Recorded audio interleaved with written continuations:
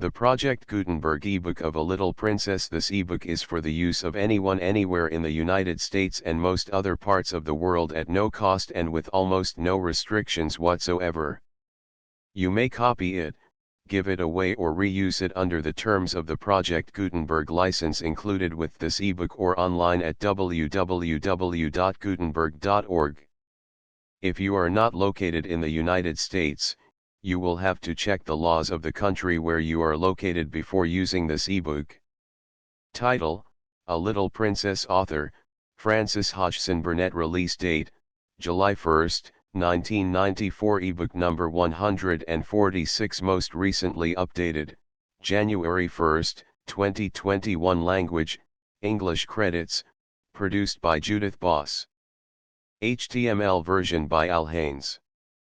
Start of the Project Gutenberg ebook. A Little Princess. A Little Princess by Frances Hodgson. Burnett. A Little Princess. Summary: Sara Crewe, a pupil at Miss Minchin's London school, is left in poverty when her father dies, but is later rescued by a mysterious benefactor.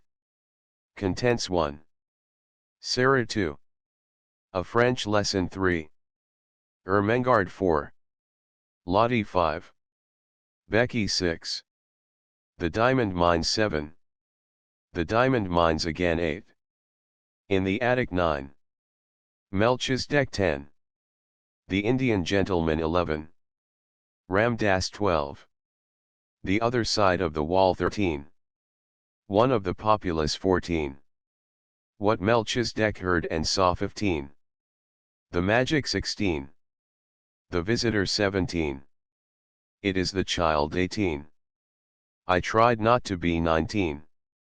And A Little Princess 1. Sara. Once on a dark winter's day, when the yellow fog hung so thick and heavy in the streets of London that the lamps were lighted and the shop windows blazed with gas as they do at night, an odd-looking little girl sat in a cab with her father and was driven rather slowly through the big thoroughfares.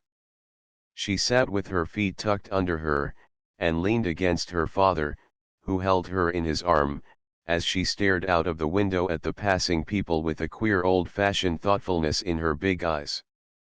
She was such a little girl that one did not expect to see such a look on her small face. It would have been an old look for a child of 12, and Sara Crewe was only 7. The fact was, however, that she was always dreaming and thinking odd things and could not herself remember any time when she had not been thinking things about grown-up people and the world they belonged to. She felt as if she had lived a long, long time. At this moment she was remembering the voyage she had just made from Bombay with her father, Captain Crewe. She was thinking of the big ship, of the Lascars passing silently to and fro on it, of the children playing about on the hot deck, and of some young officers' wives who used to try to make her talk to them and laugh at the things she said. Principally, she was thinking of what a queer thing it was that at one time one was in India in the blazing sun, and then in the middle of the ocean, and then driving in a strange vehicle through strange streets where the day was as dark as the night. She found this so puzzling that she moved closer to her father. "Papa," she said in a low, mysterious little voice which was almost a whisper, "Papa." "What is it, darling?" Captain Crewe answered, holding her closer and looking down into her face. "What is Sara thinking of? Is this the place?" Sara whispered, cuddling still closer to him. "Is it, Papa?" "Yes, little Sara, it is. We have reached it at last." And though she was only 7 years old, she knew that he felt sad when he said it. It seemed to her many years since he had begun to prepare her mind for the place, as she always called it. Her mother had died when she was born, so she had never known or missed her. Her young, handsome, rich, petting father seemed to be the only relation she had in the world. They had always played together and been fond of each other. She only knew he was rich because she had heard people say so when they thought she was not listening, and she had also heard them say that when she grew up she would be rich, too. She did not know all that being rich meant. She had always lived in a beautiful bungalow, and had been used to seeing many servants who made salams to her and called her Missi Sahib, and gave her her own way in everything. She had had toys and pets and an ayah who worshipped her, and she had gradually learned that people who were rich had these things. That, however, was all she knew about it. During her short life only one thing had troubled her, and that thing was the place she was to be taken to some day. The climate of India was very bad for children, and as soon as possible they were sent away from it, generally to England and to school. She had seen other children go away, and had heard their fathers and mothers talk about the letters they received from them. She had known that she would be obliged to go also, and though sometimes her father's stories of the voyage and the new country had attracted her, she had been troubled by the thought that he could not stay with her. "Couldn't you go to that place with me, Papa?" she had asked when she was 5 years old. "Couldn't you go to school, too? I would help you with your lessons. But you will not have to stay for a very long time, little Sara," he had always said. "You will go to a nice house where there will be a lot of little girls, and you will play together, and I will send you plenty of books, and you will grow so fast that it will seem scarcely a year before you are big enough and clever enough to come back and take care of Papa." She had liked to think of that. To keep the house for her father, to ride with him, and sit at the head of his table when he had dinner parties, to talk to him and read his books, that would be what she would like most in the world, and if one must go away to the place in England to attain it, she must make up her mind to go. She did not care very much for other little girls, but if she had plenty of books she could console herself. She liked books more than anything else, and was, in fact, always inventing stories of beautiful things and telling them to herself. Sometimes she had told them to her father, and he had liked them as much as she did. "Well, Papa," she said softly, "if we are here I suppose we must be resigned." He laughed at her old-fashioned speech and kissed her. He was really not at all resigned himself, though he knew he must keep that a secret. His quaint little Sara had been a great companion to him, and he felt he should be a lonely fellow when, on his return to India, he went into his bungalow knowing he need not expect to see the small figure in its white frock come forward to meet him. So he held her very closely in his arms as the cab rolled into the big, dull square in which stood the house which was their destination. It was a big, dull, brick house, exactly like all the others in its row, but that on the front door there shone a brass plate on which was engraved in black letters, "Miss Minchin, Select Seminary for Young Ladies." "Here we are, Sara," said Captain Crewe, making his voice sound as cheerful as possible. Then he lifted her out of the cab and they mounted the steps and rang the bell. Sara often thought afterward that the house was somehow exactly like Miss Minchin. It was respectable and well furnished, but everything in it was ugly, and the very armchairs seemed to have hard bones in them. In the hall everything was hard and polished, even the red cheeks of the moon face on the tall clock in the corner had a severe varnished look. The drawing room into which they were ushered was covered by a carpet with a square pattern upon it, the chairs were square, and a heavy marble timepiece stood upon the heavy marble mantel. As she sat down in one of the stiff mahogany chairs, Sara cast one of her quick looks about her. "I don't like it, Papa," she said. "But then I dare say soldiers, even brave ones, don't really like going into battle." Captain Crewe laughed outright at this. He was young and full of fun, and he never tired of hearing Sara's queer speeches. "Oh, little Sara," he said. "What shall I do when I have no one to say solemn things to me? No one else is as solemn as you are." "But why do solemn things make you laugh so?" inquired Sara. "Because you are such fun when you say them," he answered, laughing still more. And then suddenly he swept her into his arms and kissed her very hard, stopping laughing all at once and looking almost as if tears had come into his eyes. It was just then that Miss Minchin entered the room. She was very like her house, Sara felt, tall and dull and respectable and ugly. She had large, cold, fishy eyes, and a large, cold, fishy smile. It spread itself into a very large smile when she saw Sara and Captain Crewe. She had heard a great many desirable things of the young soldier from the lady who had recommended her school to him. Among other things, she had heard that he was a rich father who was willing to spend a great deal of money on his little daughter. It will be a great privilege to have charge of such a beautiful and promising child, Captain Crewe, she said, taking Sara's hand and stroking it. Lady Meredith has told me of her unusual cleverness. A clever child is a great treasure in an establishment like mine. Sara stood quietly, with her eyes fixed upon Miss Minchin's face. She was thinking something odd, as usual. Why does she say I am a beautiful child, she was thinking. I am not beautiful at all. Colonel Grange's little girl, Isabel, is beautiful. She has dimples and rose-colored cheeks, and long hair the color of gold. I have short black hair and green eyes, besides which, I am a thin child and not fair in the least. I am one of the ugliest children I ever saw. She is beginning by telling a story. She was mistaken, however, in thinking she was an ugly child. She was not in the least like Isabel Grange, who had been the beauty of the regiment, but she had an odd charm of her own. She was a slim, supple creature, rather tall for her age, and had an intense, attractive little face. Her hair was heavy and quite black and only curled at the tips.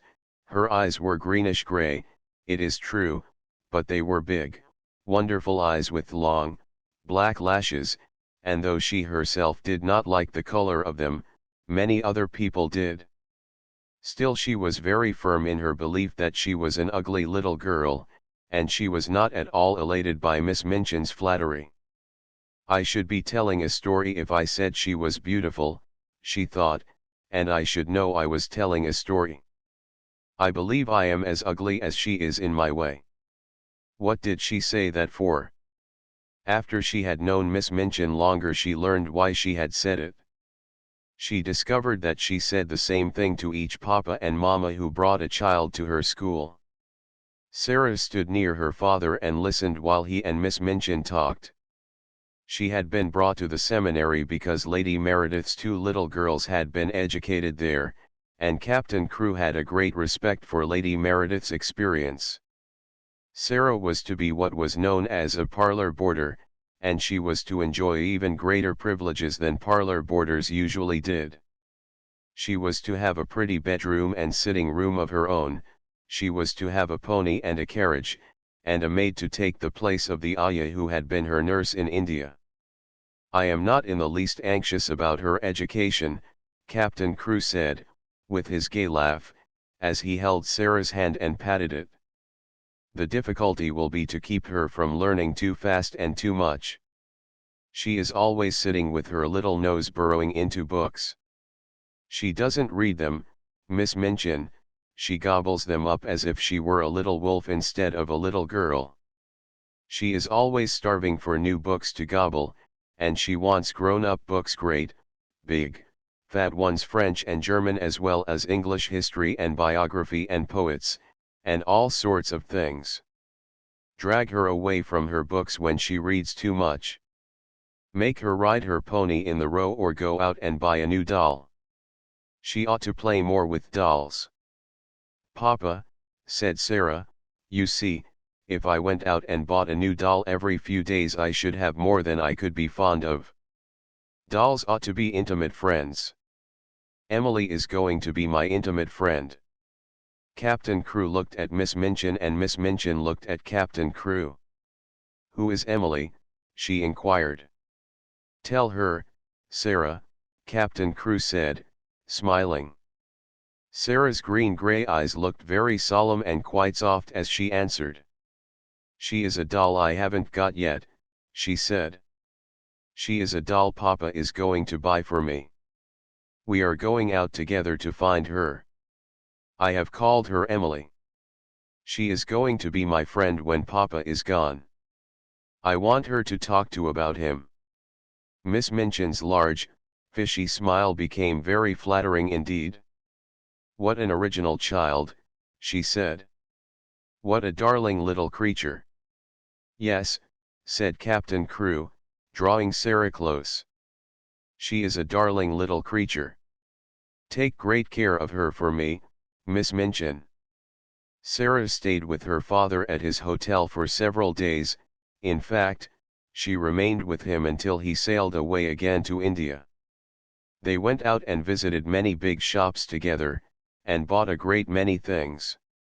They bought, indeed, a great many more things than Sara needed, but Captain Crewe was a rash, innocent young man and wanted his little girl to have everything she admired and everything he admired himself, so between them they collected a wardrobe much too grand for a child of 7. There were velvet dresses trimmed with costly furs, and lace dresses, and embroidered ones, and hats with great, soft ostrich feathers, and ermine coats and muffs, and boxes of tiny gloves and handkerchiefs and silk stockings in such abundant supplies that the polite young women behind the counters whispered to each other that the odd little girl with the big, solemn eyes must be at least some foreign princess, perhaps the little daughter of an Indian Raja. And at last they found Emily, but they went to a number of toy shops and looked at a great many dolls before they discovered her. "I want her to look as if she wasn't a doll really," Sara said. "I want her to look as if she listens when I talk to her. The trouble with dolls, Papa," and she put her head on one side and reflected as she said it, "the trouble with dolls is that they never seem to hear."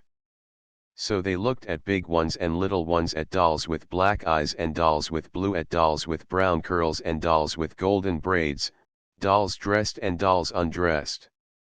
"You see," Sara said when they were examining one who had no clothes, "if, when I find her, she has no frocks, we can take her to a dressmaker and have her things made to fit. They will fit better if they are tried on." After a number of disappointments they decided to walk and look in at the shop windows and let the cab follow them. They had passed 2 or 3 places without even going in, when, as they were approaching a shop which was really not a very large one, Sara suddenly started and clutched her father's arm. "Oh, Papa," she cried. "There is Emily." A flush had risen to her face and there was an expression in her green-gray eyes as if she had just recognized someone she was intimate with and fond of. "She is actually waiting there for us," she said. "Let us go in to her." "Dear me," said Captain Crewe, "I feel as if we ought to have someone to introduce us." "You must introduce me and I will introduce you," said Sara. "But I knew her the minute I saw her, so perhaps she knew me, too." Perhaps she had known her. She had certainly a very intelligent expression in her eyes when Sara took her in her arms. She was a large doll, but not too large to carry about easily. She had naturally curling golden brown hair, which hung like a mantle about her, and her eyes were a deep, clear, grey blue, with soft, thick eyelashes which were real eyelashes and not mere painted lines. "Of course," said Sara, looking into her face as she held her on her knee, "of course Papa, this is Emily." So Emily was bought and actually taken to a children's outfitter's shop and measured for a wardrobe as grand as Sara's own. She had lace frocks, too, and velvet and muslin ones, and hats and coats and beautiful lace-trimmed underclothes, and gloves and handkerchiefs and furs. "I should like her always to look as if she was a child with a good mother," said Sara. "I'm her mother, though I am going to make a companion of her." Captain Crewe would really have enjoyed the shopping tremendously, but that a sad thought kept tugging at his heart. This all meant that he was going to be separated from his beloved, quaint little comrade. He got out of his bed in the middle of that night and went and stood looking down at Sara, who lay asleep with Emily in her arms. Her black hair was spread out on the pillow and Emily's golden brown hair mingled with it. Both of them had lace-ruffled nightgowns, and both had long eyelashes which lay and curled up on their cheeks. Emily looked so like a real child that Captain Crewe felt glad she was there. He drew a big sigh and pulled his mustache with a boyish expression. "Hey ho, little Sara," he said to himself, "I don't believe you know how much your daddy will miss you." The next day he took her to Miss Minchin's and left her there. He was to sail away the next morning. He explained to Miss Minchin that his solicitors, Messrs. Barrow and Skipworth, had charge of his affairs in England and would give her any advice she wanted, and that they would pay the bills she sent in for Sara's expenses. He would write to Sara twice a week, and she was to be given every pleasure she asked for. "She is a sensible little thing, and she never wants anything it isn't safe to give her," he said. Then he went with Sara into her little sitting room and they bade each other goodbye. Sara sat on his knee and held the lapels of his coat in her small hands, and looked long and hard at his face. "Are you learning me by heart, little Sara?"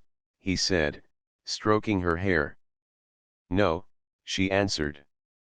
"I know you by heart. You are inside my heart." And they put their arms round each other and kissed as if they would never let each other go. When the cab drove away from the door, Sara was sitting on the floor of her sitting room, with her hands under her chin and her eyes following it until it had turned the corner of the square.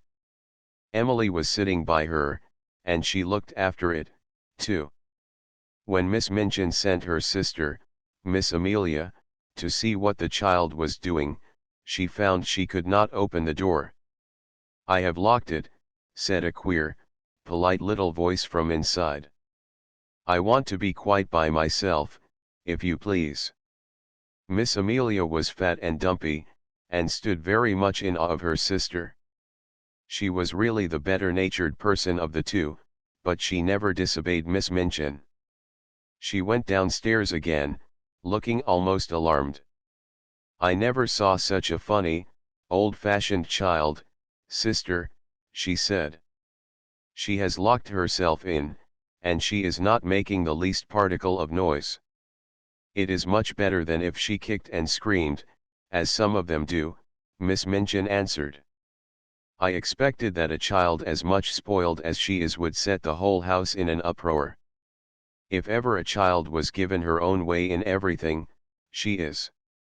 "I been opening her trunks and putting her things away," said Miss Amelia.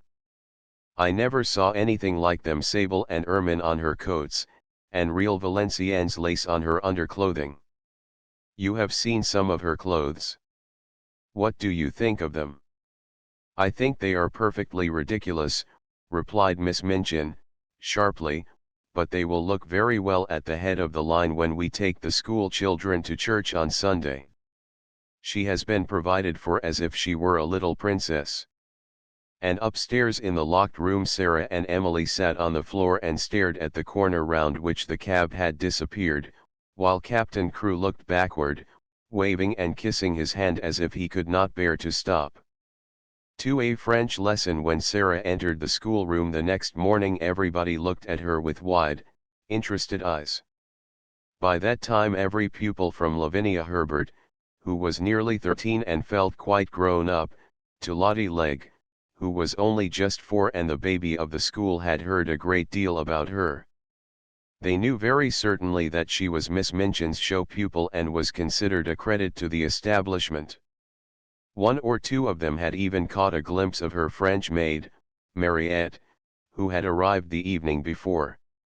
Lavinia had managed to pass Sara's room when the door was open, and had seen Mariette opening a box which had arrived late from some shop. It was full of petticoats with lace frills on them, frills and frills, she whispered to her friend Jessie as she bent over her geography. "I saw her shaking them out." I heard Miss Minchin say to Miss Amelia that her clothes were so grand that they were ridiculous for a child. My mama says that children should be dressed simply. She has got one of those petticoats on now. I saw it when she sat down. She has silk stockings on, whispered Jessie, bending over her geography also. And what little feet! I never saw such little feet. Oh, sniffed Lavinia, spitefully, that is the way her slippers are made. My mama says that even big feet can be made to look small if you have a clever shoemaker. I don't think she is pretty at all. Her eyes are such a queer color. She isn't pretty as other pretty people are, said Jessie, stealing a glance across the room, but she makes you want to look at her again. She has tremendously long eyelashes, but her eyes are almost green. Sara was sitting quietly in her seat, waiting to be told what to do. She had been placed near Miss Minchin's desk. She was not abashed at all by the many pairs of eyes watching her. She was interested and looked back quietly at the children who looked at her. She wondered what they were thinking of, and if they liked Miss Minchin, and if they cared for their lessons, and if any of them had a papa at all like her own. She had had a long talk with Emily about her papa that morning. He is on the sea now, Emily, she had said. We must be very great friends to each other and tell each other things. Emily, look at me. You have the nicest eyes I ever saw, but I wish you could speak. She was a child full of imaginings and whimsical thoughts, and one of her fancies was that there would be a great deal of comfort in even pretending that Emily was alive and really heard and understood. After Mariette had dressed her in her dark blue schoolroom frock and tied her hair with a dark blue ribbon, she went to Emily, who sat in a chair of her own, and gave her a book. You can read that while I am downstairs, she said, and, seeing Mariette looking at her curiously, she spoke to her with a serious little face.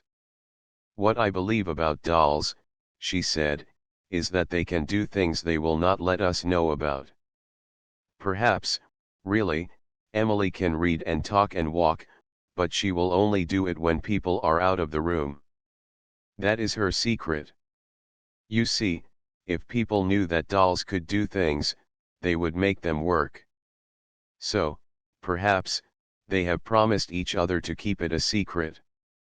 If you stay in the room, Emily will just sit there and stare, but if you go out, she will begin to read, perhaps, or go and look out of the window. Then if she heard either of us coming, she would just run back and jump into her chair and pretend she had been there all the time. Come ls droll, Mariette said to herself, and when she went downstairs she told the head housemaid about it.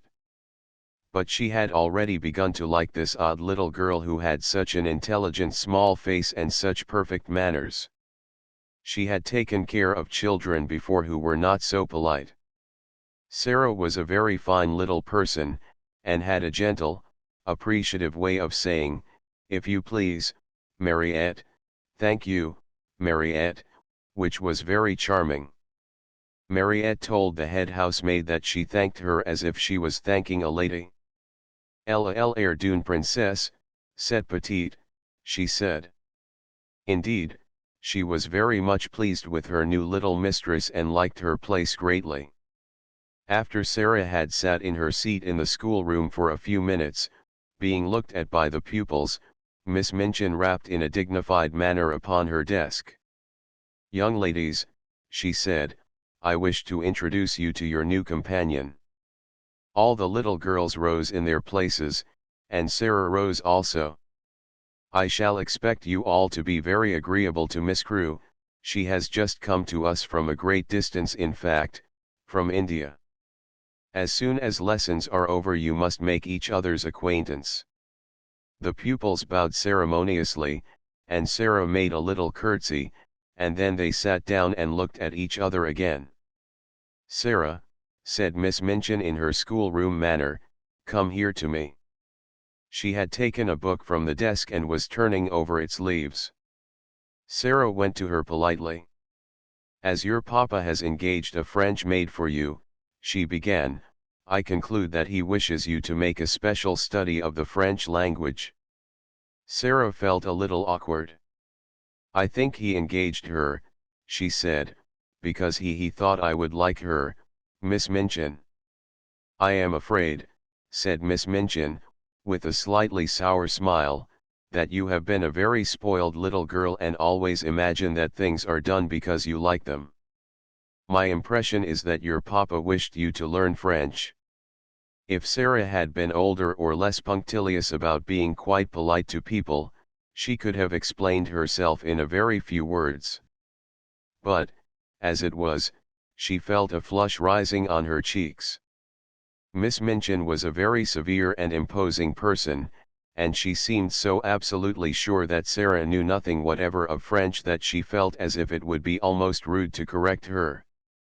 The truth was that Sara could not remember the time when she had not seemed to know French. Her father had often spoken it to her when she had been a baby. Her mother had been a French woman, and Captain Crewe had loved her language, so it happened that Sara had always heard and been familiar with it. I have never really learned French, but she began, trying shyly to make herself clear. One of Miss Minchin's chief secret annoyances was that she did not speak French herself, and was desirous of concealing the irritating fact. She, therefore, had no intention of discussing the matter and laying herself open to innocent questioning by a new little pupil. "That is enough," she said with polite tartness. "If you have not learned, you must begin at once. The French master, Monsieur Dufarge, will be here in a few minutes. Take this book and look at it until he arrives." Sara's cheeks felt warm. She went back to her seat and opened the book. She looked at the first page with a grave face. She knew it would be rude to smile, and she was very determined not to be rude. But it was very odd to find herself expected to study a page which told her that le père meant the father, and la mère meant the mother. Miss Minchin glanced toward her scrutinizingly. "You look rather cross, Sara," she said. "I am sorry you do not like the idea of learning French." "I am very fond of it," answered Sara, thinking she would try again, "but you must not say but when you are told to do things," said Miss Minchin. "Look at your book again." And Sara did so, and did not smile, even when she found that le fils meant the son, and le frère meant the brother. "When Monsieur Dufarge comes," she thought, "I can make him understand." Monsieur Dufarge arrived very shortly afterward. He was a very nice, intelligent, middle-aged Frenchman, and he looked interested when his eyes fell upon Sara trying politely to seem absorbed in her little book of phrases. "Is this a new pupil for me, madam?" he said to Miss Minchin. "I hope that is my good fortune. Her papa Captain Crewe is very anxious that she should begin the language. But I am afraid she has a childish prejudice against it." "She does not seem to wish to learn," said Miss Minchin. "I am sorry of that, mademoiselle," he said kindly to Sara. "Perhaps, when we begin to study together, I may show you that it is a charming tongue." Little Sara rose in her seat. She was beginning to feel rather desperate, as if she were almost in disgrace. She looked up into Monsieur Dufarge's face with her big, green-grey eyes, and they were quite innocently appealing. She knew that he would understand as soon as she spoke. She began to explain quite simply in pretty and fluent French. Madame had not understood. She had not learned French exactly, not out of books, but her papa and other people had always spoken it to her, and she had read it and written it as she had read and written English. Her papa loved it, and she loved it because he did. Her dear mamma, who had died when she was born, had been French. She would be glad to learn anything Monsieur would teach her, but what she had tried to explain to Madame was that she already knew the words in this book, and she held out the little book of phrases. When she began to speak, Miss Minchin started quite violently and sat staring at her over her eyeglasses, almost indignantly, until she had finished. Monsieur Defarge began to smile, and his smile was one of great pleasure. To hear this pretty childish voice speaking his own language so simply and charmingly made him feel almost as if he were in his native land, which in dark, foggy days in London sometimes seemed worlds away. When she had finished, he took the phrase book from her, with a look almost affectionate. But he spoke to Miss Minchin. "Ah, madam," he said, "there is not much I can teach her. She has not learned French, she is French. Her accent is exquisite." "You ought to have told me," exclaimed Miss Minchin, much mortified, turning to Sara. I tried," said Sara. I suppose I did not begin right." Miss Minchin knew she had tried, and that it had not been her fault that she was not allowed to explain. And when she saw that the pupils had been listening and that Lavinia and Jessie were giggling behind their French grammars, she felt infuriated. "Silence, young ladies," she said severely, rapping upon the desk. "Silence at once." And she began from that minute to feel rather a grudge against her show pupil. 3 Ermengarde on that first morning, when Sara sat at Miss Minchin's side, aware that the whole schoolroom was devoting itself to observing her, she had noticed very soon one little girl, about her own age, who looked at her very hard with a pair of light, rather dull, blue eyes. She was a fat child who did not look as if she were in the least clever, but she had a good-naturedly pouting mouth. Her flaxen hair was braided in a tight pigtail, tied with a ribbon, and she had pulled this pigtail around her neck, and was biting the end of the ribbon, resting her elbows on the desk, as she stared wonderingly at the new pupil. When Monsieur Defarge began to speak to Sara, she looked a little frightened, and when Sara stepped forward and, looking at him with the innocent, appealing eyes, answered him, without any warning, in French, the fat little girl gave a startled jump, and grew quite red in her odd amazement. Having wept hopeless tears for weeks in her efforts to remember that la mère meant the mother, and le père, the father, when one spoke sensible English, it was almost too much for her suddenly to find herself listening to a child her own age who seemed not only quite familiar with these words, but apparently knew any number of others, and could mix them up with verbs as if they were mere trifles. She stared so hard and bit the ribbon on her pigtail so fast that she attracted the attention of Miss Minchin, who, feeling extremely cross at the moment, immediately pounced upon her. "Miss St. John," she exclaimed severely. "What do you mean by such conduct? Remove your elbows. Take your ribbon out of your mouth. Sit up at once."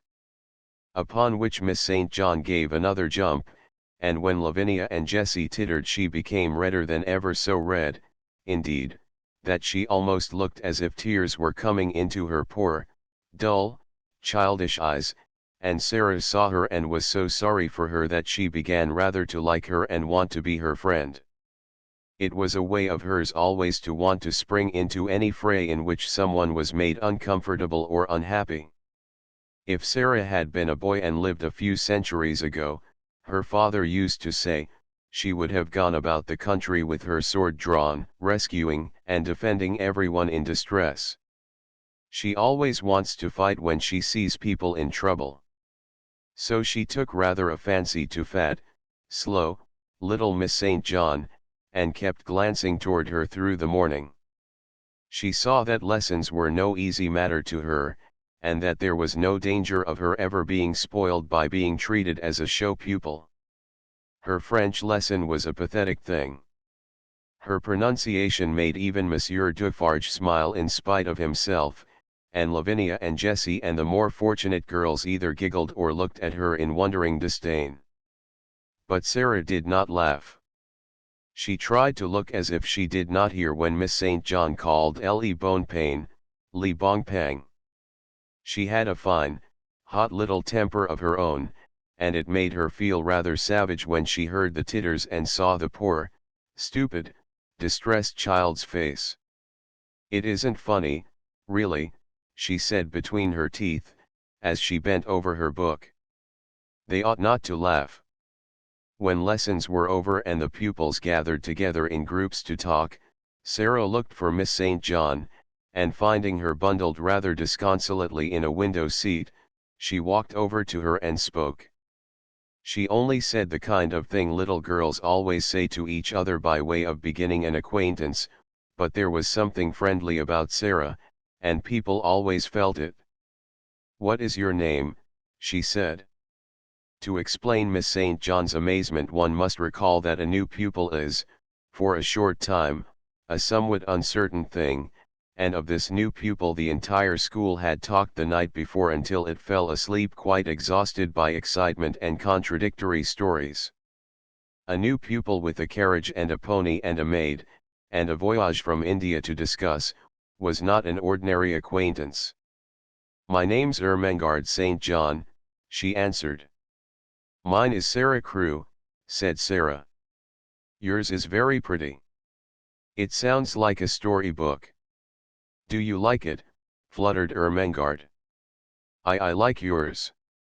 Miss St. John's chief trouble in life was that she had a clever father. Sometimes this seemed to her a dreadful calamity. If you have a father who knows everything, who speaks 7 or 8 languages, and has thousands of volumes which he has apparently learned by heart, he frequently expects you to be familiar with the contents of your lesson books at least, and it is not improbable that he will feel you ought to be able to remember a few incidents of history and to write a French exercise. Ermengarde was a severe trial to Mr. St. John.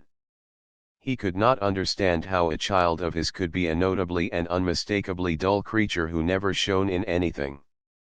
"Good heavens," he had said more than once, as he stared at her, "there are times when I think she is as stupid as her Aunt Eliza." If her Aunt Eliza had been slow to learn and quick to forget a thing entirely when she had learned it, Ermengarde was strikingly like her. She was the monumental dunce of the school, and it could not be denied. She must be made to learn, her father said to Miss Minchin. Consequently Ermengarde spent the greater part of her life in disgrace or in tears. She learned things and forgot them, or, if she remembered them, she did not understand them. So it was natural that, having made Sara's acquaintance, she should sit and stare at her with profound admiration. "You can speak French, can't you?" she said respectfully. Sara got onto the window seat, which was a big, deep one, and, tucking up her feet, sat with her hands clasped round her knees. "I can speak it because I have heard it all my life," she answered. "You could speak it if you had always heard it?" "Oh, no, I couldn't," said Ermengarde. "I never could speak it?" "Why?" inquired Sara, curiously. Ermengarde shook her head so that the pigtail wobbled. "You heard me just now," she said. "I'm always like that. I can't say the words. They're so queer." She paused a moment, and then added with a touch of awe in her voice, "You are clever, aren't you?" Sara looked out of the window into the dingy square, where the sparrows were hopping and twittering on the wet, iron railings and the sooty branches of the trees. She reflected a few moments. She had heard it said very often that she was clever, and she wondered if she was, and if she was, how it had happened. "I don't know," she said. "I can't tell." Then, seeing a mournful look on the round, chubby face, she gave a little laugh and changed the subject. "Would you like to see Emily?" she inquired. "Who is Emily?" Ermengarde asked, just as Miss Minchin had done. "Come up to my room and see," said Sara, holding out her hand. They jumped down from the window seat together, and went upstairs. "Is it true," Ermengarde whispered, as they went through the hall, "is it true that you have a playroom all to yourself?" "Yes," Sara answered. "Papa asked Miss Minchin to let me have one, because it was because when I play I make up stories and tell them to myself, and I don't like people to hear me. It spoils it if I think people listen." They had reached the passage leading to Sara's room by this time, and Ermengarde stopped short, staring, and quite losing her breath. "You make up stories," she gasped. "Can you do that as well as speak French? Can you?" Sara looked at her in simple surprise. "Why, anyone can make up things," she said. "Have you never tried?" She put her hand warningly on Ermengarde's. "Let us go very quietly to the door," she whispered, "and then I will open it quite suddenly, perhaps we may catch her." She was half laughing, but there was a touch of mysterious hope in her eyes which fascinated Ermengarde, though she had not the remotest idea what it meant, or whom it was she wanted to catch, or why she wanted to catch her. Whatsoever she meant, Ermengarde was sure it was something delightfully exciting. So, quite thrilled with expectation, she followed her on tiptoe along the passage. They made not the least noise until they reached the door. Then Sara suddenly turned the handle, and threw it wide open. Its opening revealed the room quite neat and quiet, a fire gently burning in the grate, and a wonderful doll sitting in a chair by it, apparently reading a book. "Oh," she got back to her seat before we could see her. Sara explained. "Of course they always do. They are as quick as lightning." Ermengarde looked from her to the doll and back again. "Can she walk?" she asked breathlessly. "Yes," answered Sara. "At least I believe she can. At least I pretend I believe she can. And that makes it seem as if it were true. Have you never pretended things?" "No," said Ermengarde. "Never. Tell me about it." She was so bewitched by this odd, new companion that she actually stared at Sara instead of at Emily, notwithstanding that Emily was the most attractive doll person she had ever seen. "Let us sit down," said Sara, "and I will tell you. It's so easy that when you begin you can't stop. You just go on and on doing it always. And it's beautiful. Emily, you must listen. This is Ermengarde St. John, Emily. Ermengarde, this is Emily. Would you like to hold her?" "Oh, may I?" said Ermengarde. "May I, really? She is beautiful." And Emily was put into her arms. Never in her dull, short life had Miss St. John dreamed of such an hour as the one she spent with the queer new pupil before they heard the lunch bell ring and were obliged to go downstairs. Sara sat upon the hearth rug and told her strange things. She sat rather huddled up, and her green eyes shone and her cheeks flushed. She told stories of the voyage, and stories of India, but what fascinated Ermengarde the most was her fancy about the dolls who walked and talked, and who could do anything they chose when the human beings were out of the room, but who must keep their powers a secret and so flew back to their places like lightning when people returned to the room. "We couldn't do it," said Sara, seriously. "You see, it's a kind of magic." Once, when she was relating the story of the search for Emily, Ermengarde saw her face suddenly change. A cloud seemed to pass over it and put out the light in her shining eyes. She drew her breath in so sharply that it made a funny, sad little sound, and then she shut her lips and held them tightly closed, as if she was determined either to do or not to do something. Ermengarde had an idea that if she had been like any other little girl, she might have suddenly burst out sobbing and crying. But she did not. "Have you a pain?" Ermengarde ventured. "Yes," Sara answered, after a moment's silence. But it is not in my body. Then she added something in a low voice which she tried to keep quite steady, and it was this: do you love your father more than anything else in all the whole world? Ermengarde's mouth fell open a little. She knew that it would be far from behaving like a respectable child at a select seminary to say that it had never occurred to you that you could love your father, that you would do anything desperate to avoid being left alone in his society for 10 minutes. She was, indeed, greatly embarrassed. I scarcely ever see him," she stammered. "He is always in the library reading things." "I love mine more than all the world 10 times over," Sara said. "That is what my pain is. He has gone away." She put her head quietly down on her little, huddled up knees, and sat very still for a few minutes. "She's going to cry out loud," thought Ermengarde, fearfully. But she did not.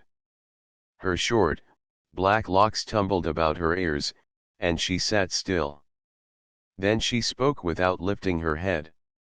"I promised him I would bear it," she said. "And I will. You have to bear things. Think what soldiers bear. Papa is a soldier. If there was a war he would have to bear marching and thirstiness and, perhaps, deep wounds. And he would never say a word, not one word." Ermengarde could only gaze at her, but she felt that she was beginning to adore her. She was so wonderful and different from anyone else. Presently, she lifted her face and shook back her black locks, with a queer little smile. "If I go on talking and talking," she said, "and telling you things about pretending, I shall bear it better.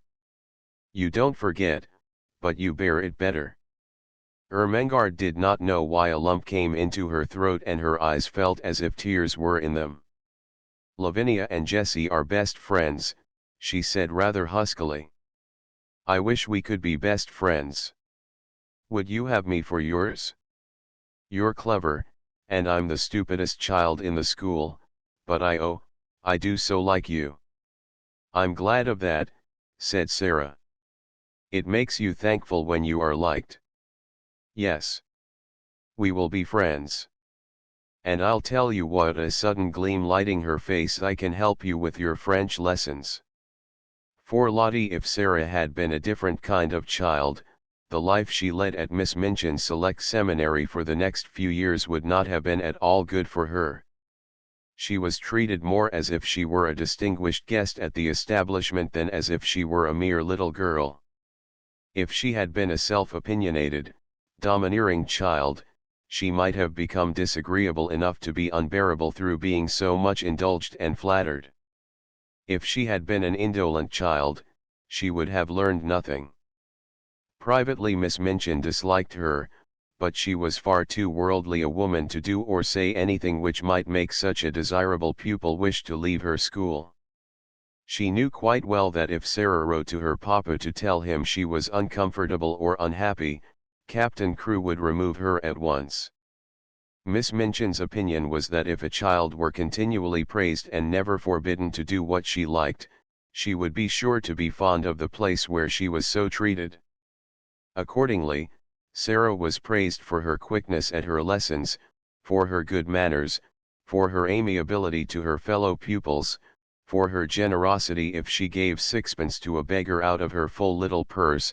The simplest thing she did was treated as if it were a virtue, and if she had not had a disposition and a clever little brain, she might have been a very self-satisfied young person. But the clever little brain told her a great many sensible and true things about herself and her circumstances, and now and then she talked these things over to Ermengarde as time went on. "Things happen to people by accident," she used to say. "A lot of nice accidents have happened to me. It just happened that I always liked lessons and books, and could remember things when I learned them. It just happened that I was born with a father who was beautiful and nice and clever, and could give me everything I liked. Perhaps I have not really a good temper at all, but if you have everything you want and everyone is kind to you, how can you help but be good-tempered? I don't know, looking quite serious, how I shall ever find out whether I am really a nice child or a horrid one. Perhaps I'm a hideous child, and no one will ever know, just because I never have any trials. Lavinia has no trials, said Ermengarde, stolidly, and she is horrid enough. Sara rubbed the end of her little nose reflectively, as she thought the matter over. Well, she said at last, perhaps that is because Lavinia is growing. This was the result of a charitable recollection of having heard Miss Amelia say that Lavinia was growing so fast that she believed it affected her health and temper. Lavinia, in fact, was spiteful. She was inordinately jealous of Sara. Until the new pupil's arrival, she had felt herself the leader in the school. She had led because she was capable of making herself extremely disagreeable if the others did not follow her. She domineered over the little children, and assumed grand airs with those big enough to be her companions. She was rather pretty, and had been the best-dressed pupil in the procession when the select seminary walked out 2 by 2, until Sara's velvet coats and sable muffs appeared, combined with drooping ostrich feathers, and were led by Miss Minchin at the head of the line. This, at the beginning, had been bitter enough, but as time went on it became apparent that Sara was a leader, too, and not because she could make herself disagreeable, but because she never did. There's one thing about Sara Crewe, Jessie had enraged her best friend by saying honestly, she's never grand about herself the least bit, and you know she might be, Lavy. I believe I couldn't help being just a little if I had so many fine things and was made such a fuss over. It's disgusting, the way Miss Minchin shows her off when parents come. Dear Sara must come into the drawing room and talk to Mrs. Musgrave about India, mimicked Lavinia, in her most highly flavored imitation of Miss Minchin. Dear Sara must speak French to Lady Pitkin. Her accent is so perfect. She didn't learn her French at the seminary, at any rate. And there's nothing so clever in her knowing it. She says herself she didn't learn it at all. She just picked it up, because she always heard her papa speak it. And, as to her papa, there is nothing so grand in being an Indian officer.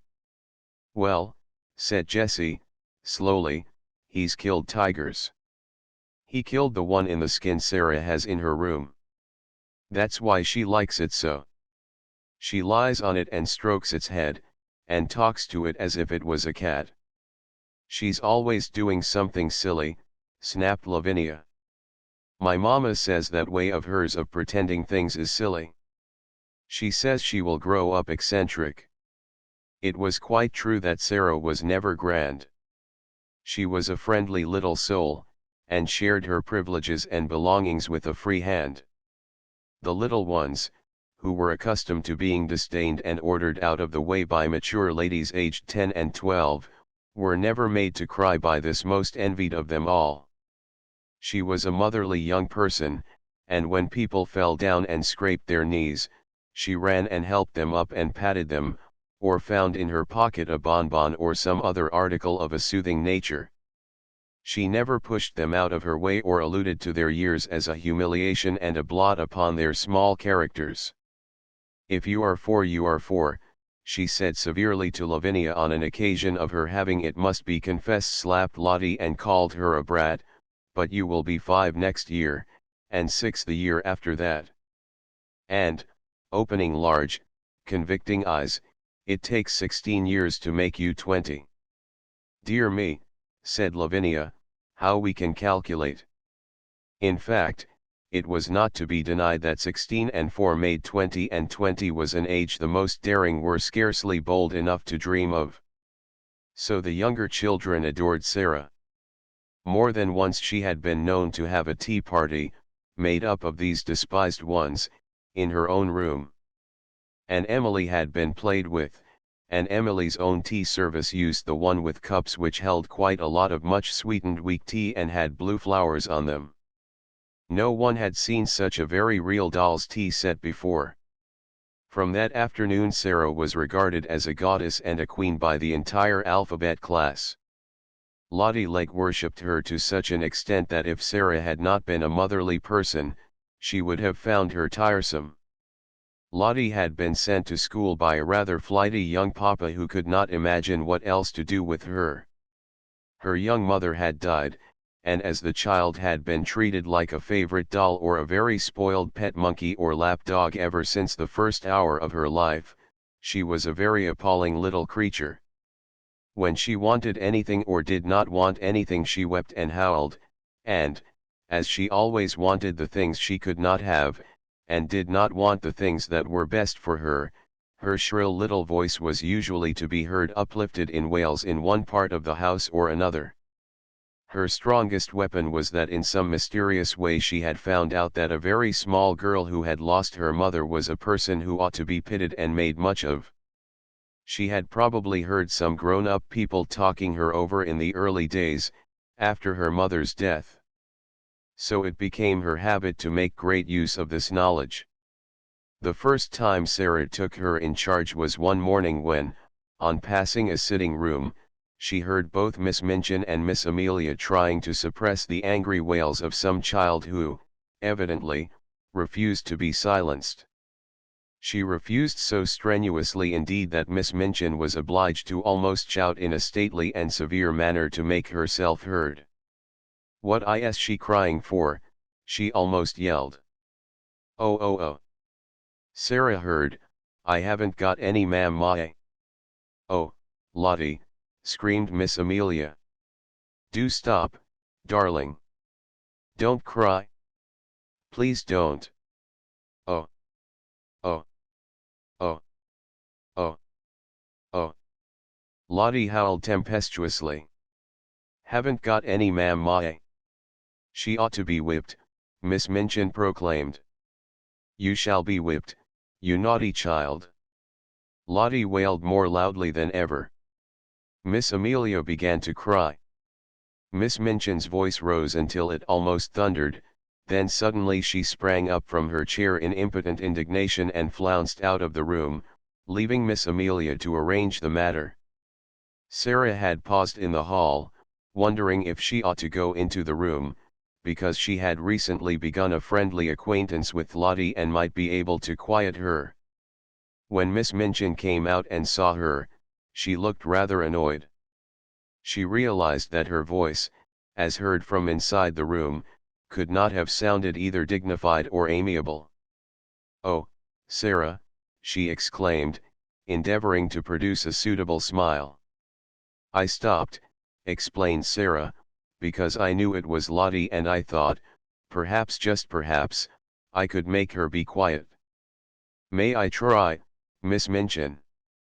"If you can, you are a clever child," answered Miss Minchin, drawing in her mouth sharply.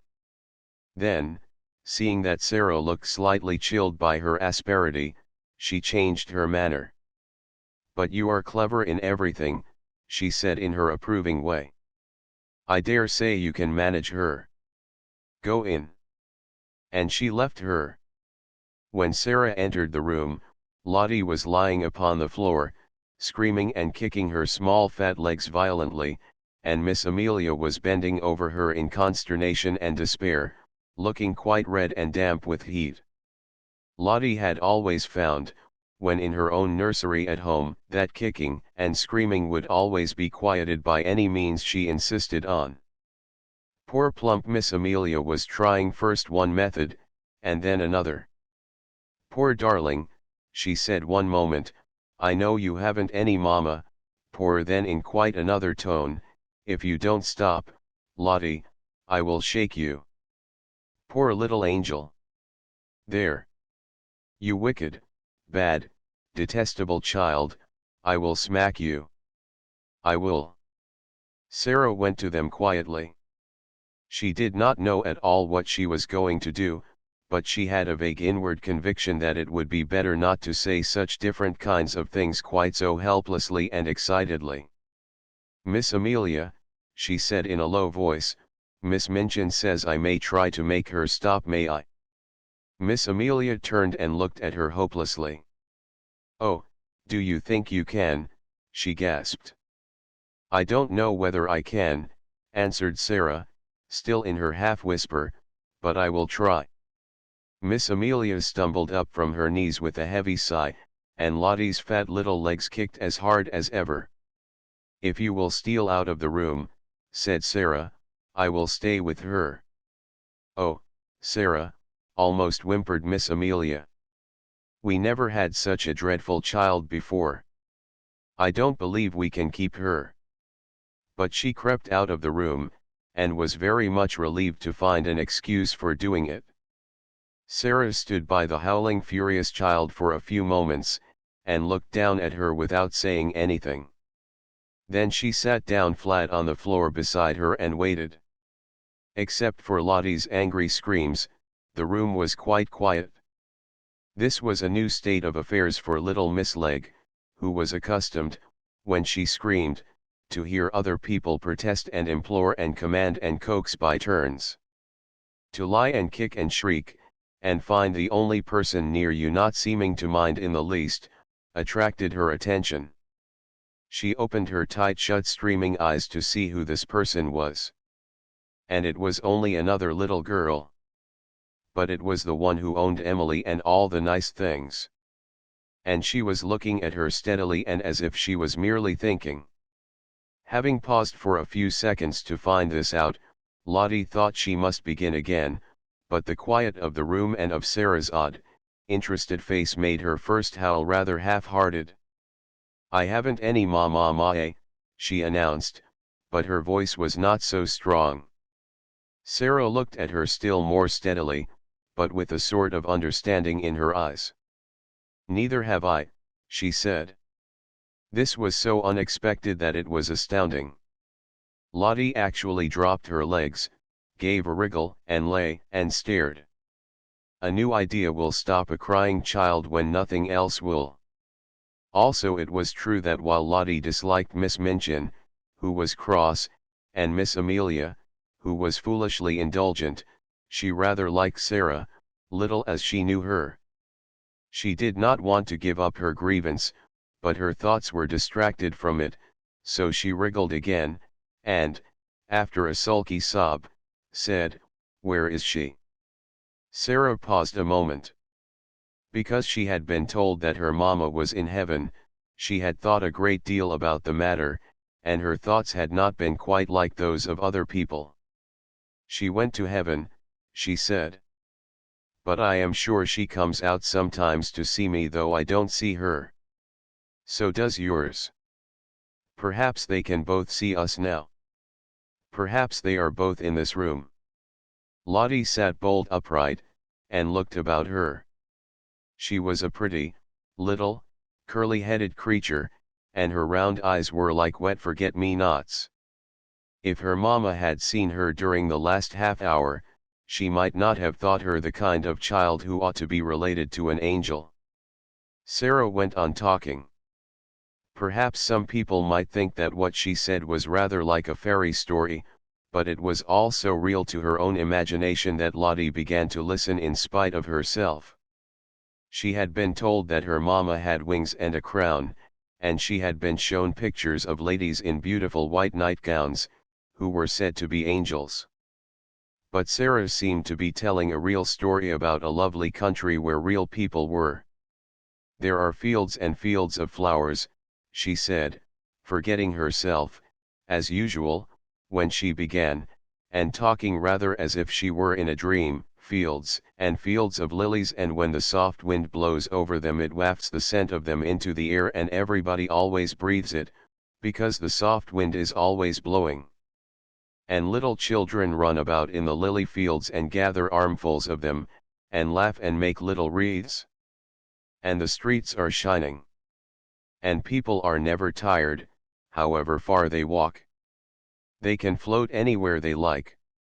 And there are walls made of pearl and gold all round the city, but they are low enough for the people to go and lean on them, and look down onto the earth and smile, and send beautiful messages."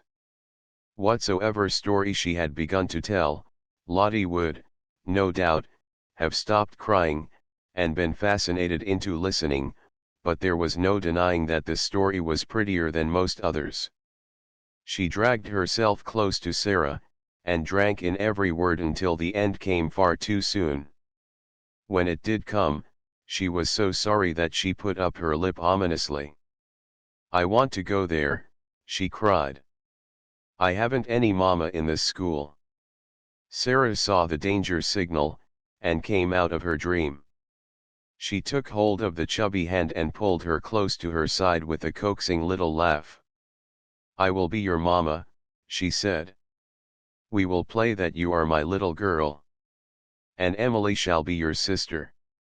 Lottie's dimples all began to show themselves. "Shall she?" she said. "Yes," answered Sara, jumping to her feet. "Let us go and tell her. And then I will wash your face and brush your hair." To which Lottie agreed quite cheerfully, and trotted out of the room and upstairs with her, without seeming even to remember that the whole of the last hour's tragedy had been caused by the fact that she had refused to be washed and brushed for lunch, and Miss Minchin had been called in to use her majestic authority. And from that time Sara was an adopted mother.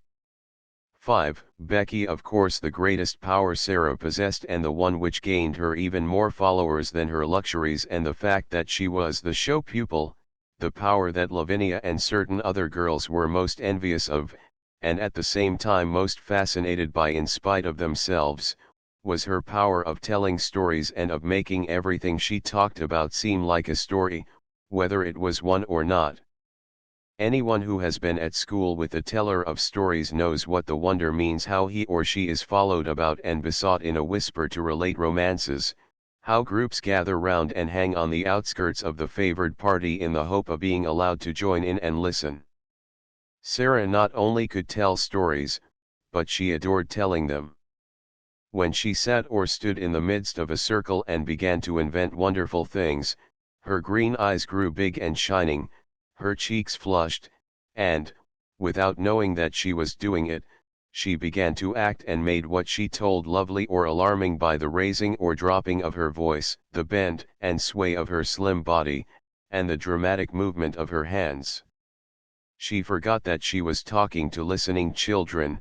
She saw and lived with the fairy folk, or the kings and queens and beautiful ladies, whose adventures she was narrating. Sometimes when she had finished her story, she was quite out of breath with excitement, and would lay her hand on her thin, little, quick-rising chest, and half laugh as if at herself. "When I am telling it," she would say, "it doesn't seem as if it was only made up. It seems more real than you are, more real than the schoolroom. I feel as if I were all the people in the story one after the other. It is queer." She had been at Miss Minchin's school about 2 years when, one foggy winter's afternoon, as she was getting out of her carriage, comfortably wrapped up in her warmest velvets and furs and looking very much grander than she knew, she caught sight, as she crossed the pavement, of a dingy little figure standing on the area steps, and stretching its neck so that its wide-open eyes might peer at her through the railings. Something in the eagerness and timidity of the smudgy face made her look at it, and when she looked she smiled because it was her way to smile at people. But the owner of the smudgy face and the wide-open eyes evidently was afraid that she ought not to have been caught looking at pupils of importance.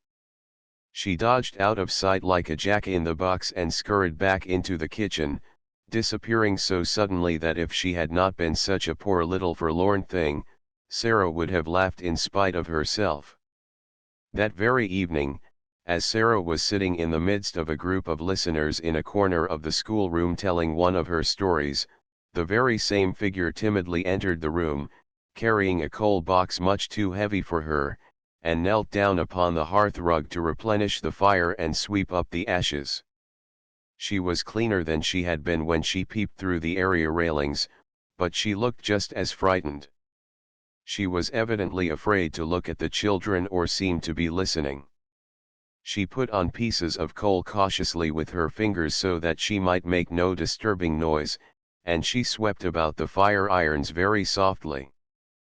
But Sara saw in 2 minutes that she was deeply interested in what was going on, and that she was doing her work slowly in the hope of catching a word here and there. And realizing this, she raised her voice and spoke more clearly. The mermaids swam softly about in the crystal green water, and dragged after them a fishing net woven of deep-sea pearls, she said. The princess sat on the white rock and watched them. It was a wonderful story about a princess who was loved by a prince merman, and went to live with him in shining caves under the sea. The small drudge before the grate swept the hearth once and then swept it again. Having done it twice, she did it 3 times, and, as she was doing it the 3rd time, the sound of the story so lured her to listen that she fell under the spell and actually forgot that she had no right to listen at all, and also forgot everything else. She sat down upon her heels as she knelt on the hearth rug, and the brush hung idly in her fingers. The voice of the storyteller went on and drew her with it into winding grottos under the sea, glowing with soft, clear blue light, and paved with pure golden sands. Strange sea flowers and grasses waved about her, and far away faint singing and music echoed. The hearth brush fell from the work-roughened hand, and Lavinia Herbert looked round. "That girl has been listening," she said. The culprit snatched up her brush, and scrambled to her feet. She caught at the coal box and simply scuttled out of the room like a frightened rabbit. Sara felt rather hot-tempered. "I knew she was listening," she said. "Why shouldn't she?" Lavinia tossed her head with great elegance. "Well," she remarked, "I do not know whether your mama would like you to tell stories to servant girls, but I know my mama wouldn't like me to do it." "My mama," said Sara, looking odd. "I don't believe she would mind in the least. She knows that stories belong to everybody." "I thought," retorted Lavinia, in severe recollection, "that your mama was dead. How can she know things?" "Do you think she doesn't know things?" said Sara, in her stern little voice. Sometimes she had a rather stern little voice. "Sara's mama knows everything," piped in Lottie. "So does my mama, 'cept Sara is my mama at Miss Minchin's. My other one knows everything. The streets are shining, and there are fields and fields of lilies, and everybody gathers them. Sara tells me when she puts me to bed." "You wicked thing," said Lavinia, turning on Sara, "making fairy stories about heaven." "There are much more splendid stories in Revelation," returned Sara. "Just look and see." "How do you know mine are fairy stories?" "But I can tell you with a fine bit of unheavenly temper you will never find out whether they are or not if you're not kinder to people than you are now. Come along, Lottie." And she marched out of the room, rather hoping that she might see the little servant again somewhere, but she found no trace of her when she got into the hall. "Who is that little girl who makes the fires?" she asked Mariette that night. Mariette broke forth into a flow of description. "Ah, indeed, Mademoiselle Sara might well ask.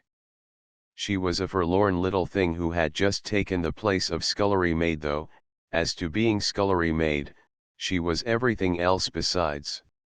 She blacked boots and grates, and carried heavy coal scuttles up and down stairs, and scrubbed floors and cleaned windows, and was ordered about by everybody. She was 14 years old, but was so stunted in growth that she looked about 12. In truth, Mariette was sorry for her. She was so timid that if one chanced to speak to her it appeared as if her poor, frightened eyes would jump out of her head. "What is her name?" asked Sara, who had sat by the table, with her chin on her hands, as she listened absorbedly to the recital. "Her name was Becky." Mariette heard everyone below stairs calling, "Becky, do this," and "Becky, do that," every 5 minutes in the day. Sara sat and looked into the fire, reflecting on Becky for some time after Mariette left her. She made up a story of which Becky was the ill-used heroine. She thought she looked as if she had never had quite enough to eat. Her very eyes were hungry. She hoped she should see her again, but though she caught sight of her carrying things up or downstairs on several occasions, she always seemed in such a hurry and so afraid of being seen that it was impossible to speak to her. But a few weeks later, on another foggy afternoon, when she entered her sitting room, she found herself confronting a rather pathetic picture. In her own special and pet easy chair before the bright fire, Becky with a coal smudge on her nose and several on her apron, with her poor little cap hanging half off her head, and an empty coal box on the floor near her, sat fast asleep, tired out beyond even the endurance of her hard-working young body. She had been sent up to put the bedrooms in order for the evening. There were a great many of them, and she had been running about all day. Sarah's rooms she had saved until the last. They were not like the other rooms, which were plain and bare. Ordinary pupils were expected to be satisfied with mere necessaries. Sarah's comfortable sitting room seemed a bower of luxury to the scullery maid, though it was, in fact, merely a nice, bright little room.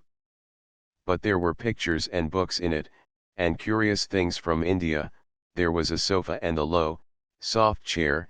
Emily sat in a chair of her own, with the air of a presiding goddess, and there was always a glowing fire and a polished grate. Becky saved it until the end of her afternoon's work, because it rested her to go into it, and she always hoped to snatch a few minutes to sit down in the soft chair and look about her, and think about the wonderful good fortune of the child who owned such surroundings and who went out on the cold days in beautiful hats and coats one tried to catch a glimpse of through the area railing. On this afternoon, when she had sat down, the sensation of relief to her short, aching legs had been so wonderful and delightful that it had seemed to soothe her whole body, and the glow of warmth and comfort from the fire had crept over her like a spell, until, as she looked at the red coals, a tired, slow smile stole over her smudged face, her head nodded forward without her being aware of it, her eyes drooped, and she fell fast asleep. She had really been only about 10 minutes in the room when Sara entered, but she was in as deep a sleep as if she had been, like the Sleeping Beauty, slumbering for 100 years. But she did not look poor Becky like a Sleeping Beauty at all. She looked only like an ugly, stunted, worn-out little scullery drudge. Sara seemed as much unlike her as if she were a creature from another world. On this particular afternoon she had been taking her dancing lesson, and the afternoon on which the dancing master appeared was rather a grand occasion at the seminary, though it occurred every week. The pupils were attired in their prettiest frocks, and as Sara danced particularly well, she was very much brought forward, and Mariette was requested to make her as diaphanous and fine as possible. Today a frock the color of a rose had been put on her, and Mariette had bought some real buds and made her a wreath to wear on her black locks. She had been learning a new, delightful dance in which she had been skimming and flying about the room, like a large rose-colored butterfly, and the enjoyment and exercise had brought a brilliant, happy glow into her face. When she entered the room, she floated in with a few of the butterfly steps, and there sat Becky, nodding her cap sideways off her head. "Oh," cried Sara, softly, when she saw her. "That poor thing." It did not occur to her to feel cross at finding her pet chair occupied by the small, dingy figure. To tell the truth, she was quite glad to find it there. When the ill-used heroine of her story wakened, she could talk to her. She crept toward her quietly, and stood looking at her. Becky gave a little snore. "I wish she'd waken herself," Sara said. "I don't like to waken her. But Miss Minchin would be cross if she found out. I'll just wait a few minutes." She took a seat on the edge of the table, and sat swinging her slim, rose-colored legs, and wondering what it would be best to do. Miss Amelia might come in at any moment, and if she did, Becky would be sure to be scolded. But she is so tired, she thought. She is so tired. A piece of flaming coal ended her perplexity for her that very moment. It broke off from a large lump and fell onto the fender. Becky started, and opened her eyes with a frightened gasp. She did not know she had fallen asleep. She had only sat down for one moment and felt the beautiful glow, and here she found herself staring in wild alarm at the wonderful pupil, who sat perched quite near her, like a rose-colored fairy, with interested eyes. She sprang up and clutched at her cap. She felt it dangling over her ear, and tried wildly to put it straight. Oh, she had got herself into trouble now with a vengeance. To have impudently fallen asleep on such a young lady's chair. She would be turned out of doors without wages. She made a sound like a big breathless sob. "Oh, miss. Oh, miss," she stuttered. "I arst your pardon, miss." "Oh, I do, miss." Sara jumped down, and came quite close to her. "Don't be frightened," she said, quite as if she had been speaking to a little girl like herself. "It doesn't matter the least bit." "I didn't go to do it, miss," protested Becky. "It was the warm fire and me bein' so tired. It wasn't impertience." Sara broke into a friendly little laugh, and put her hand on her shoulder. "You were tired," she said, "you could not help it? You are not really awake yet." How poor Becky stared at her. In fact, she had never heard such a nice, friendly sound in anyone's voice before. She was used to being ordered about and scolded, and having her ears boxed. And this one in her rose-colored dancing afternoon splendor was looking at her as if she were not a culprit at all, as if she had a right to be tired even to fall asleep.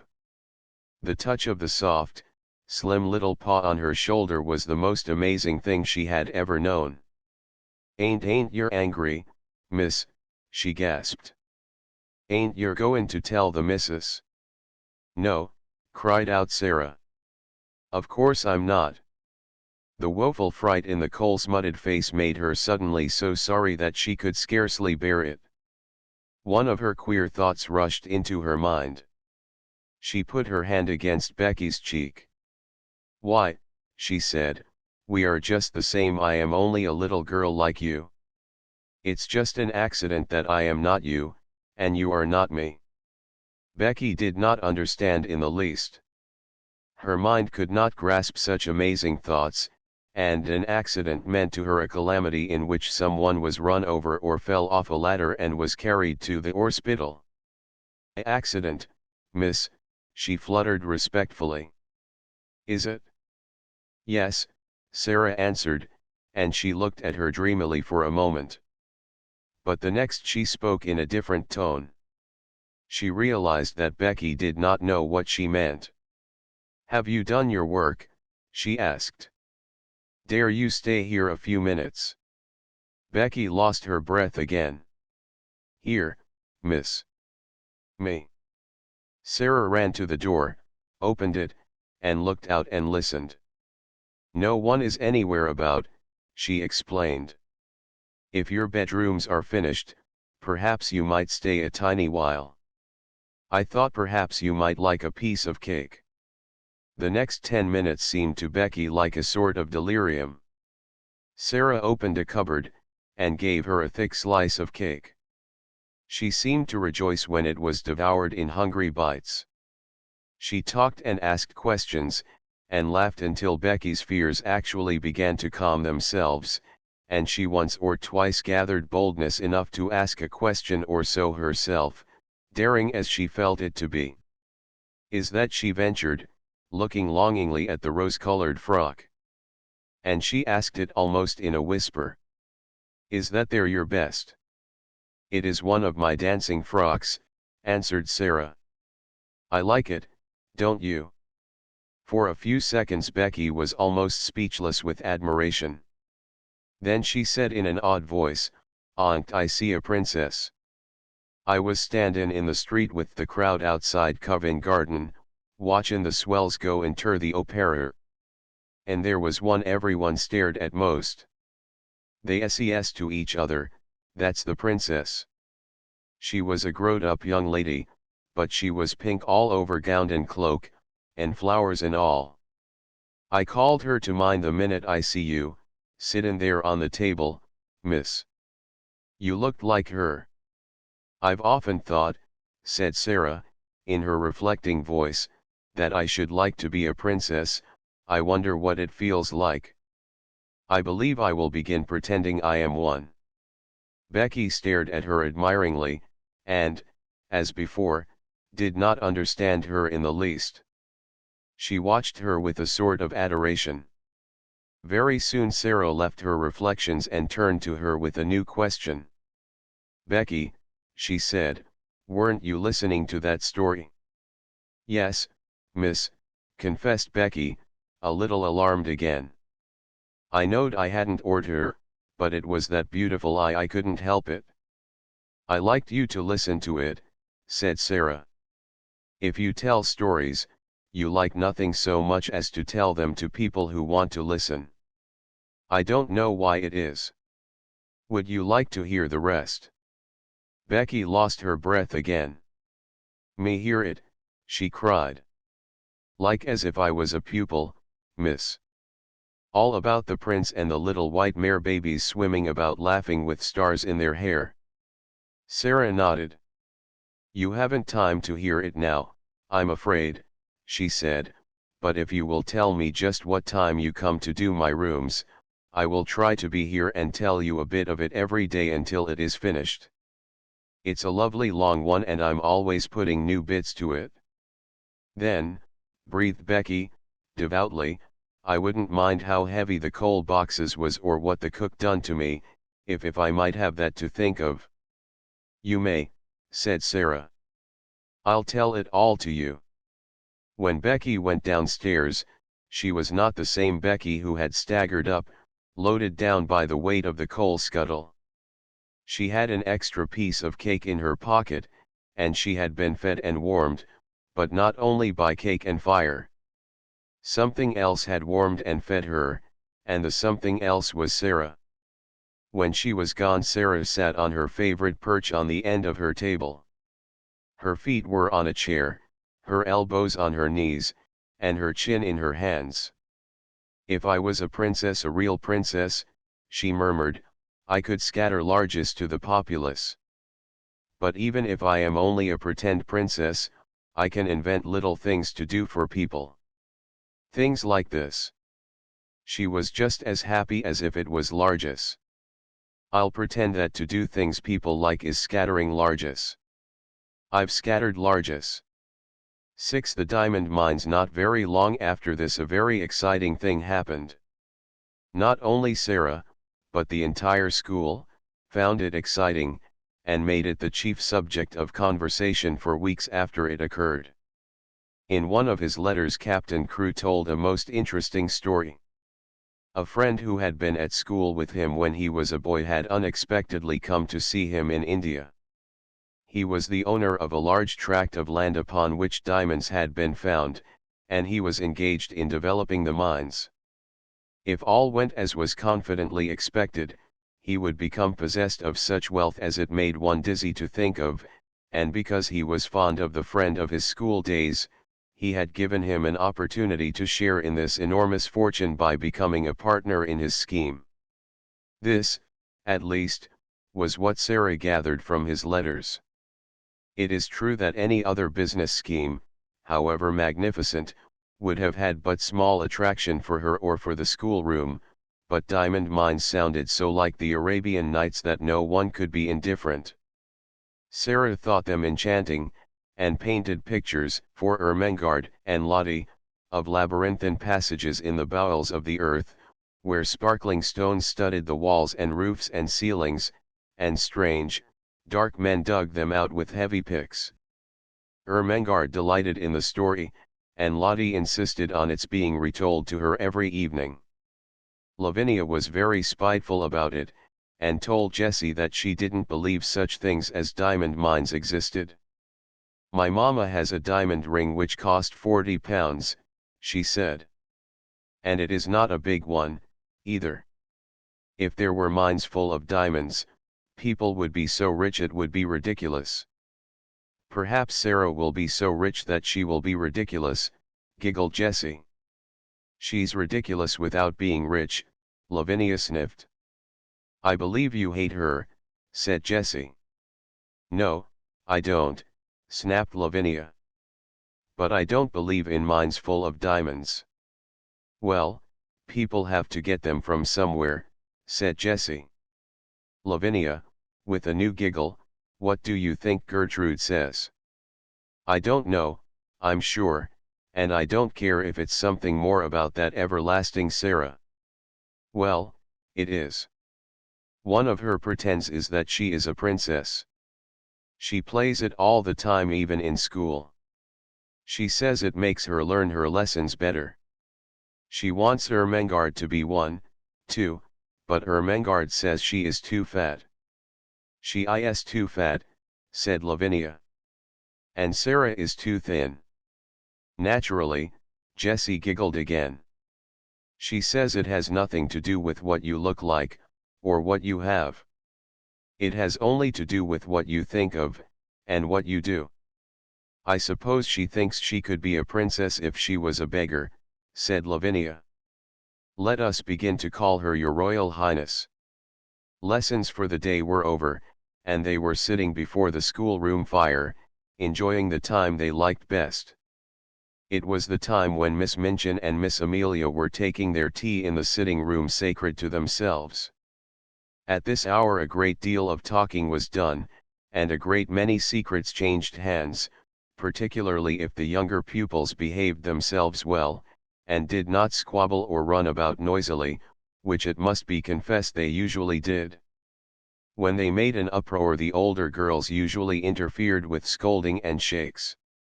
They were expected to keep order, and there was danger that if they did not, Miss Minchin or Miss Amelia would appear and put an end to festivities. Even as Lavinia spoke, the door opened and Sara entered with Lottie, whose habit was to trot everywhere after her like a little dog. "There she is, with that horrid child," exclaimed Lavinia in a whisper. "If she's so fond of her, why doesn't she keep her in her own room?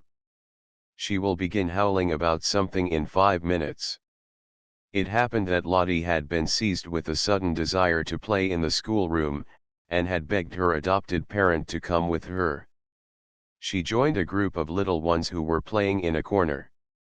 Sara curled herself up in the window seat, opened a book, and began to read.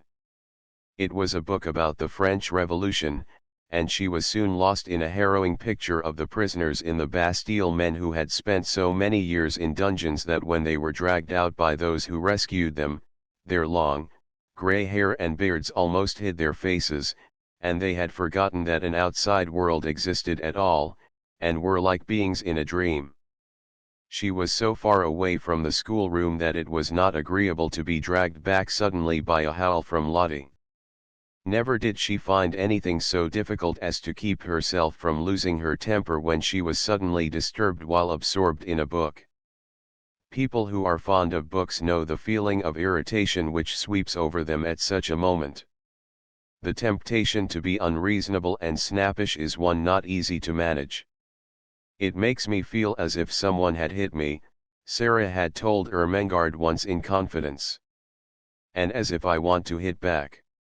I have to remember things quickly to keep from saying something ill-tempered." She had to remember things quickly when she laid her book on the window seat and jumped down from her comfortable corner.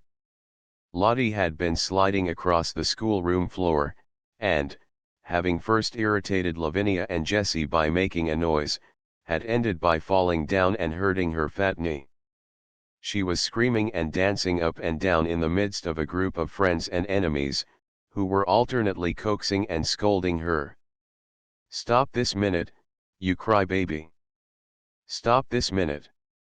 Lavinia commanded. "I'm not a crybaby." I'm not, wailed Lottie. Sara, Sara. If she doesn't stop, Miss Minchin will hear her, cried Jessie. Lottie darling, I'll give you a penny. I don't want your penny, sobbed Lottie, and she looked down at the fat knee, and, seeing a drop of blood on it, burst forth again. Sara flew across the room and, kneeling down, put her arms round her. Now, Lottie, she said. Now, Lottie, you promised Sara. She said I was a crybaby, wept Lottie.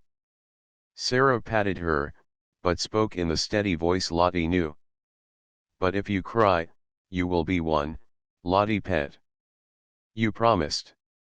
Lottie remembered that she had promised, but she preferred to lift up her voice. I haven't any mama, she proclaimed.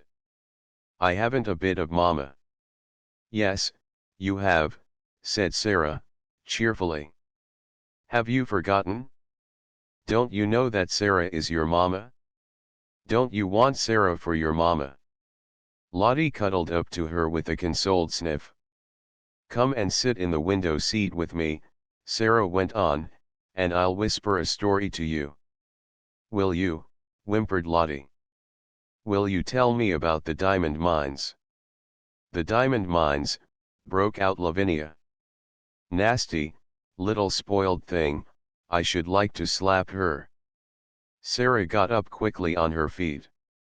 It must be remembered that she had been very deeply absorbed in the book about the Bastille, and she had had to recall several things rapidly when she realized that she must go and take care of her adopted child. She was not an angel, and she was not fond of Lavinia. Well, she said, with some fire, I should like to slap you but I don't want to slap you, restraining herself.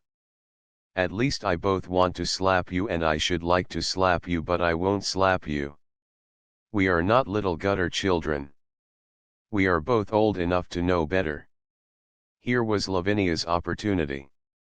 Ah, yes, Your Royal Highness, she said. We are princesses, I believe. At least one of us is. The school ought to be very fashionable now Miss Minchin has a princess for a pupil. Sara started toward her. She looked as if she were going to box her ears. Perhaps she was. Her trick of pretending things was the joy of her life. She never spoke of it to girls she was not fond of. Her new pretend about being a princess was very near to her heart, and she was shy and sensitive about it.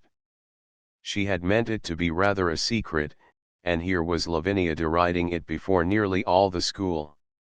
She felt the blood rush up into her face and tingle in her ears. She only just saved herself.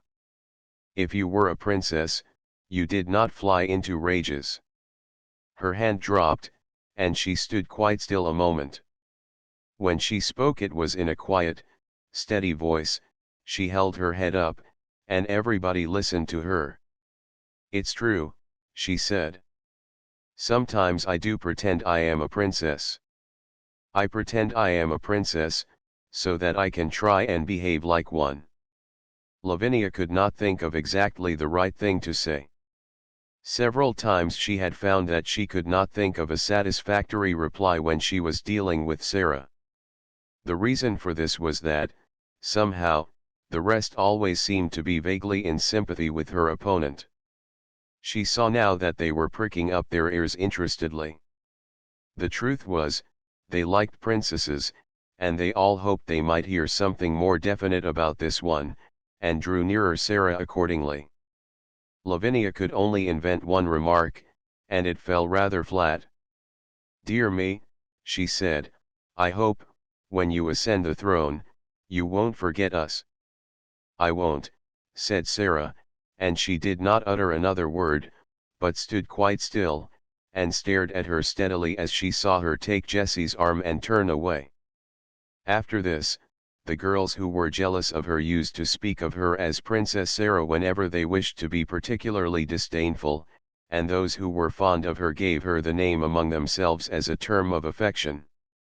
No one called her princess instead of Sara, but her adorers were much pleased with the picturesqueness and grandeur of the title, and Miss Minchin, hearing of it, mentioned it more than once to visiting parents, feeling that it rather suggested a sort of royal boarding school. To Becky it seemed the most appropriate thing in the world. The acquaintance begun on the foggy afternoon when she had jumped up terrified from her sleep in the comfortable chair, had ripened and grown, though it must be confessed that Miss Minchin and Miss Amelia knew very little about it. They were aware that Sara was kind to the scullery maid, but they knew nothing of certain delightful moments snatched perilously when, the upstairs rooms being set in order with lightning rapidity, Sara's sitting room was reached, and the heavy coal box set down with a sigh of joy. At such times stories were told by installments, things of a satisfying nature were either produced and eaten or hastily tucked into pockets to be disposed of at night, when Becky went upstairs to her attic to bed. "But I has to eat careful, miss," she said once, "'cause if I leaves crumbs the rats come out to get 'em." "Rats!" exclaimed Sara, in horror. "Are there rats there?" "Lots of 'em, miss," Becky answered in quite a matter-of-fact manner. "There mostly is rats and mice in attics. You gets used to the noise they make scuttling about. I've got so I don't mind 'em as long as they don't run over my pillar." "Ugh," said Sara. "You gets used to anythin' after a bit," said Becky. "You have to, miss, if you're born a scullery maid. I'd rather have rats than cockroaches." "So would I," said Sara. "I suppose you might make friends with a rat in time, but I don't believe I should like to make friends with a cockroach." Sometimes Becky did not dare to spend more than a few minutes in the bright, warm room, and when this was the case perhaps only a few words could be exchanged, and a small purchase slipped into the old-fashioned pocket Becky carried under her dress skirt, tied round her waist with a band of tape. The search for and discovery of satisfying things to eat which could be packed into small compass, added a new interest to Sara's existence. When she drove or walked out, she used to look into shop windows eagerly. The first time it occurred to her to bring home 2 or 3 little meat pies, she felt that she had hit upon a discovery. When she exhibited them, Becky's eyes quite sparkled. "Oh, miss," she murmured. "Them will be nice and fillin'. It's fillinness that's best. Sponge cake's a evenly thing, but it melts away like if you understand, miss. These'll just stay in your stomach." "Well," hesitated Sara, "I don't think it would be good if they stayed always, but I do believe they will be satisfying." They were satisfying, and so were beef sandwiches, bought at a cook shop, and so were rolls and bologna sausage. In time, Becky began to lose her hungry, tired feeling, and the coal box did not seem so unbearably heavy.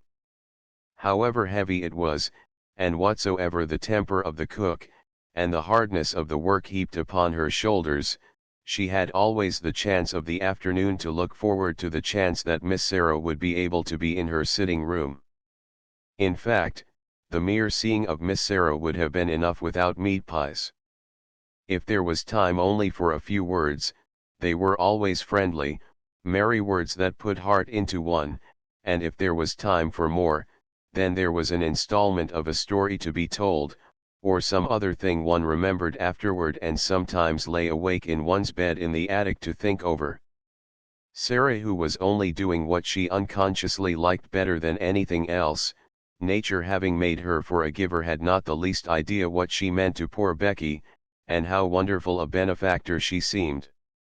If nature has made you for a giver, your hands are borne open, and so is your heart, and though there may be times when your hands are empty, your heart is always full, and you can give things out of that, warm things, kind things, sweet things, help and comfort and laughter, and sometimes gay, kind laughter is the best help of all.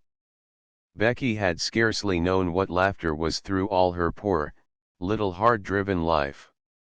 Sara made her laugh, and laughed with her, and, though neither of them quite knew it, the laughter was as fillin' as the meat pies. A few weeks before Sarah's 11th birthday a letter came to her from her father, which did not seem to be written in such boyish high spirits as usual. He was not very well, and was evidently overweight by the business connected with the diamond mines. "You see, little Sara," he wrote, "your daddy is not a businessman at all, and figures and documents bother him. He does not really understand them, and all this seems so enormous. Perhaps, if I was not feverish I should not be awake, tossing about, one half of the night and spend the other half in troublesome dreams. If my little missus were here, I dare say she would give me some solemn, good advice. You would, wouldn't you, little missus?" One of his many jokes had been to call her his little missus because she had such an old-fashioned air. He had made wonderful preparations for her birthday. Among other things, a new doll had been ordered in Paris, and her wardrobe was to be, indeed, a marvel of splendid perfection. When she had replied to the letter asking her if the doll would be an acceptable present, Sara had been very quaint. "I am getting very old," she wrote, "you see, I shall never live to have another doll given me. This will be my last doll. There is something solemn about it. If I could write poetry, I am sure a poem about a last doll would be very nice. But I cannot write poetry. I have tried, and it made me laugh. It did not sound like Watts or Coleridge or Shakespeare at all. No one could ever take Emily's place, but I should respect the last doll very much, and I am sure the school would love it. They all like dolls, though some of the big ones, the almost 15 ones, pretend they are too grown up." Captain Crewe had a splitting headache when he read this letter in his bungalow in India. The table before him was heaped with papers and letters which were alarming him and filling him with anxious dread, but he laughed as he had not laughed for weeks. "Oh," he said, "she's better fun every year she lives. God grant this business may right itself and leave me free to run home and see her. What wouldn't I give to have her little arms round my neck this minute? What wouldn't I give?" The birthday was to be celebrated by great festivities. The schoolroom was to be decorated, and there was to be a party. The boxes containing the presents were to be opened with great ceremony, and there was to be a glittering feast spread in Miss Minchin's sacred room. When the day arrived the whole house was in a whirl of excitement. How the morning passed nobody quite knew, because there seemed such preparations to be made. The schoolroom was being decked with garlands of holly, the desks had been moved away, and red covers had been put on the forms which were arrayed round the room against the wall. When Sara went into her sitting room in the morning, she found on the table a small, dumpy package, tied up in a piece of brown paper. She knew it was a present, and she thought she could guess whom it came from. She opened it quite tenderly. It was a square pincushion, made of not quite clean red flannel, and black pins had been stuck carefully into it to form the words, "Many happy returns." "Oh," cried Sara, with a warm feeling in her heart. "What pains she has taken! I like it so, it makes me feel sorrowful." But the next moment she was mystified. On the underside of the pincushion was secured a card, bearing in neat letters the name Miss Amelia Minchin. Sara turned it over and over. "Miss Amelia," she said to herself, "how can it be?" And just at that very moment she heard the door being cautiously pushed open and saw Becky peeping round it. There was an affectionate, happy grin on her face, and she shuffled forward and stood nervously pulling at her fingers. "Do yer like it, Miss Sara?" she said. "Do yer like it?" cried Sara. "You darling Becky, you made it all yourself." Becky gave a hysteric but joyful sniff, and her eyes looked quite moist with delight. "It ain't nothin' but flannin," And the flannen ain't new, but I wanted to give yer something and I made it of nights. I knew yer could pretend it was satin with diamond pins in. I tried to when I was making it. The card, miss, rather doubtfully, warn't wrong of me to pick it up out o' the dustbin, was it? Miss Mealier had throwed it away. I hadn't no card o' my own, and I knowed it wouldn't be a proper precinct if I didn't pin a card on, so I pinned Miss Mealier's. Sara flew at her and hugged her. She could not have told herself or anyone else why there was a lump in her throat. "Oh, Becky," she cried out, with a queer little laugh, "I love you, Becky, I do, I do." "Oh, miss," breathed Becky. "Thank yer, miss, kindly, it ain't good enough for that." The flannen wasn't new. 7. The diamond mines again. When Sara entered the holly-hung schoolroom in the afternoon, she did so as the head of a sort of procession. Miss Minchin, in her grandest silk dress, led her by the hand. A manservant followed, carrying the box containing the last doll, a housemaid carried a second box, and Becky brought up the rear, carrying a third and wearing a clean apron and a new cap. Sara would have much preferred to enter in the usual way, but Miss Minchin had sent for her, and, after an interview in her private sitting room, had expressed her wishes. "This is not an ordinary occasion," she said. "I do not desire that it should be treated as one." So Sara was led grandly in and felt shy when, on her entry, the big girls stared at her and touched each other's elbows, and the little ones began to squirm joyously in their seats. "Silence, young ladies," said Miss Minchin, at the murmur which arose. "James, place the box on the table and remove the lid. Emma, put yours upon a chair." Becky, suddenly and severely. Becky had quite forgotten herself in her excitement, and was grinning at Lottie, who was wriggling with rapturous expectation. She almost dropped her box, the disapproving voice so startled her, and her frightened, bobbing curtsy of apology was so funny that Lavinia and Jessie tittered. "It is not your place to look at the young ladies," said Miss Minchin. "You forget yourself. Put your box down." Becky obeyed with alarmed haste and hastily backed toward the door. "You may leave us," Miss Minchin announced to the servants with a wave of her hand. Becky stepped aside respectfully to allow the superior servants to pass out first. She could not help casting a longing glance at the box on the table. Something made of blue satin was peeping from between the folds of tissue paper.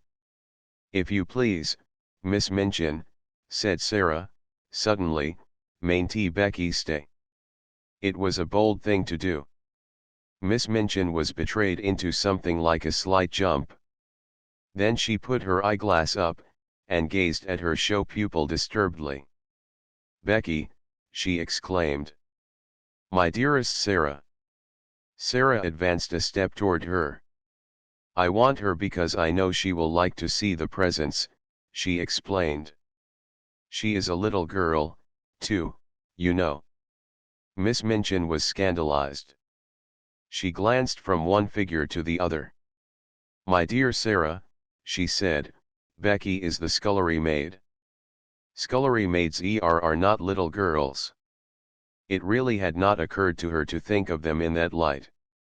Scullery maids were machines who carried coal scuttles and made fires. "But Becky is," said Sara. "And I know she would enjoy herself. Please let her stay because it is my birthday." Miss Minchin replied with much dignity, "As you ask it as a birthday favor, she may stay." Rebecca thanked Miss Sara for her great kindness. Becky had been backing into the corner, twisting the hem of her apron in delighted suspense. She came forward, bobbing curtsies, but between Sara's eyes and her own there passed a gleam of friendly understanding, while her words tumbled over each other. "Oh, if you please, miss. I'm that grateful, miss.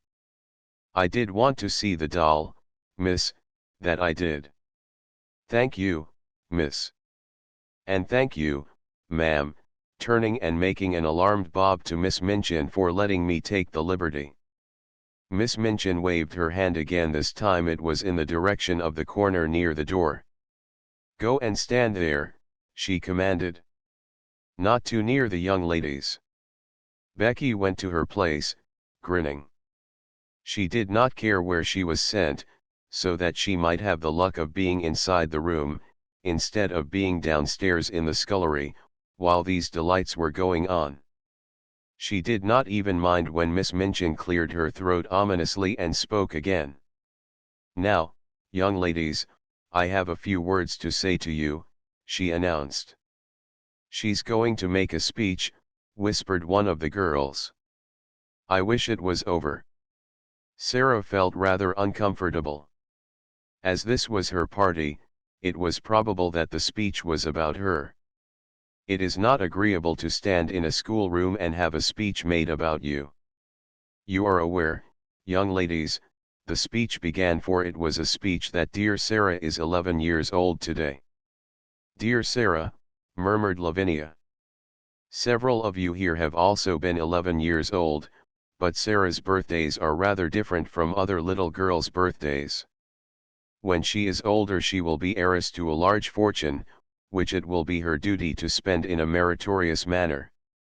The diamond mines, giggled Jessie, in a whisper. Sara did not hear her, but as she stood with her green-grey eyes fixed steadily on Miss Minchin, she felt herself growing rather hot. When Miss Minchin talked about money, she felt somehow that she always hated her and, of course, it was disrespectful to hate grown-up people. When her dear papa, Captain Crewe, brought her from India and gave her into my care, the speech proceeded, he said to me, in a jesting way, I am afraid she will be very rich, Miss Minchin. My reply was, her education at my seminary, Captain Crewe, shall be such as will adorn the largest fortune. Sara has become my most accomplished pupil. Her French and her dancing are a credit to the seminary. Her manners, which have caused you to call her Princess Sara, are perfect. Her amiability she exhibits by giving you this afternoon's party. I hope you appreciate her generosity. I wish you to express your appreciation of it by saying aloud all together, thank you, Sara. The entire schoolroom rose to its feet as it had done the morning Sara remembered so well.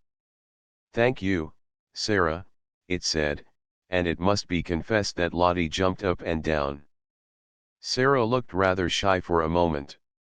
She made a curtsy, and it was a very nice one. Thank you, she said, for coming to my party. Very pretty, indeed, Sara, approved Miss Minchin. That is what a real princess does when the populace applauds her. Lavinia, scathingly, the sound you just made was extremely like a snort. If you are jealous of your fellow pupil, I beg you will express your feelings in some more ladylike manner. Now I will leave you to enjoy yourselves.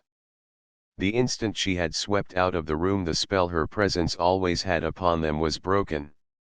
The door had scarcely closed before every seat was empty. The little girls jumped or tumbled out of theirs, the older ones wasted no time in deserting theirs. There was a rush toward the boxes. Sara had bent over one of them with a delighted face. These are books, I know, she said. The little children broke into a rueful murmur, and Ermengarde looked aghast. Does your papa send you books for a birthday present? She exclaimed. Why, he's as bad as mine. Don't open them, Sara. I like them, Sara laughed, but she turned to the biggest box. When she took out the last doll, it was so magnificent that the children uttered delighted groans of joy, and actually drew back to gaze at it in breathless rapture. She is almost as big as Lottie, someone gasped. Lottie clapped her hands and danced about, giggling. She's dressed for the theater, said Lavinia. Her cloak is lined with ermine. Oh, cried Ermengarde, darting forward, she has an opera glass in her hand, a blue and gold one. Here is her trunk, said Sara. Let us open it and look at her things. She sat down upon the floor and turned the key. The children crowded clamoring around her, as she lifted tray after tray and revealed their contents. Never had the schoolroom been in such an uproar. There were lace collars and silk stockings and handkerchiefs, there was a jewel case containing a necklace and a tiara which looked quite as if they were made of real diamonds, there was a long sealskin and muff, there were ball dresses and walking dresses and visiting dresses, there were hats and tea gowns and fans. Even Lavinia and Jessie forgot that they were too elderly to care for dolls, and uttered exclamations of delight and caught up things to look at them. Suppose, Sara said, as she stood by the table, putting a large, black velvet hat on the impassively smiling owner of all these splendors, suppose she understands human talk and feels proud of being admired. You are always supposing things, said Lavinia, and her air was very superior. I know I am, answered Sara, undisturbedly. I like it. There is nothing so nice as supposing. It's almost like being a fairy. If you suppose anything hard enough it seems as if it were real. It's all very well to suppose things if you have everything, said Lavinia. Could you suppose and pretend if you were a beggar and lived in a garret? Sara stopped arranging the last doll's ostrich plumes, and looked thoughtful. I believe I could, she said. If one was a beggar, one would have to suppose and pretend all the time. But it mightn't be easy. She often thought afterward how strange it was that just as she had finished saying this, just at that very moment Miss Amelia came into the room. Sara, she said, your papa's solicitor, Mr. Barrow, has called to see Miss Minchin, and, as she must talk to him alone and the refreshments are laid in her parlour, you had all better come and have your feast now, so that my sister can have her interview here in the schoolroom. Refreshments were not likely to be disdained at any hour, and many pairs of eyes gleamed. Miss Amelia arranged the procession into decorum, and then, with Sara at her side heading it, she led it away, leaving the last doll sitting upon a chair with the glories of her wardrobe scattered about her, dresses and coats hung upon chair backs, piles of lace-frilled petticoats lying upon their seats. Becky, who was not expected to partake of refreshments, had the indiscretion to linger a moment to look at these beauties. It really was an indiscretion. Go back to your work, Becky, Miss Amelia had said, but she had stopped to pick up reverently first a muff and then a coat, and while she stood looking at them adoringly, she heard Miss Minchin upon the threshold, and, being smitten with terror at the thought of being accused of taking liberties, she rashly darted under the table, which hid her by its tablecloth. Miss Minchin came into the room, accompanied by a sharp-featured, dry little gentleman, who looked rather disturbed. Miss Minchin herself also looked rather disturbed, it must be admitted, and she gazed at the dry little gentleman with an irritated and puzzled expression. She sat down with stiff dignity, and waved him to a chair. Pray, be seated, Mr. Barrow, she said. Mr. Barrow did not sit down at once. His attention seemed attracted by the last doll and the things which surrounded her. He settled his eyeglasses and looked at them in nervous disapproval. The last doll herself did not seem to mind this in the least. She merely sat upright and returned his gaze indifferently. £100, Mr. Barrow remarked succinctly. All expensive material, and made at a Parisian modiste's. He spent money lavishly enough, that young man. Miss Minchin felt offended. This seemed to be a disparagement of her best patron and was a liberty. Even solicitors had no right to take liberties. I beg your pardon, Mr. Barrow, she said stiffly. I do not understand. "Birthday presents," said Mr. Barrow in the same critical manner, to a child 11 years old. "Mad extravagance, I call it." Miss Minchin drew herself up still more rigidly. "Captain Crewe is a man of fortune," she said. "The diamond mines alone." Mr. Barrow wheeled round upon her. "Diamond mines," he broke out. "There are none. Never were." Miss Minchin actually got up from her chair. "What?" she cried. "What do you mean?" "At any rate," answered Mr. Barrow, quite snappishly, "it would have been much better if there never had been any." "Any diamond mines?" ejaculated Miss Minchin, catching at the back of a chair and feeling as if a splendid dream was fading away from her. "Diamond mines spell ruin oftener than they spell wealth," said Mr. Barrow. "When a man is in the hands of a very dear friend and is not a businessman himself, he had better steer clear of the dear friend's diamond mines, or gold mines, or any other kind of mines dear friends want his money to put into." "The late Captain Crewe," here Miss Minchin stopped him with a gasp. "The late Captain Crewe," she cried out. "The late? You don't come to tell me that Captain Crewe is he's dead, ma'am," Mr. Barrow answered with jerky brusqueness. "Died of jungle fever and business troubles combined.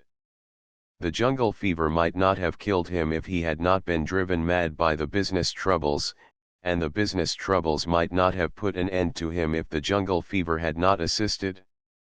Captain Crewe is dead." Miss Minchin dropped into her chair again. The words he had spoken filled her with alarm. "What were his business troubles?" she said. "What were they?" "Diamond mines," answered Mr. Barrow, "and dear friends and ruin." Miss Minchin lost her breath. "Ruin," she gasped out. "Lost every penny. That young man had too much money. The dear friend was mad on the subject of the diamond mine. He put all his own money into it, and all Captain Crewe's. Then the dear friend ran away. Captain Crewe was already stricken with fever when the news came. The shock was too much for him. He died delirious, raving about his little girl and didn't leave a penny." Now Miss Minchin understood, and never had she received such a blow in her life. Her show pupil, her show patron, swept away from the select seminary at one blow. She felt as if she had been outraged and robbed, and that Captain Crewe and Sara and Mr. Barrow were equally to blame. "Do you mean to tell me," she cried out, "that he left nothing? That Sara will have no fortune? That the child is a beggar? That she is left on my hands a little pauper instead of an heiress?" Mr. Barrow was a shrewd businessman, and felt it as well to make his own freedom from responsibility quite clear without any delay. "She is certainly left a beggar," he replied. "And she is certainly left on your hands, ma'am, as she hasn't a relation in the world that we know of." Miss Minchin started forward. She looked as if she was going to open the door and rush out of the room to stop the festivities going on joyfully and rather noisily that moment over the refreshments. "It is monstrous," she said. "She's in my sitting room at this moment, dressed in silk gauze and lace petticoats, giving a party at my expense." "She's giving it at your expense, madam, if she's giving it," said Mr. Barrow, calmly. "Barrow and Skipworth are not responsible for anything. There never was a cleaner sweep made of a man's fortune. Captain Crewe died without paying our last bill, and it was a big one." Miss Minchin turned back from the door in increased indignation. This was worse than anyone could have dreamed of its being. "That is what has happened to me," she cried. "I was always so sure of his payments that I went to all sorts of ridiculous expenses for the child. I paid the bills for that ridiculous doll and her ridiculous fantastic wardrobe. The child was to have anything she wanted. She has a carriage and a pony and a maid, and I've paid for all of them since the last check came. Mr. Barrow evidently did not intend to remain to listen to the story of Miss Minchin's grievances after he had made the position of his firm clear and related the mere dry facts. He did not feel any particular sympathy for irate keepers of boarding schools. "You had better not pay for anything more, ma'am," he remarked, "unless you want to make presents to the young lady. No one will remember you. She hasn't a brass farthing to call her own." "But what am I to do?" demanded Miss Minchin, as if she felt it entirely his duty to make the matter right. "What am I to do?" "There isn't anything to do," said Mr. Barrow, folding up his eyeglasses and slipping them into his pocket. "Captain Crewe is dead. The child is left a pauper. Nobody is responsible for her but you. I am not responsible for her, and I refuse to be made responsible." Miss Minchin became quite white with rage. Mr. Barrow turned to go. "I have nothing to do with that, madam," he said uninterestedly. "Barrow and Skipworth are not responsible. Very sorry the thing has happened, of course. If you think she is to be foisted off on me, you are greatly mistaken," Miss Minchin gasped. "I have been robbed and cheated, I will turn her into the street."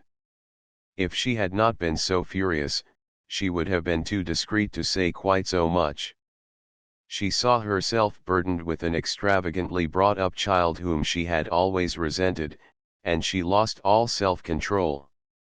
Mr. Barrow undisturbedly moved toward the door.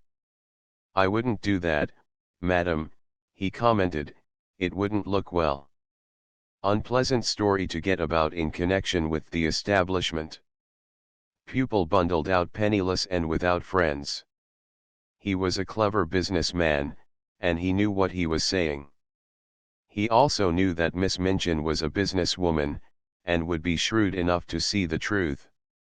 She could not afford to do a thing which would make people speak of her as cruel and hard-hearted. "Better keep her and make use of her," he added. "She's a clever child, I believe. You can get a good deal out of her as she grows older." "I will get a good deal out of her before she grows older," exclaimed Miss Minchin. "I am sure you will, ma'am," said Mr. Barrow, with a little sinister smile. "I am sure you will. Good morning." He bowed himself out and closed the door, and it must be confessed that Miss Minchin stood for a few moments and glared at it. What he had said was quite true. She knew it. She had absolutely no redress. Her show pupil had melted into nothingness, leaving only a friendless, beggared little girl. Such money as she herself had advanced was lost and could not be regained. And as she stood there breathless under her sense of injury, there fell upon her ears a burst of gay voices from her own sacred room, which had actually been given up to the feast. She could at least stop this. But as she started toward the door it was opened by Miss Amelia, who, when she caught sight of the changed, angry face, fell back a step in alarm. "What is the matter, sister?" she ejaculated. Miss Minchin's voice was almost fierce when she answered, "Where is Sara Crewe?" Miss Amelia was bewildered. "Sara," she stammered. "Why, she's with the children in your room, of course. Has she a black frock in her sumptuous wardrobe?" In bitter irony. "A black frock?" Miss Amelia stammered again. "A black one. She has frocks of every other color. Has she a black one?" Miss Amelia began to turn pale. "No, yes," she said. "But it is too short for her. She has only the old black velvet, and she has outgrown it. Go and tell her to take off that preposterous pink silk gauze, and put the black one on, whether it is too short or not. She has done with finery." Then Miss Amelia began to wring her fat hands and cry. "Oh, sister," she sniffed. "Oh, sister. What can have happened?" Miss Minchin wasted no words. "Captain Crewe is dead," she said. "He has died without a penny. That spoiled, pampered, fanciful child is left a pauper on my hands." Miss Amelia sat down quite heavily in the nearest chair. "Hundreds of pounds have I spent on nonsense for her. And I shall never see a penny of it. Put a stop to this ridiculous party of hers.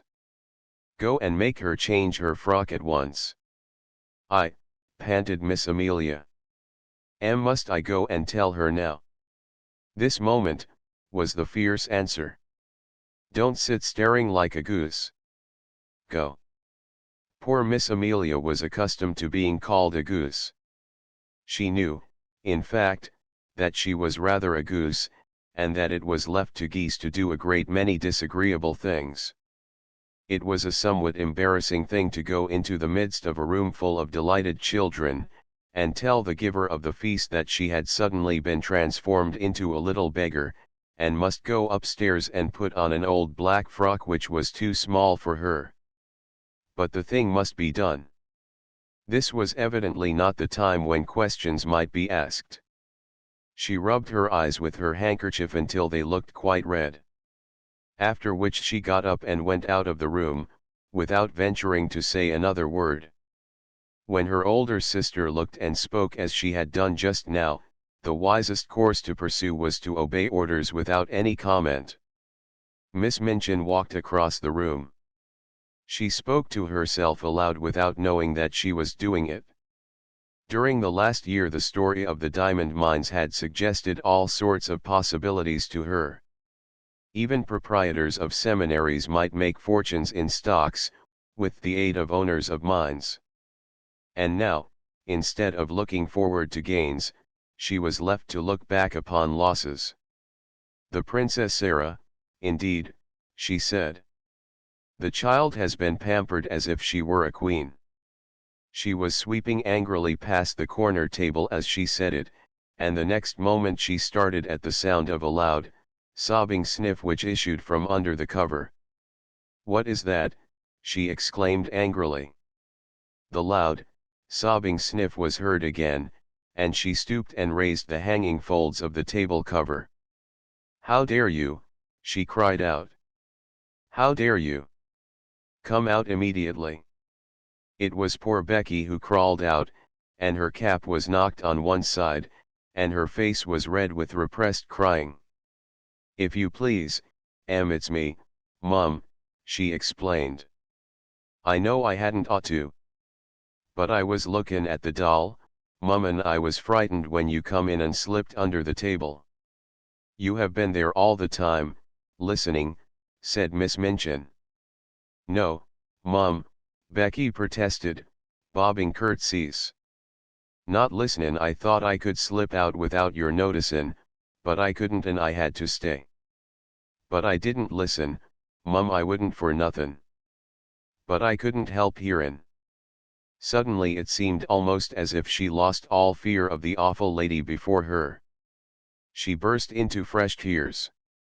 "Oh, please, she said, "I dare say you'll give me warnin', Mum, but I'm so sorry for poor Miss Sara, I'm so sorry."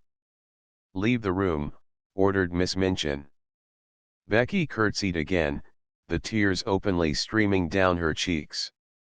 "Yes, I will, she said, trembling, "but oh, I just wanted to arst you, Miss Sara, she's been such a rich young lady, and she's been waited on, and foot, and what will she do now, Mum, without no maid? If, oh please, would you let me wait on her after I've done my pots and kettles? I'd do that quick if you'd let me wait on her now she's poor." Oh, breaking out afresh, poor little Miss Sara, Mum, that was called a princess. Somehow, she made Miss Minchin feel more angry than ever. That the very scullery maid should range herself on the side of this child whom she realized more fully than ever that she had never liked was too much. She actually stamped her foot. "No, certainly not," she said. "She will wait on herself, and on other people, 2. Leave the room this instant, or you'll leave your place. Becky threw her apron over her head and fled. She ran out of the room and down the steps into the scullery, and there she sat down among her pots and kettles, and wept as if her heart would break. "It's exactly like the ones in the stories," she wailed. "Them poor princess ones that was drove into the world." Miss Minchin had never looked quite so still and hard as she did when Sara came to her, a few hours later, in response to a message she had sent her. Even by that time it seemed to Sara as if the birthday party had either been a dream or a thing which had happened years ago, and had happened in the life of quite another little girl. Every sign of the festivities had been swept away, the holly had been removed from the schoolroom walls, and the forms and desks put back into their places. Miss Minchin's sitting room looked as it always did. All traces of the feast were gone, and Miss Minchin had resumed her usual dress. The pupils had been ordered to lay aside their party frocks, and this having been done, they had returned to the schoolroom and huddled together in groups, whispering and talking excitedly. "Tell Sara to come to my room," Miss Minchin had said to her sister. "And explain to her clearly that I will have no crying or unpleasant scenes." "Sister," replied Miss Amelia, "she is the strangest child I ever saw. She has actually made no fuss at all. You remember she made none when Captain Crewe went back to India. When I told her what had happened, she just stood quite still and looked at me without making a sound. Her eyes seemed to get bigger and bigger, and she went quite pale. When I had finished, she still stood staring for a few seconds, and then her chin began to shake, and she turned round and ran out of the room and upstairs. Several of the other children began to cry, but she did not seem to hear them or to be alive to anything but just what I was saying. It made me feel quite queer not to be answered, and when you tell anything sudden and strange, you expect people will say something whatever it is. Nobody but Sara herself ever knew what had happened in her room after she had run upstairs and locked her door. In fact, she herself scarcely remembered anything but that she walked up and down, saying over and over again to herself in a voice which did not seem her own, "My papa is dead. My papa is dead." Once she stopped before Emily, who sat watching her from her chair, and cried out wildly, "Emily! Do you hear? Do you hear papa is dead? He is dead in India, thousands of miles away." When she came into Miss Minchin's sitting room in answer to her summons, her face was white and her eyes had dark rings around them. Her mouth was set as if she did not wish it to reveal what she had suffered and was suffering. She did not look in the least like the rose-colored butterfly child who had flown about from one of her treasures to the other in the decorated schoolroom. She looked instead a strange, desolate, almost grotesque little figure. She had put on, without Mariette's help, the cast-aside black velvet frock. It was too short and tight, and her slender legs looked long and thin, showing themselves from beneath the brief skirt. As she had not found a piece of black ribbon, her short, thick, black hair tumbled loosely about her face and contrasted strongly with its pallor. She held Emily tightly in one arm, and Emily was swathed in a piece of black material. "Put down your doll," said Miss Minchin. "What do you mean by bringing her here?" "No," Sara answered. "I will not put her down. She is all I have. My papa gave her to me." She had always made Miss Minchin feel secretly uncomfortable, and she did so now. She did not speak with rudeness so much as with a cold steadiness with which Miss Minchin felt it difficult to cope, perhaps because she knew she was doing a heartless and inhuman thing. "You will have no time for dolls in future," she said. "You will have to work and improve yourself and make yourself useful." Sara kept her big, strange eyes fixed on her, and said not a word. "Everything will be very different now," Miss Minchin went on. I suppose Miss Amelia has explained matters to you. Yes, answered Sara. My papa is dead. He left me no money. I am quite poor. You are a beggar, said Miss Minchin, her temper rising at the recollection of what all this meant. It appears that you have no relations and no home, and no one to take care of you. For a moment the thin, pale little face twitched, but Sara again said nothing. What are you staring at? Demanded Miss Minchin, sharply. Are you so stupid that you cannot understand? I tell you that you are quite alone in the world, and have no one to do anything for you, unless I choose to keep you here out of charity. I understand, answered Sara, in a low tone, and there was a sound as if she had gulped down something which rose in her throat. I understand. That doll, cried Miss Minchin, pointing to the splendid birthday gift seated near that ridiculous doll, with all her nonsensical, extravagant things. I actually paid the bill for her. Sara turned her head toward the chair. The last doll, she said. The last doll. And her little mournful voice had an odd sound. The last doll, indeed, said Miss Minchin. And she is mine, not yours. Everything you own is mine. Please take it away from me, then, said Sara. I do not want it. If she had cried and sobbed and seemed frightened, Miss Minchin might almost have had more patience with her. She was a woman who liked to domineer and feel her power, and as she looked at Sara's pale little steadfast face and heard her proud little voice, she quite felt as if her might was being set at naught. Don't put on grand airs, she said. The time for that sort of thing is past. You are not a princess any longer. Your carriage and your pony will be sent away, your maid will be dismissed. You will wear your oldest and plainest clothes, your extravagant ones are no longer suited to your station. You are like Becky, you must work for your living. To her surprise, a faint gleam of light came into the child's eyes, a shade of relief. Can I work? She said. If I can work it will not matter so much. What can I do? You can do anything you are told, was the answer. You are a sharp child, and pick up things readily. If you make yourself useful I may let you stay here. You speak French well, and you can help with the younger children. May I? Exclaimed Sara. Oh, please let me. I know I can teach them. I like them, and they like me. Don't talk nonsense about people liking you, said Miss Minchin. You will have to do more than teach the little ones. You will run errands and help in the kitchen as well as in the schoolroom. If you don't please me, you will be sent away. Remember that. Now go. Sara stood still just a moment, looking at her. In her young soul, she was thinking deep and strange things. Then she turned to leave the room. Stop, said Miss Minchin.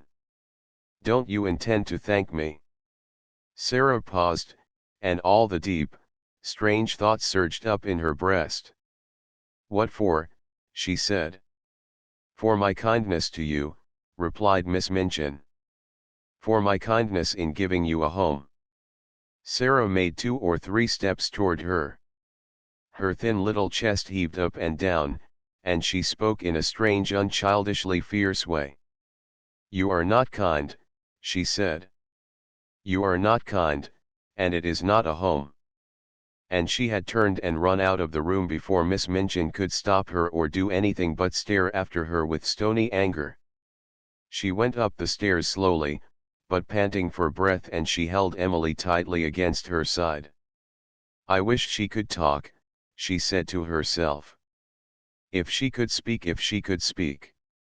She meant to go to her room and lie down on the tiger skin, with her cheek upon the great cat's head, and look into the fire and think and think and think. But just before she reached the landing, Miss Amelia came out of the door and closed it behind her, and stood before it, looking nervous and awkward. The truth was that she felt secretly ashamed of the thing she had been ordered to do. You are not to go in there," she said.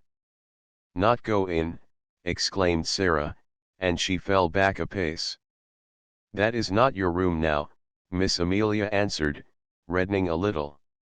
Somehow, all at once, Sara understood. She realized that this was the beginning of the change Miss Minchin had spoken of. "Where is my room?" she asked, hoping very much that her voice did not shake. "You are to sleep in the attic next to Becky." Sara knew where it was. Becky had told her about it. She turned, and mounted up 2 flights of stairs. The last one was narrow, and covered with shabby strips of old carpet. She felt as if she were walking away and leaving far behind her the world in which that other child, who no longer seemed herself, had lived. This child, in her short, tight old frock, climbing the stairs to the attic, was quite a different creature. When she reached the attic door and opened it, her heart gave a dreary little thump. Then she shut the door and stood against it and looked about her. Yes, this was another world. The room had a slanting roof and was whitewashed. The whitewash was dingy and had fallen off in places. There was a rusty grate, an old iron bedstead, and a hard bed covered with a faded coverlet. Some pieces of furniture too much worn to be used downstairs had been sent up. Under the skylight in the roof, which showed nothing but an oblong piece of dull grey sky, there stood an old battered red footstool. Sara went to it and sat down. She seldom cried. She did not cry now. She laid Emily across her knees and put her face down upon her and her arms around her, and sat there, her little black head resting on the black draperies, not saying one word, not making one sound. And as she sat in the silence there came a low tap at the door, such a low, humble one that she did not at first hear it, and, indeed, was not roused until the door was timidly pushed open and a poor tear-smeared face appeared peeping round it. It was Becky's face, and Becky had been crying furtively for hours and rubbing her eyes with her kitchen apron until she looked strange indeed. "Oh, miss," she said under her breath. Would you allow me just to come in?" Sara lifted her head and looked at her. She tried to begin a smile, and somehow she could not. Suddenly, and it was all through the loving mournfulness of Becky's streaming eyes, her face looked more like a child's, not so much too old for her years. She held out her hand and gave a little sob. "Oh, Becky," she said. "I told you we were just the same, only 2 little girls, just 2 little girls. You see how true it is. There's no difference now. I'm not a princess anymore." Becky ran to her and caught her hand, and hugged it to her breast, kneeling beside her and sobbing with love and pain. "Yes, miss, you are," she cried, and her words were all broken. "Whatever happens to you, whatever, you'd be a princess all the same, and nothin' couldn't make you nothin' different." 8 In the attic. The first night she spent in her attic was a thing Sara never forgot. During its passing she lived through a wild, unchildlike woe of which she never spoke to anyone about her. There was no one who would have understood. It was, indeed, well for her that as she lay awake in the darkness her mind was forcibly distracted, now and then, by the strangeness of her surroundings. It was, perhaps, well for her that she was reminded by her small body of material things. If this had not been so, the anguish of her young mind might have been too great for a child to bear. But, really, while the night was passing she scarcely knew that she had a body at all or remembered any other thing than one. "My papa is dead," she kept whispering to herself. "My papa is dead." It was not until long afterward that she realized that her bed had been so hard that she turned over and over in it to find a place to rest, that the darkness seemed more intense than any she had ever known, and that the wind howled over the roof among the chimneys like something which wailed aloud. Then there was something worse. This was certain scufflings and scratchings and squeakings in the walls and behind the skirting boards. She knew what they meant, because Becky had described them. They meant rats and mice who were either fighting with each other or playing together. Once or twice she even heard sharp-toed feet scurrying across the floor, and she remembered in those after days, when she recalled things, that when first she heard them she started up in bed and sat trembling, and when she lay down again covered her head with the bedclothes. The change in her life did not come about gradually, but was made all at once. She must begin as she is to go on, Miss Minchin said to Miss Amelia.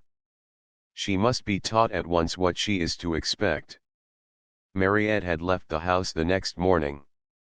The glimpse Sara caught of her sitting room, as she passed its open door, showed her that everything had been changed. Her ornaments and luxuries had been removed, and a bed had been placed in a corner to transform it into a new pupil's bedroom. When she went down to breakfast she saw that her seat at Miss Minchin's side was occupied by Lavinia, and Miss Minchin spoke to her coldly. "You will begin your new duties, Sara," she said, "by taking your seat with the younger children at a smaller table. You must keep them quiet, and see that they behave well and do not waste their food. You ought to have been down earlier.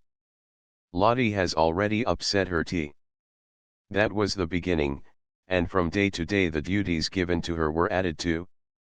She taught the younger children French and heard their other lessons, and these were the least of her labors. It was found that she could be made use of in numberless directions. She could be sent on errands at any time and in all weathers. She could be told to do things other people neglected.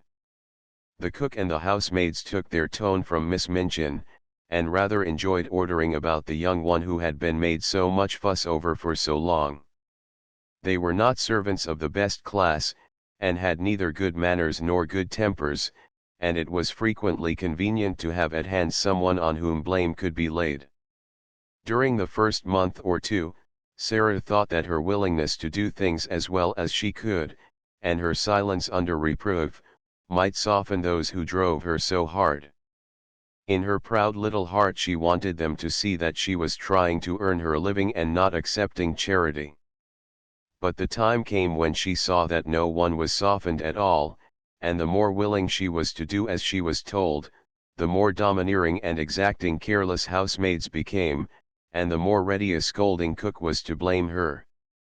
If she had been older, Miss Minchin would have given her the bigger girls to teach and saved money by dismissing an instructress, but while she remained and looked like a child, she could be made more useful as a sort of little superior errand girl and maid of all work. An ordinary errand boy would not have been so clever and reliable. Sara could be trusted with difficult commissions and complicated messages. She could even go and pay bills, and she combined with this the ability to dust a room well and to set things in order. Her own lessons became things of the past. She was taught nothing, and only after long and busy days spent in running here and there at everybody's orders was she grudgingly allowed to go into the deserted schoolroom, with a pile of old books, and study alone at night. "If I do not remind myself of the things I have learned, perhaps I may forget them," she said to herself. "I am almost a scullery maid, and if I am a scullery maid who knows nothing, I shall be like poor Becky. I wonder if I could quite forget and begin to drop my H's and not remember that Henry VIII had 6 wives."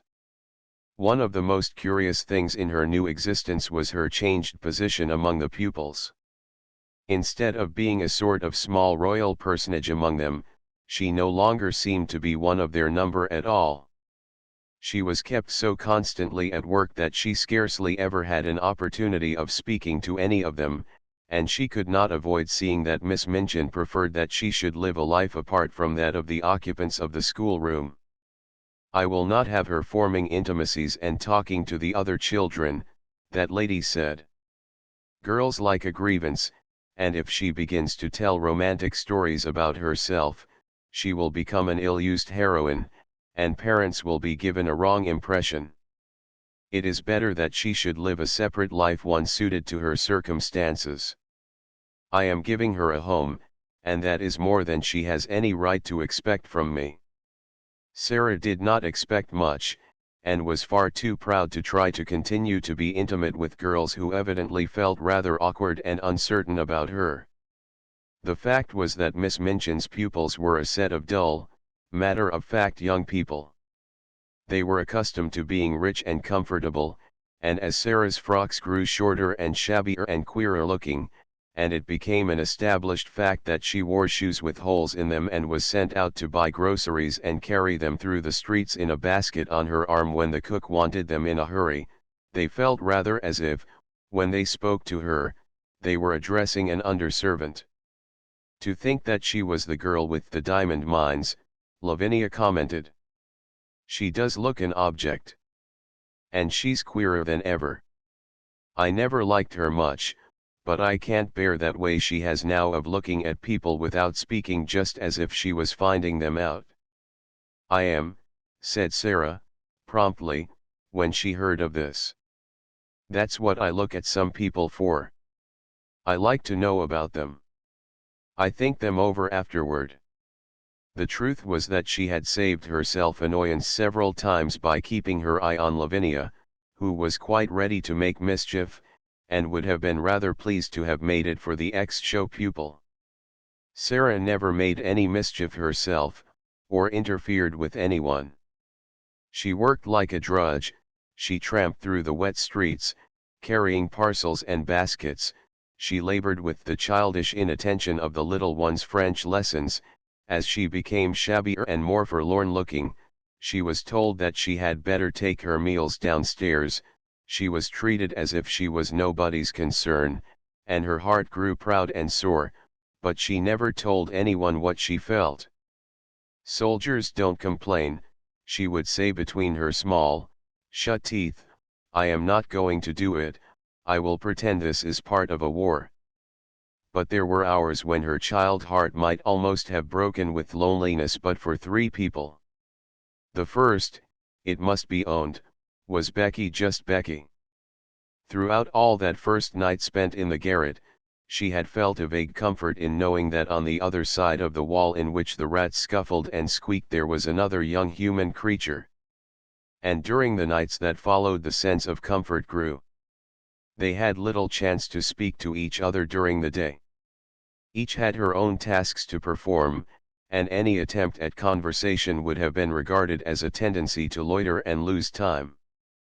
"Don't mind me, miss," Becky whispered during the first morning, "if I don't say nothin' polite.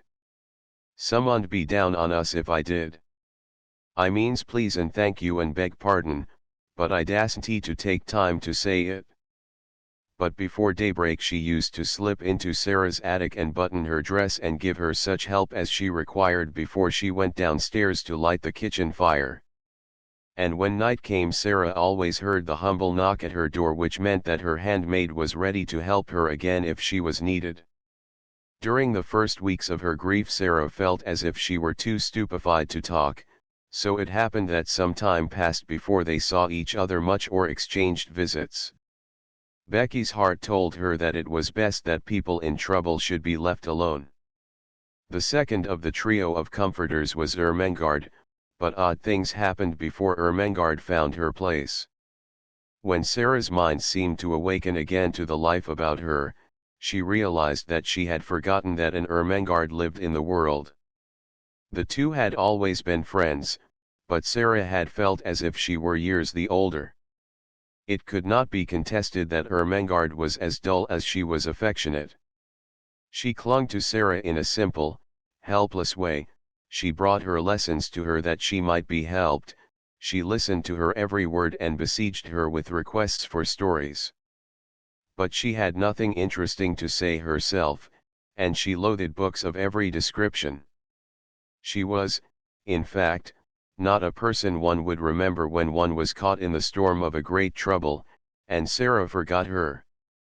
It had been all the easier to forget her because she had been suddenly called home for a few weeks.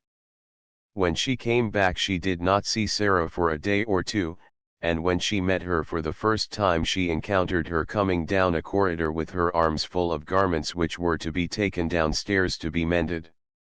Sara herself had already been taught to mend them. She looked pale and unlike herself, and she was attired in the queer, outgrown frock whose shortness showed so much thin black leg. Ermengarde was too slow a girl to be equal to such a situation. She could not think of anything to say. She knew what had happened, but, somehow, she had never imagined Sara could look like this, so odd and poor and almost like a servant. It made her quite miserable, and she could do nothing but break into a short hysterical laugh and exclaim aimlessly and as if without any meaning, "Oh, Sara, is that you?" "Yes," answered Sara, and suddenly a strange thought passed through her mind and made her face flush. She held the pile of garments in her arms, and her chin rested upon the top of it to keep it steady.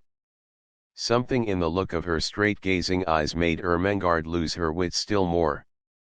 She felt as if Sara had changed into a new kind of girl, and she had never known her before. Perhaps it was because she had suddenly grown poor and had to mend things and work like Becky. "Oh," she stammered. How are you?" "I don't know," Sara replied. "How are you?" I'm quite well," said Ermengarde, overwhelmed with shyness. Then spasmodically she thought of something to say which seemed more intimate. Are you very unhappy?" she said in a rush. Then Sara was guilty of an injustice. Just at that moment her torn heart swelled within her, and she felt that if anyone was as stupid as that, one had better get away from her. "What do you think?" she said. "Do you think I am very happy?" And she marched past her without another word.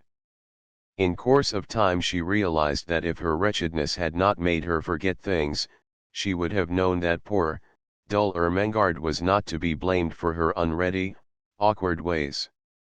She was always awkward, and the more she felt, the more stupid she was given to being. But the sudden thought which had flashed upon her had made her oversensitive. She is like the others, she had thought. She does not really want to talk to me. She knows no one does. So for several weeks a barrier stood between them. When they met by chance Sara looked the other way, and Ermengarde felt too stiff and embarrassed to speak. Sometimes they nodded to each other in passing, but there were times when they did not even exchange a greeting. If she would rather not talk to me, Sara thought, I will keep out of her way. Miss Minchin makes that easy enough. Miss Minchin made it so easy that at last they scarcely saw each other at all. At that time it was noticed that Ermengarde was more stupid than ever, and that she looked listless and unhappy. She used to sit in the window seat, huddled in a heap, and stare out of the window without speaking. Once Jessie, who was passing, stopped to look at her curiously. "What are you crying for, Ermengarde?" she asked. "I'm not crying," answered Ermengarde, in a muffled, unsteady voice. "You are," said Jessie. "A great big tear just rolled down the bridge of your nose and dropped off at the end of it. And there goes another." "Well," said Ermengarde, "I'm miserable and no one need interfere." And she turned her plump back and took out her handkerchief and boldly hid her face in it. That night, when Sara went to her attic, she was later than usual. She had been kept at work until after the hour at which the pupils went to bed, and after that she had gone to her lessons in the lonely schoolroom. When she reached the top of the stairs, she was surprised to see a glimmer of light coming from under the attic door. Nobody goes there but myself, she thought quickly, but someone has lighted a candle. Someone had, indeed, lighted a candle, and it was not burning in the kitchen candlestick she was expected to use, but in one of those belonging to the pupils' bedrooms. The someone was sitting upon the battered footstool, and was dressed in her nightgown and wrapped up in a red shawl. It was Ermengarde. "Ermengarde," cried Sara. She was so startled that she was almost frightened. "You will get into trouble." Ermengarde stumbled up from her footstool. She shuffled across the attic in her bedroom slippers, which were too large for her. Her eyes and nose were pink with crying. "I know I shall if I'm found out," she said. "But I don't care a bit." "Oh, Sara, please tell me. What is the matter? Why don't you like me anymore?" Something in her voice made the familiar lump rise in Sara's throat. It was so affectionate and simple, so like the old Ermengarde who had asked her to be best friends. It sounded as if she had not meant what she had seemed to mean during these past weeks. "I do like you," Sara answered. "I thought, you see, everything is different now. I thought you were different." Ermengarde opened her wet eyes wide. "Why, it was you who were different," she cried. "You didn't want to talk to me. I didn't know what to do. It was you who were different after I came back." Sara thought a moment. She saw she had made a mistake. "I am different," she explained, "though not in the way you think. Miss Minchin does not want me to talk to the girls. Most of them don't want to talk to me. I thought perhaps you didn't. So I tried to keep out of your way." "Oh, Sara," Ermengarde almost wailed in her reproachful dismay. And then after one more look they rushed into each other's arms. It must be confessed that Sara's small black head lay for some minutes on the shoulder covered by the red shawl. When Ermengarde had seemed to desert her, she had felt horribly lonely. Afterward they sat down upon the floor together, Sara clasping her knees with her arms, and Ermengarde rolled up in her shawl. Ermengarde looked at the odd, big-eyed little face adoringly. "I couldn't bear it any more," she said. "I dare say you could live without me, Sara, but I couldn't live without you. I was nearly dead. So tonight, when I was crying under the bedclothes, I thought all at once of creeping up here and just begging you to let us be friends again." "You are nicer than I am," said Sara. "I was too proud to try and make friends. You see, now that trials have come, they have shown that I am not a nice child. I was afraid they would." Perhaps, wrinkling her forehead wisely, that is what they were sent for. "I don't see any good in them," said Ermengarde stoutly. "Neither do I, to speak the truth," admitted Sara, frankly. "But I suppose there might be good in things, even if we don't see it. There might doubtfully be good in Miss Minchin." Ermengarde looked round the attic with a rather fearsome curiosity. "Sara," she said, "do you think you can bear living here?" Sara looked round also. "If I pretend it's quite different, I can," she answered, "or if I pretend it is a place in a story." She spoke slowly. Her imagination was beginning to work for her. It had not worked for her at all since her troubles had come upon her. She had felt as if it had been stunned. Other people have lived in worse places. Think of the Count of Monte Cristo in the dungeons of the Château d'If. And think of the people in the Bastille. "The Bastille," half-whispered Ermengarde, watching her and beginning to be fascinated. She remembered stories of the French Revolution which Sara had been able to fix in her mind by her dramatic relation of them. No one but Sara could have done it. A well-known glow came into Sara's eyes. "Yes," she said, hugging her knees, "that will be a good place to pretend about. I am a prisoner in the Bastille. I have been here for years and years and years, and everybody has forgotten about me. Miss Minchin is the jailer and Becky," a sudden light adding itself to the glow in her eyes, "Becky is the prisoner in the next cell.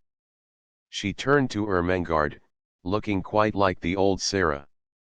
"I shall pretend that," she said, "and it will be a great comfort." Ermengarde was at once enraptured and awed. "And will you tell me all about it?" she said.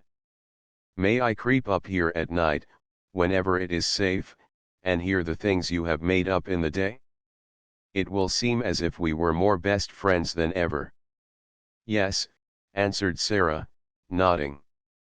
"Adversity tries people, and mine has tried you and proved how nice you are." 9 Melchizedek. The third person in the trio was Lottie. She was a small thing and did not know what adversity meant, and was much bewildered by the alteration she saw in her young adopted mother. She had heard it rumored that strange things had happened to Sara, but she could not understand why she looked different, why she wore an old black frock and came into the schoolroom only to teach instead of to sit in her place of honor and learn lessons herself.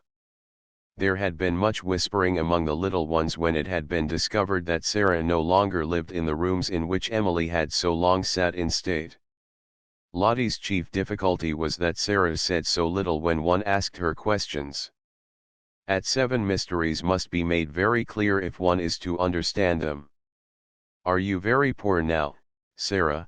she had asked confidentially the first morning her friend took charge of the small French class. "Are you as poor as a beggar?" She thrust a fat hand into the slim one and opened round, tearful eyes. "I don't want you to be as poor as a beggar." She looked as if she was going to cry. And Sara hurriedly consoled her. "Beggars have nowhere to live," she said courageously. "I have a place to live in." "Where do you live?"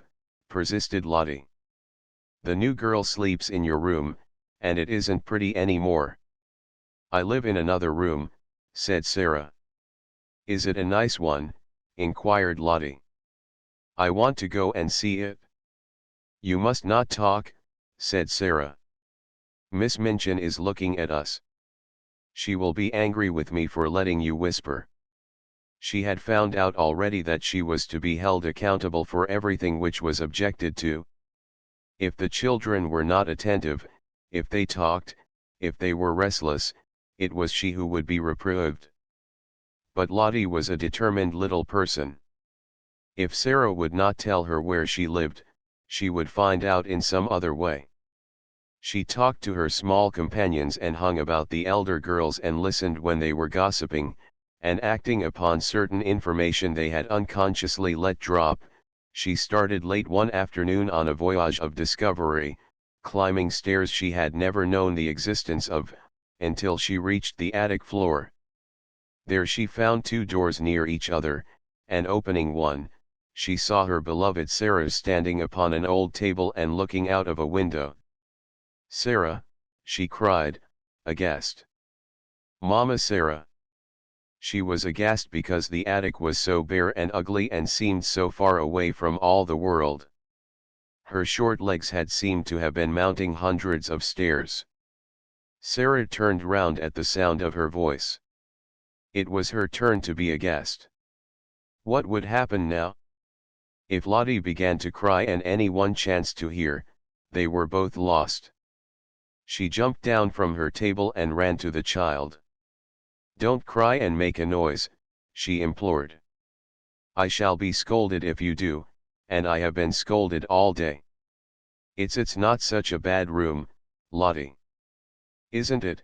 gasped Lottie, and as she looked round it she bit her lip. She was a spoiled child yet, but she was fond enough of her adopted parent to make an effort to control herself for her sake. Then, somehow, it was quite possible that any place in which Sara lived might turn out to be nice. "Why isn't it, Sara?" she almost whispered. Sara hugged her close and tried to laugh. There was a sort of comfort in the warmth of the plump, childish body. She had had a hard day and had been staring out of the windows with hot eyes. "You can see all sorts of things you can't see downstairs," she said. "What sort of things?" demanded Lottie, with that curiosity Sara could always awaken even in bigger girls. Chimneys quite close to us with smoke curling up in wreaths and clouds and going up into the sky, and sparrows hopping about and talking to each other just as if they were people, and other attic windows where heads may pop out any minute and you can wonder who they belong to. And it all feels as high up as if it was another world. "Oh, let me see it," cried Lottie. "Lift me up." Sara lifted her up, and they stood on the old table together and leaned on the edge of the flat window in the roof, and looked out. Anyone who has not done this does not know what a different world they saw. The slates spread out on either side of them and slanted down into the rain gutter pipes.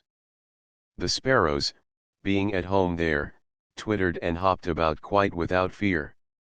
Two of them perched on the chimney top nearest and quarreled with each other fiercely until one pecked the other and drove him away. The garret window next to theirs was shut because the house next door was empty. "I wish someone lived there," Sara said. "It is so close that if there was a little girl in the attic, we could talk to each other through the windows and climb over to see each other, if we were not afraid of falling."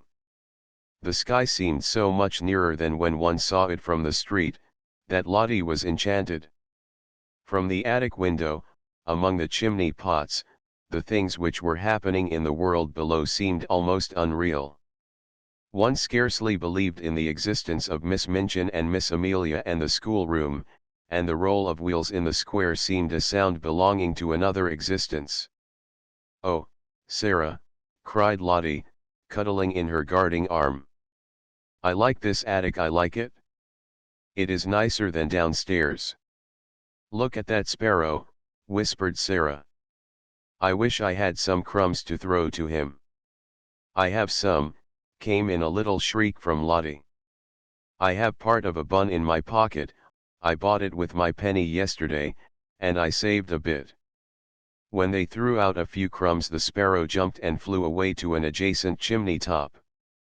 He was evidently not accustomed to intimates in attics, and unexpected crumbs startled him.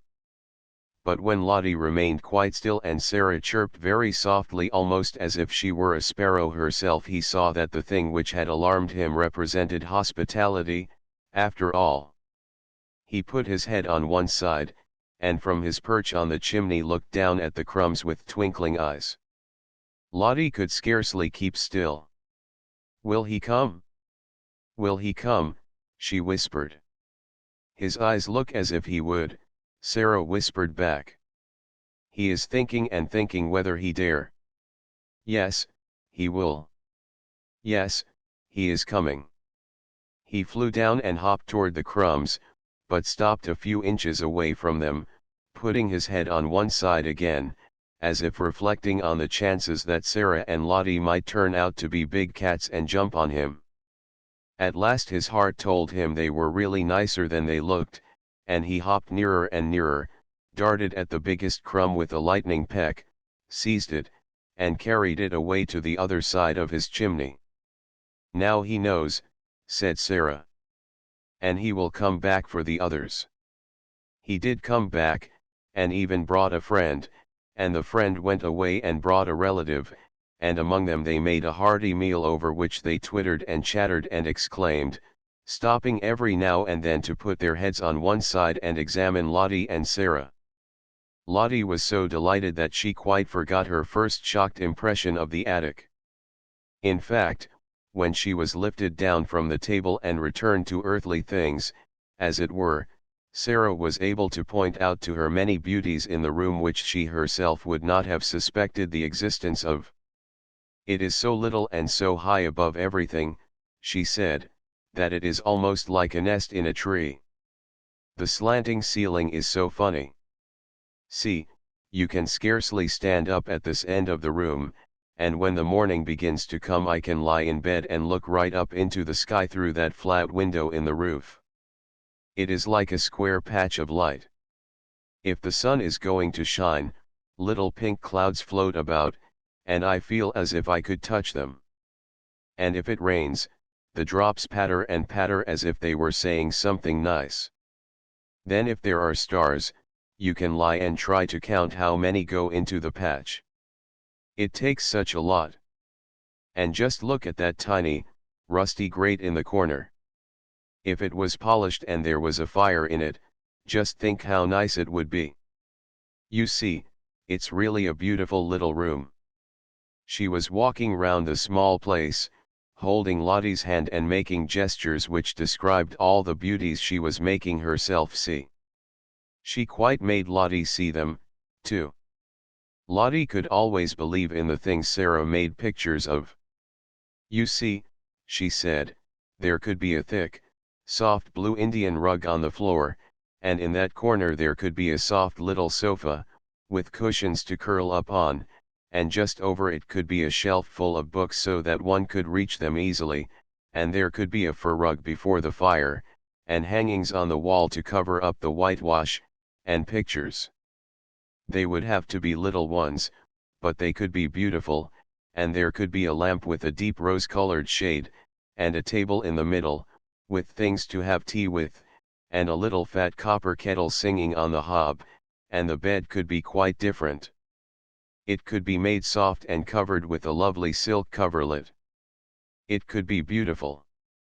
And perhaps we could coax the sparrows until we made such friends with them that they would come and peck at the window and ask to be let in. Oh, Sara, cried Lottie. I should like to live here. When Sara had persuaded her to go downstairs again, and, after setting her on her way, had come back to her attic, she stood in the middle of it and looked about her. The enchantment of her imaginings for Lottie had died away. The bed was hard and covered with its dingy quilt. The whitewashed wall showed its broken patches, the floor was cold and bare, the grate was broken and rusty, and the battered footstool, tilted sideways on its injured leg, the only seat in the room. She sat down on it for a few minutes and let her head drop in her hands. The mere fact that Lottie had come and gone away again made things seem a little worse, just as perhaps prisoners feel a little more desolate after visitors come and go, leaving them behind. It's a lonely place, she said. Sometimes it's the loneliest place in the world. She was sitting in this way when her attention was attracted by a slight sound near her. She lifted her head to see where it came from, and if she had been a nervous child she would have left her seat on the battered footstool in a great hurry. A large rat was sitting up on his hind quarters and sniffing the air in an interested manner. Some of Lottie's crumbs had dropped upon the floor and their scent had drawn him out of his hole. He looked so queer and so like a grey-whiskered dwarf or gnome that Sara was rather fascinated. He looked at her with his bright eyes, as if he were asking a question. He was evidently so doubtful that one of the child's queer thoughts came into her mind. I dare say it is rather hard to be a rat, she mused. Nobody likes you. People jump and run away and scream out, "Oh, a horrid rat." I shouldn't like people to scream and jump and say, "Oh, a horrid Sara," the moment they saw me. And set traps for me, and pretend they were dinner. It's so different to be a sparrow. But nobody asked this rat if he wanted to be a rat when he was made. Nobody said, "Wouldn't you rather be a sparrow?" She had sat so quietly that the rat had begun to take courage. He was very much afraid of her, but perhaps he had a heart like the sparrow and it told him that she was not a thing which pounced. He was very hungry.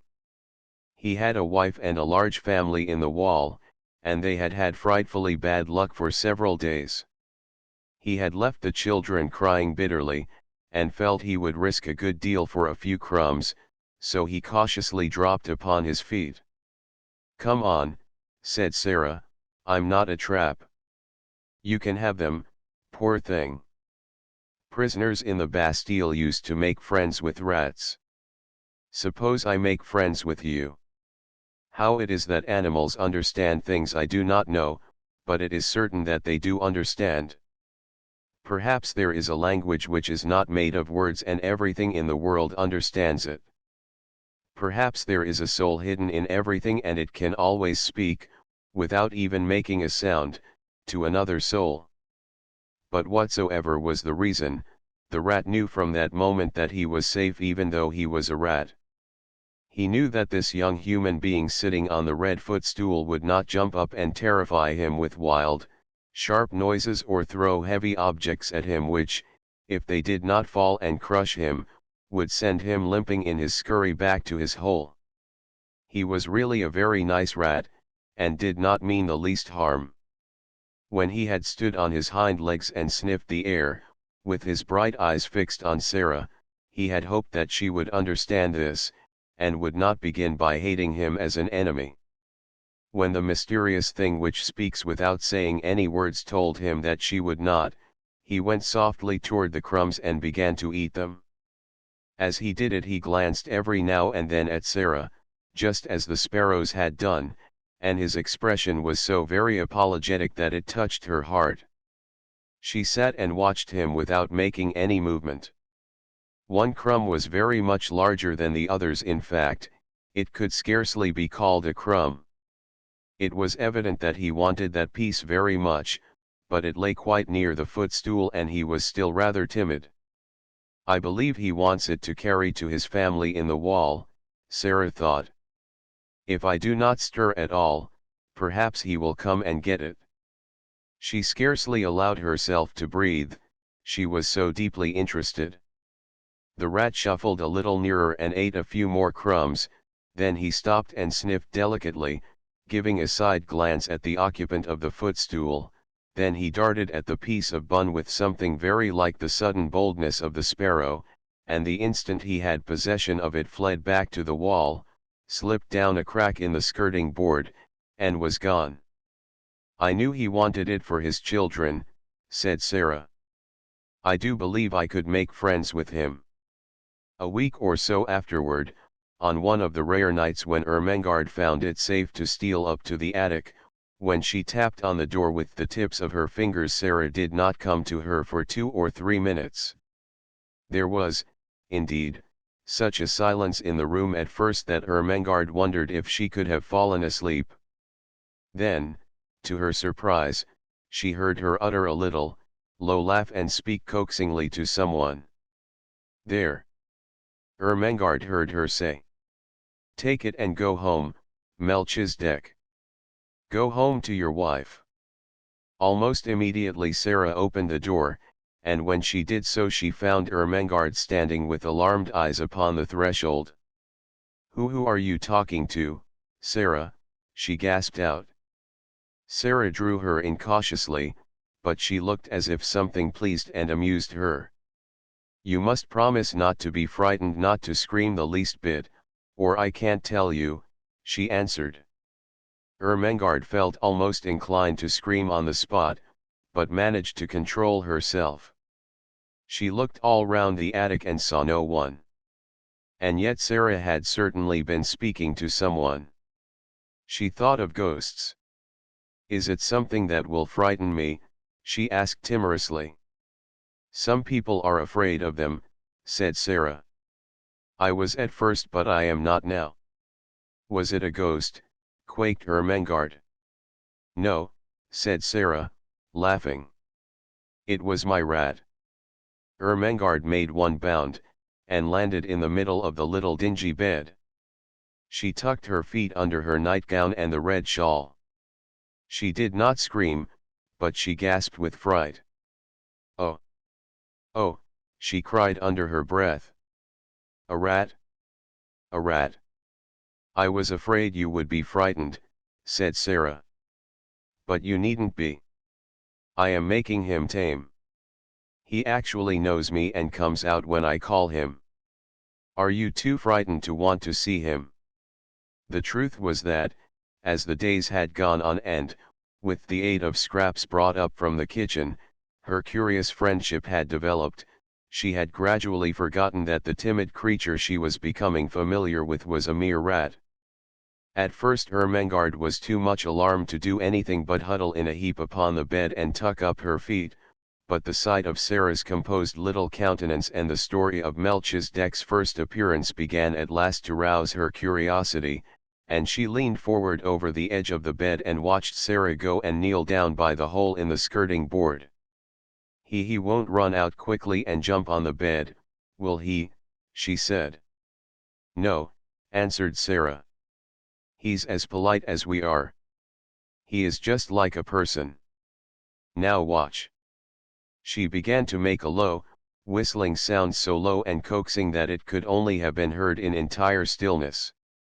She did it several times, looking entirely absorbed in it.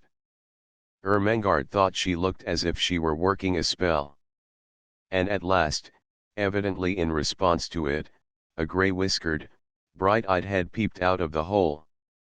Sara had some crumbs in her hand. She dropped them, and Melchizedek came quietly forth and ate them. A piece of larger size than the rest he took and carried in the most business-like manner back to his home. "You see," said Sara, "that is for his wife and children. He is very nice. He only eats the little bits. After he goes back I can always hear his family squeaking for joy. There are 3 kinds of squeaks. One kind is the children's, and one is Mrs. Melchizedek's, and one is Melchizedek's own." Ermengarde began to laugh. "Oh, Sara," she said. "You are queer, but you are nice." "I know I am queer," admitted Sara, cheerfully, "and I try to be nice." She rubbed her forehead with her little brown paw, and a puzzled, tender look came into her face. "Papa always laughed at me," she said, "but I liked it. He thought I was queer, but he liked me to make up things. I can't help making up things.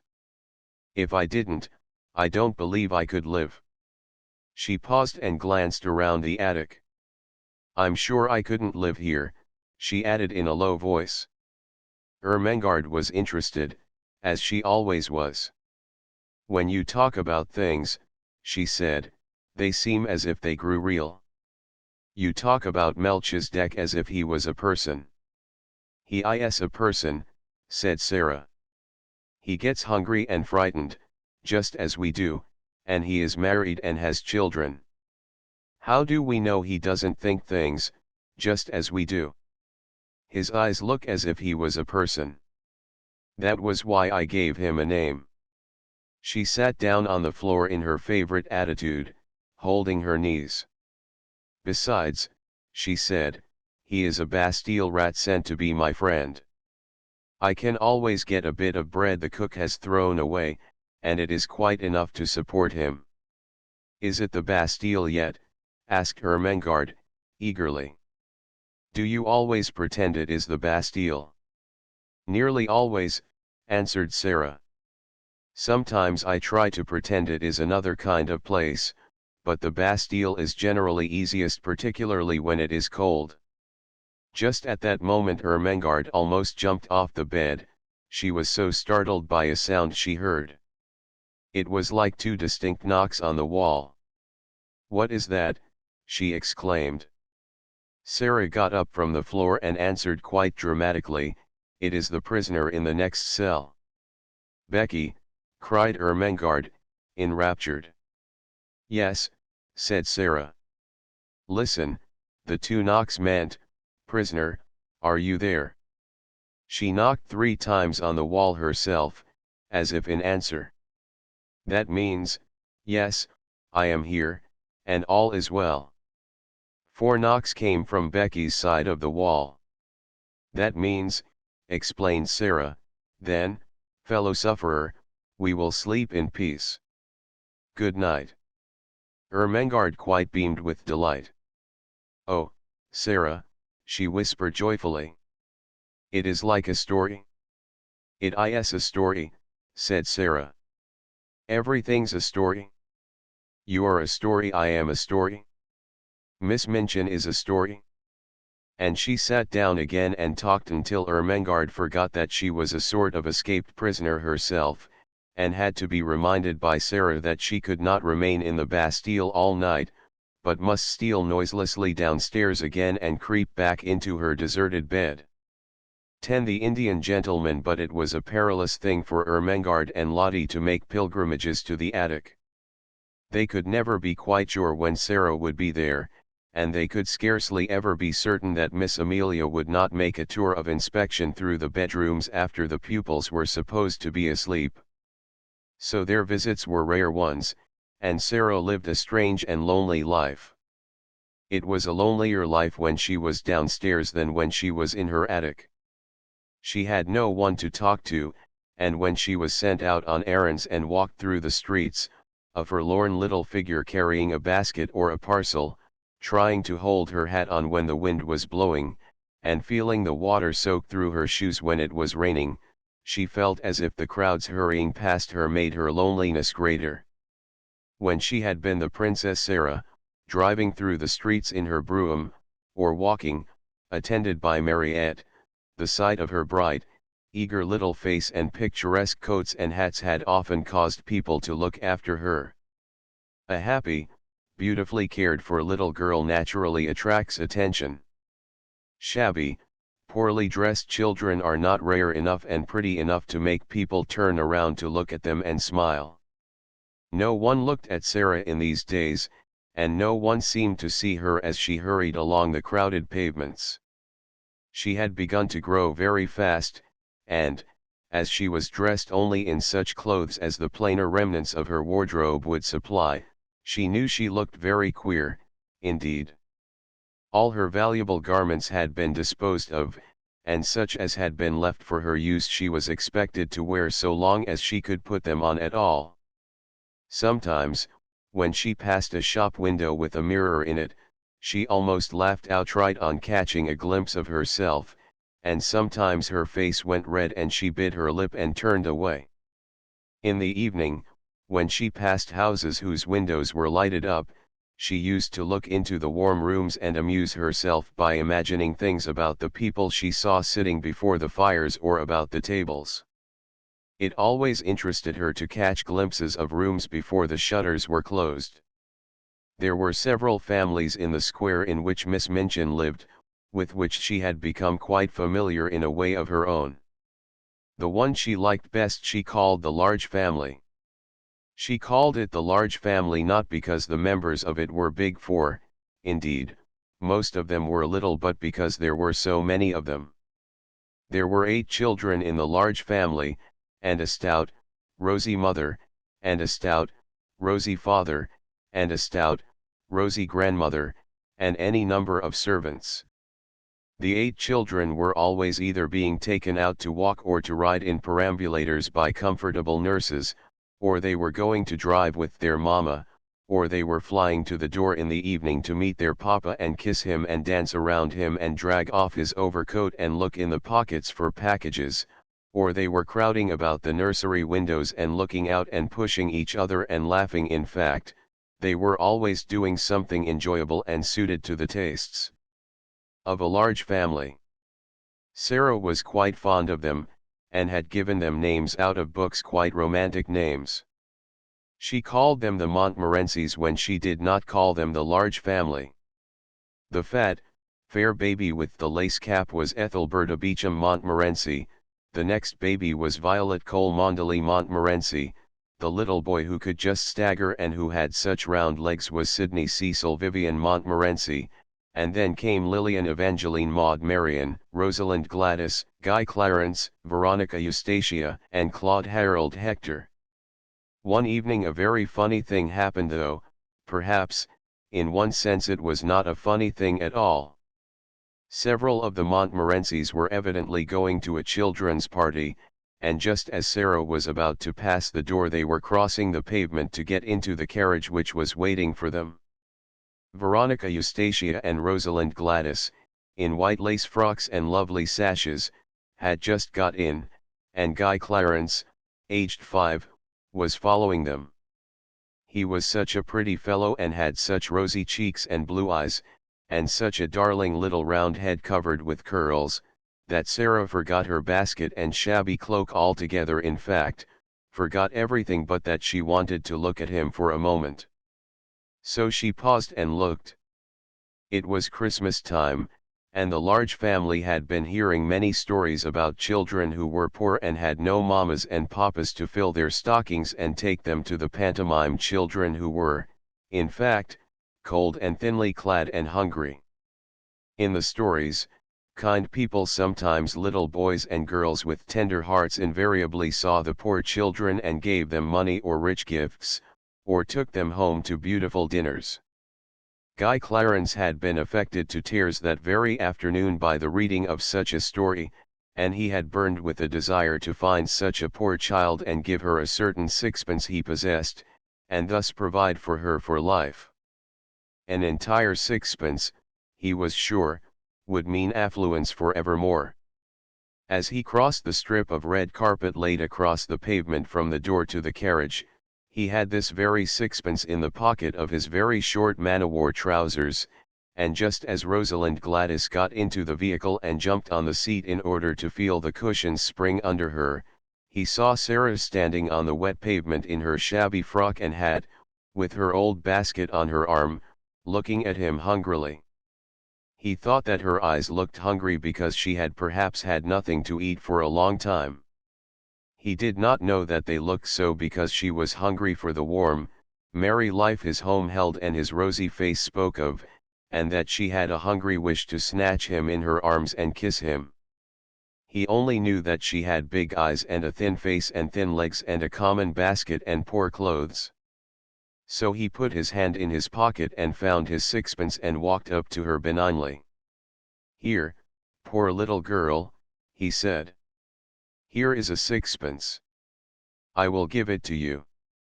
Sara started, and all at once realized that she looked exactly like poor children she had seen, in her better days, waiting on the pavement to watch her as she got out of her brougham. And she had given them pennies many a time. Her face went red and then it went pale, and for a second she felt as if she could not take the dear little sixpence. "Oh, no," she said. "Oh, no, thank you, I mustn't take it, indeed." Her voice was so unlike an ordinary street child's voice and her manner was so like the manner of a well-bred little person that Veronica Eustacia, whose real name was Janet, and Rosalind Gladys, who was really called Nora, leaned forward to listen. But Guy Clarence was not to be thwarted in his benevolence. He thrust the sixpence into her hand. "Yes, you must take it, poor little girl," he insisted stoutly. "You can buy things to eat with it. It is a whole sixpence." There was something so honest and kind in his face, and he looked so likely to be heartbrokenly disappointed if she did not take it, that Sara knew she must not refuse him. To be as proud as that would be a cruel thing. So she actually put her pride in her pocket, though it must be admitted her cheeks burned. "Thank you," she said. "You are a kind, kind little darling thing." And as he scrambled joyfully into the carriage she went away, trying to smile, though she caught her breath quickly and her eyes were shining through a mist. She had known that she looked odd and shabby, but until now she had not known that she might be taken for a beggar. As the large family's carriage drove away, the children inside it were talking with interested excitement. "Oh, Donald, this was Guy Clarence's name," Janet exclaimed alarmedly. "Why did you offer that little girl your sixpence? I'm sure she is not a beggar." "She didn't speak like a beggar," cried Nora. "And her face didn't really look like a beggar's face. Besides, she didn't beg," said Janet. "I was so afraid she might be angry with you. You know, it makes people angry to be taken for beggars when they are not beggars." "She wasn't angry," said Donald, a trifle dismayed, but still firm. "She laughed a little, and she said I was a kind, kind little darling thing. And I was." Stoutly. "It was my whole sixpence." Janet and Nora exchanged glances. "A beggar girl would never have said that," decided Janet. "She would have said, 'Thank yer kindly, little gentleman, thank yer, sir,' and perhaps she would have bobbed a curtsy."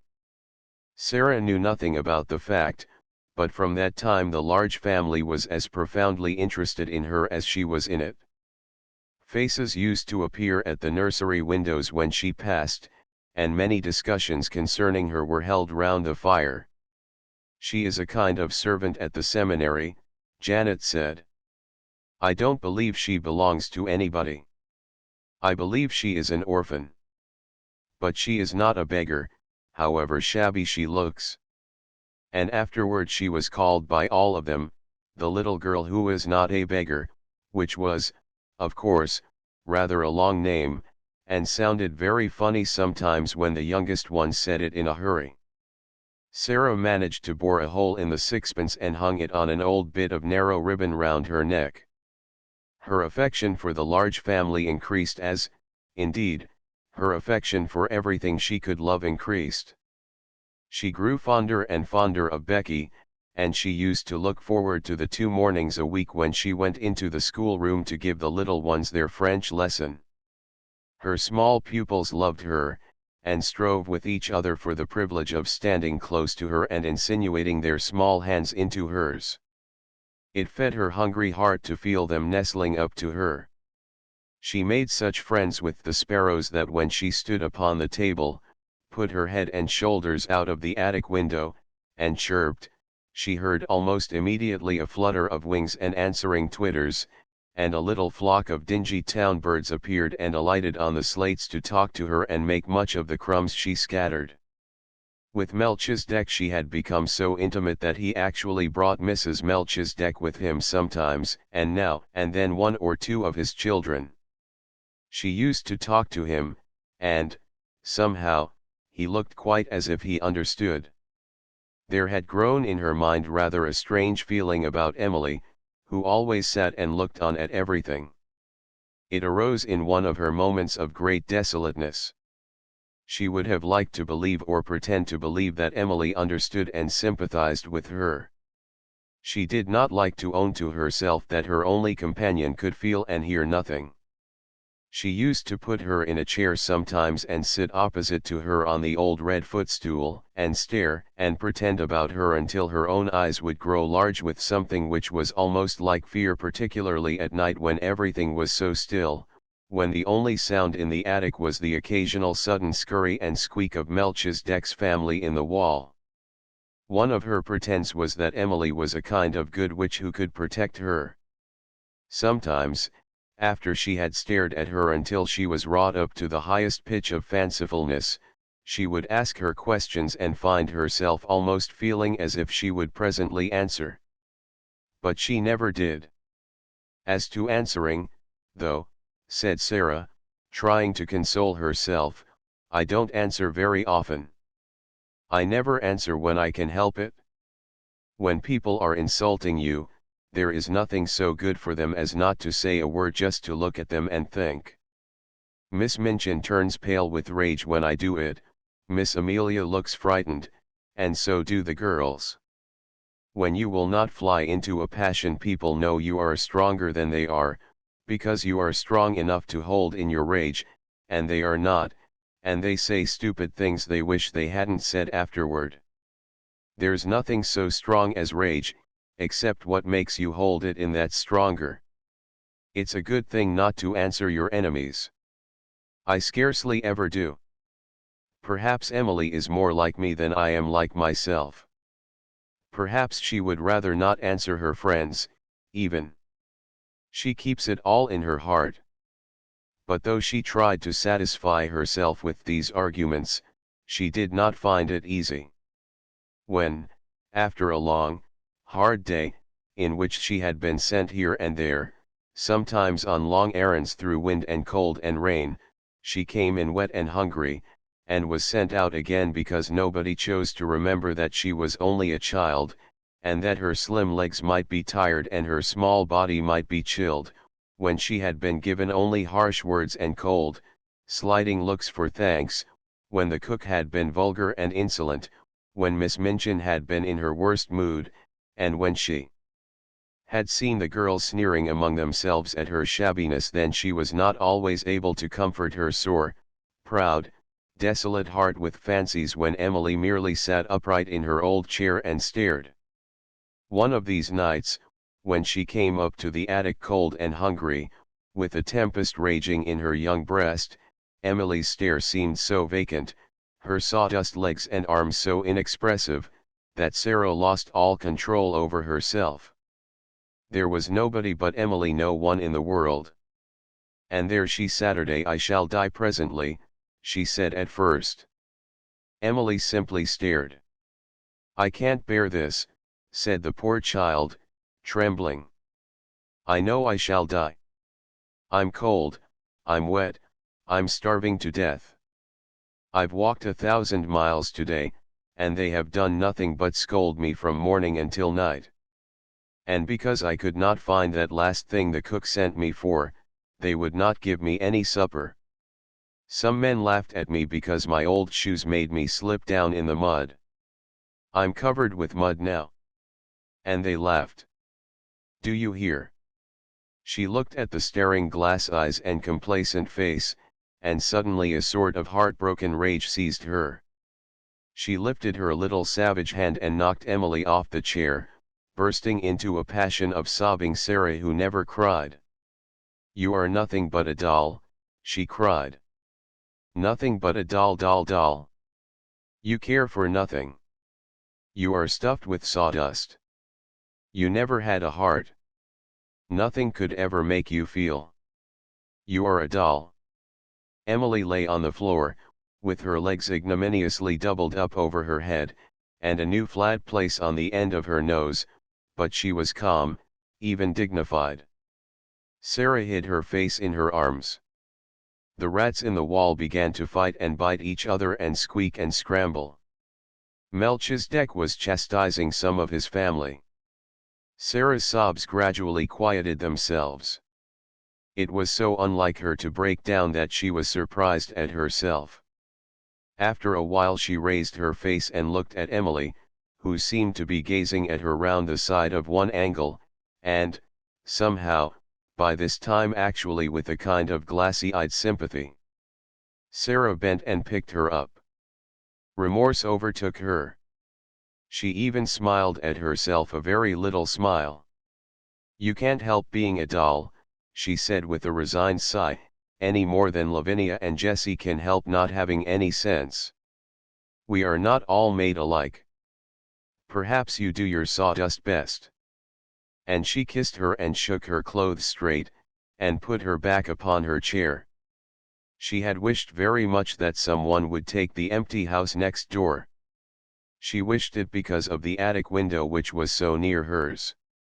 It seemed as if it would be so nice to see it propped open someday and a head and shoulders rising out of the square aperture. If it looked a nice head, she thought, I might begin by saying, good morning, and all sorts of things might happen.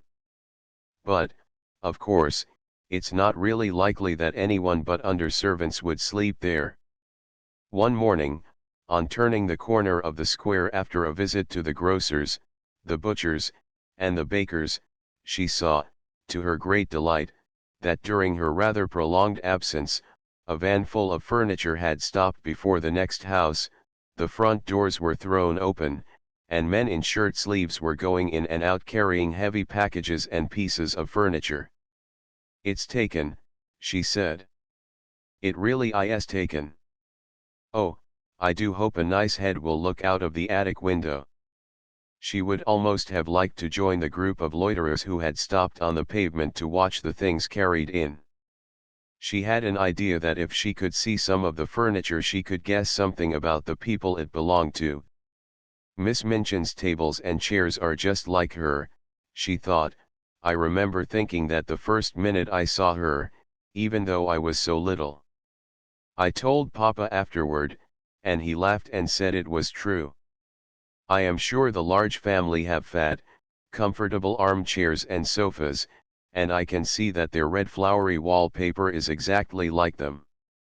It's warm and cheerful and kind-looking and happy. She was sent out for parsley to the greengrocer's later in the day, and when she came up the area steps her heart gave quite a quick beat of recognition. Several pieces of furniture had been set out of the van upon the pavement.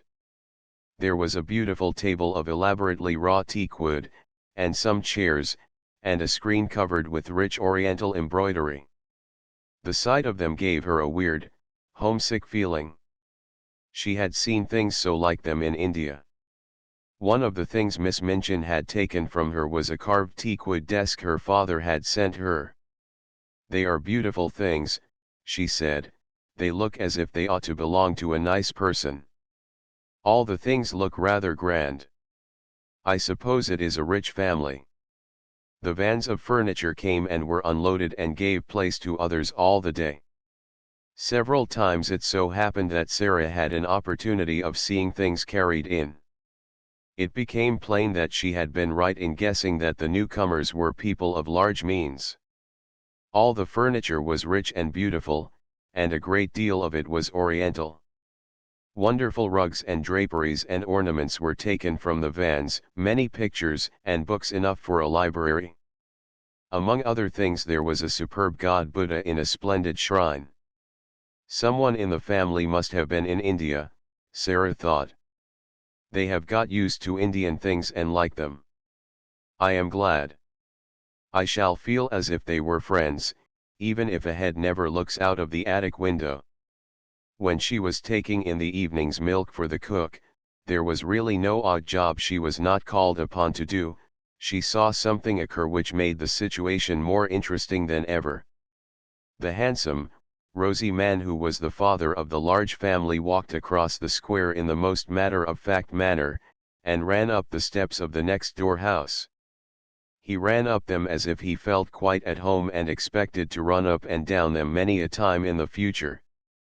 He stayed inside quite a long time, and several times came out and gave directions to the workmen, as if he had a right to do so. It was quite certain that he was in some intimate way connected with the newcomers and was acting for them. If the new people have children, Sara speculated, the large family children will be sure to come and play with them, and they might come up into the attic just for fun. At night, after her work was done, Becky came in to see her fellow prisoner and bring her news. "It's an Indian gentleman that's come in to live next door, miss," she said. "I don't know whether he's a black gentleman or not, but he's an Indian one. He's very rich, and he's ill, and the gentleman of the large family is his lawyer. He's had a lot of trouble, and it's made him ill and low in his mind. He worships idols, miss. He's an heathen and bows down to wood and stone. I seen a idol bane carried in for him to worship. Somebody had oughter send him a track. You can get a track for a penny." Sara laughed a little. "I don't believe he worships that idol," she said. "Some people like to keep them to look at because they are interesting. My papa had a beautiful one, and he did not worship it." But Becky was rather inclined to prefer to believe that the new neighbor was an heathen. It sounded so much more romantic than that he should merely be the ordinary kind of gentleman who went to church with a prayer book. She sat and talked long that night of what he would be like, of what his wife would be like if he had one, and of what his children would be like if they had children. Sara saw that privately she could not help hoping very much that they would all be black, and would wear turbans, and, above all, that like their parent they would all be heathens. "I never lived next door to no heathens, miss," she said. "I should like to see what sort o' ways they'd have." It was several weeks before her curiosity was satisfied, and then it was revealed that the new occupant had neither wife nor children. He was a solitary man with no family at all, and it was evident that he was shattered in health and unhappy in mind. A carriage drove up one day and stopped before the house. When the footman dismounted from the box and opened the door, the gentleman who was the father of the large family got out first. After him there descended a nurse in uniform, then came down the steps two men servants. They came to assist their master, who, when he was helped out of the carriage, proved to be a man with a haggard, distressed face, and a skeleton body wrapped in furs. He was carried up the steps, and the head of the large family went with him, looking very anxious. Shortly afterward a doctor's carriage arrived, and the doctor went in plainly to take care of him. "There is such a yellow gentleman next door, Sara," Lottie whispered at the French class afterward. "Do you think he is a Chinese? The geography says the Chinese men are yellow." "No, he is not Chinese," Sara whispered back, "he is very ill. Go on with your exercise, Lottie." "Non, monsieur. Jenai pas le canif de mon oncle." That was the beginning of the story of the Indian gentleman. 11 Ram Das. There were fine sunsets even in the square, sometimes. One could only see parts of them, however, between the chimneys and over the roofs. From the kitchen windows one could not see them at all, and could only guess that they were going on because the bricks looked warm and the air rosy or yellow for a while, or perhaps one saw a blazing glow strike a particular pane of glass somewhere. There was, however, one place from which one could see all the splendor of them, the piles of red or gold clouds in the west, or the purple ones edged with dazzling brightness, or the little fleecy, floating ones, tinged with rose color and looking like flights of pink doves scurrying across the blue in a great hurry if there was a wind.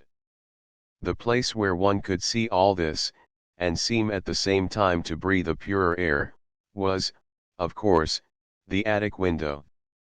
When the square suddenly seemed to begin to glow in an enchanted way and look wonderful in spite of its sooty trees and railings, Sara knew something was going on in the sky, and when it was at all possible to leave the kitchen without being missed or called back, she invariably stole away and crept up the flights of stairs, and, climbing on the old table, got her head and body as far out of the window as possible. When she had accomplished this, she always drew a long breath and looked all round her. It used to seem as if she had all the sky and the world to herself. No one else ever looked out of the other attics. Generally the skylights were closed, but even if they were propped open to admit air, no one seemed to come near them. And there Sara would stand, sometimes turning her face upward to the blue which seemed so friendly and near, just like a lovely vaulted ceiling, sometimes watching the west and all the wonderful things that happened there, the clouds melting or drifting or waiting softly to be changed pink or crimson or snow white or purple or pale dove gray. Sometimes they made islands or great mountains enclosing lakes of deep turquoise blue, or liquid amber, or chrysoprase green. Sometimes dark headlands jutted into strange, lost seas, sometimes slender strips of wonderful lands joined other wonderful lands together. There were places where it seemed that one could run or climb or stand and wait to see what next was coming until, perhaps, as it all melted, one could float away. At least it seemed so to Sara, and nothing had ever been quite so beautiful to her as the things she saw as she stood on the table, her body half out of the skylight, the sparrows twittering with sunset softness on the slates. The sparrows always seemed to her to twitter with a sort of subdued softness just when these marvels were going on. There was such a sunset as this a few days after the Indian gentleman was brought to his new home, and, as it fortunately happened that the afternoon's work was done in the kitchen and nobody had ordered her to go anywhere or perform any task, Sara found it easier than usual to slip away and go upstairs. She mounted her table and stood looking out. It was a wonderful moment. There were floods of molten gold covering the west, as if a glorious tide was sweeping over the world. A deep, rich yellow light filled the air. The birds flying across the tops of the houses showed quite black against it. "It's a splendid one," said Sara, softly, to herself. "It makes me feel almost afraid, as if something strange was just going to happen. The splendid ones always make me feel like that." She suddenly turned her head because she heard a sound a few yards away from her. It was an odd sound, like a queer little squeaky chattering. It came from the window of the next attic. Someone had come to look at the sunset as she had. There was a head and a part of a body emerging from the skylight, but it was not the head or body of a little girl or a housemaid, it was the picturesque white swathed form and dark-faced, gleaming-eyed, white-turbaned head of a native Indian manservant, a Lascar, Sara said to herself quickly, and the sound she had heard came from a small monkey he held in his arms as if he were fond of it, and which was snuggling and chattering against his breast. As Sara looked toward him, he looked toward her. The first thing she thought was that his dark face looked sorrowful and homesick. She felt absolutely sure he had come up to look at the sun, because he had seen it so seldom in England that he longed for a sight of it. She looked at him interestedly for a second, and then smiled across the slates. She had learned to know how comforting a smile, even from a stranger, may be. Hers was evidently a pleasure to him. His whole expression altered, and he showed such gleaming white teeth as he smiled back that it was as if a light had been illuminated in his dusky face. The friendly look in Sara's eyes was always very effective when people felt tired or dull. It was perhaps in making his salute to her that he loosened his hold on the monkey. He was an impish monkey and always ready for adventure, and it is probable that the sight of a little girl excited him. He suddenly broke loose, jumped onto the slates, ran across them chattering, and actually leaped onto Sara's shoulder, and from there down into her attic room. It made her laugh and delighted her, but she knew he must be restored to his master if the Lascar was his master, and she wondered how this was to be done. Would he let her catch him, or would he be naughty and refuse to be caught, and perhaps get away and run off over the roofs and be lost? That would not do at all. Perhaps he belonged to the Indian gentleman, and the poor man was fond of him. She turned to the Lascar, feeling glad that she remembered still some of the Hindustani she had learned when she lived with her father. She could make the man understand.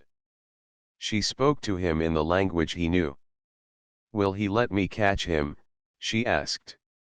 She thought she had never seen more surprise and delight than the dark face expressed when she spoke in the familiar tongue. The truth was that the poor fellow felt as if his gods had intervened, and the kind little voice came from heaven itself. At once Sara saw that he had been accustomed to European children. He poured forth a flood of respectful thanks. He was the servant of Missi Sahib. The monkey was a good monkey and would not bite, but, unfortunately, he was difficult to catch. He would flee from one spot to another, like the lightning. He was disobedient, though not evil. Ram Das knew him as if he were his child, and Ram Das he would sometimes obey, but not always. If Missi Sahib would permit Ram Das, he himself could cross the roof to her room, enter the windows, and regain the unworthy little animal. But he was evidently afraid Sara might think he was taking a great liberty and perhaps would not let him come. But Sara gave him leave at once. "Can you get across?" she inquired. "In a moment," he answered her. "Then come," she said, "he is flying from side to side of the room as if he was frightened." Ram Das slipped through his attic window and crossed to hers as steadily and lightly as if he had walked on roofs all his life. He slipped through the skylight and dropped upon his feet without a sound. Then he turned to Sara and salaamed again. The monkey saw him and uttered a little scream. Ram Das hastily took the precaution of shutting the skylight, and then went in chase of him. It was not a very long chase. The monkey prolonged it a few minutes evidently for the mere fun of it, but presently he sprang chattering onto Ram Das's shoulder and sat there chattering and clinging to his neck with a weird little skinny arm. Ram Das thanked Sara profoundly. She had seen that his quick native eyes had taken in at a glance all the bare shabbiness of the room, but he spoke to her as if he were speaking to the little daughter of a Raja, and pretended that he observed nothing. He did not presume to remain more than a few moments after he had caught the monkey, and those moments were given to further deep and grateful obeisance to her in return for her indulgence. "This little evil one," he said, stroking the monkey, "was, in truth, not so evil as he seemed, and his master, who was ill, was sometimes amused by him. He would have been made sad if his favorite had run away and been lost. Then he salaamed once more and got through the skylight and across the slates again with as much agility as the monkey himself had displayed. When he had gone, Sara stood in the middle of her attic and thought of many things his face and his manner had brought back to her. The sight of his native costume and the profound reverence of his manner stirred all her past memories. It seemed a strange thing to remember that she, the drudge whom the cook had said insulting things to an hour ago, had only a few years ago been surrounded by people who all treated her as Ram Dass had treated her, who salaamed when she went by, whose foreheads almost touched the ground when she spoke to them, who were her servants and her slaves. It was like a sort of dream. It was all over, and it could never come back. It certainly seemed that there was no way in which any change could take place. She knew what Miss Minchin intended that her future should be. So long as she was too young to be used as a regular teacher, she would be used as an errand girl and servant, and yet expected to remember what she had learned and in some mysterious way to learn more. The greater number of her evenings she was supposed to spend at study, and at various indefinite intervals she was examined and knew she would have been severely admonished if she had not advanced as was expected of her. The truth, indeed, was that Miss Minchin knew that she was too anxious to learn to require teachers. Give her books, and she would devour them and end by knowing them by heart.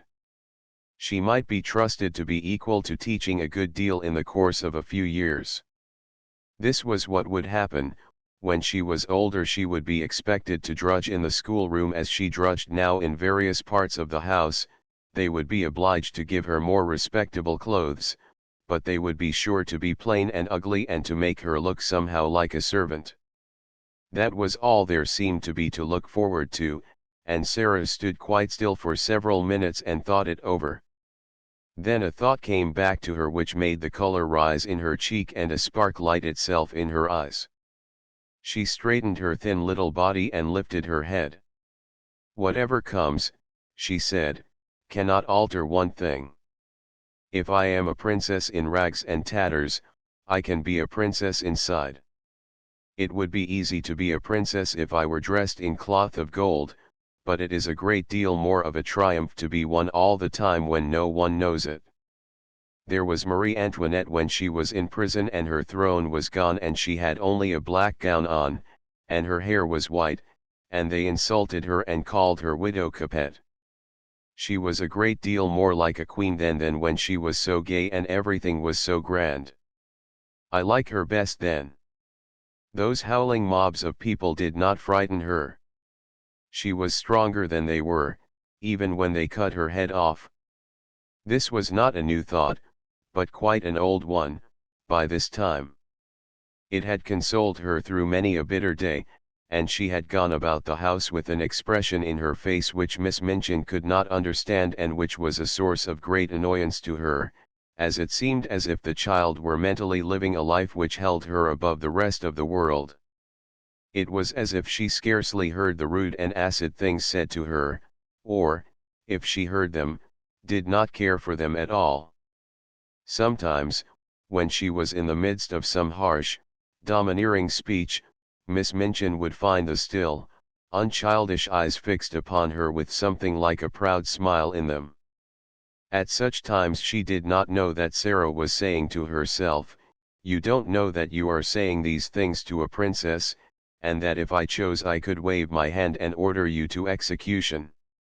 I only spare you because I am a princess, and you are a poor, stupid, unkind, vulgar old thing, and don't know any better."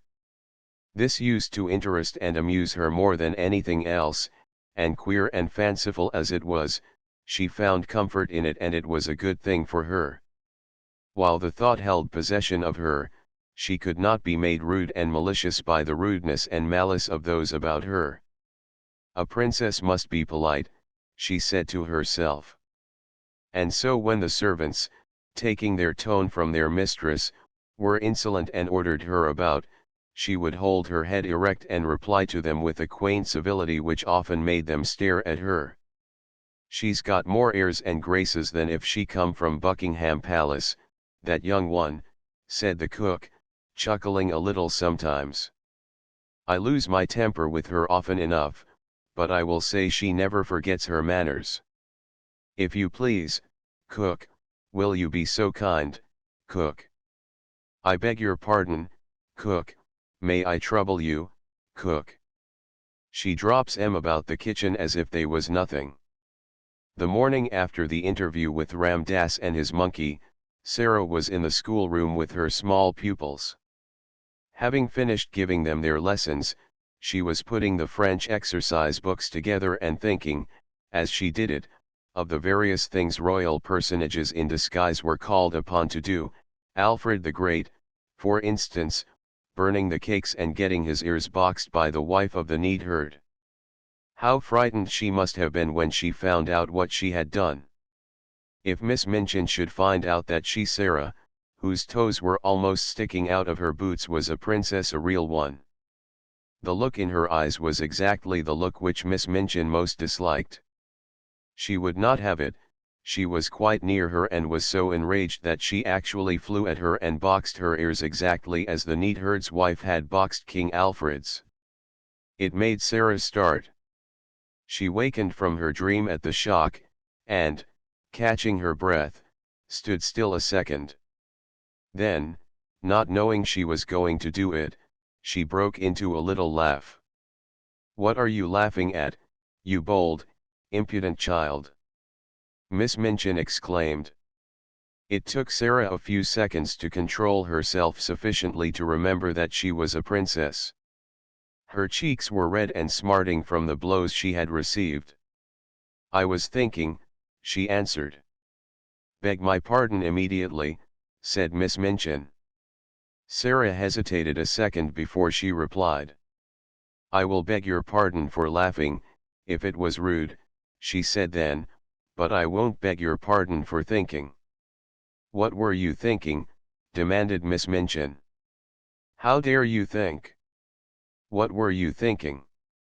Jessie tittered, and she and Lavinia nudged each other in unison. All the girls looked up from their books to listen. Really, it always interested them a little when Miss Minchin attacked Sara.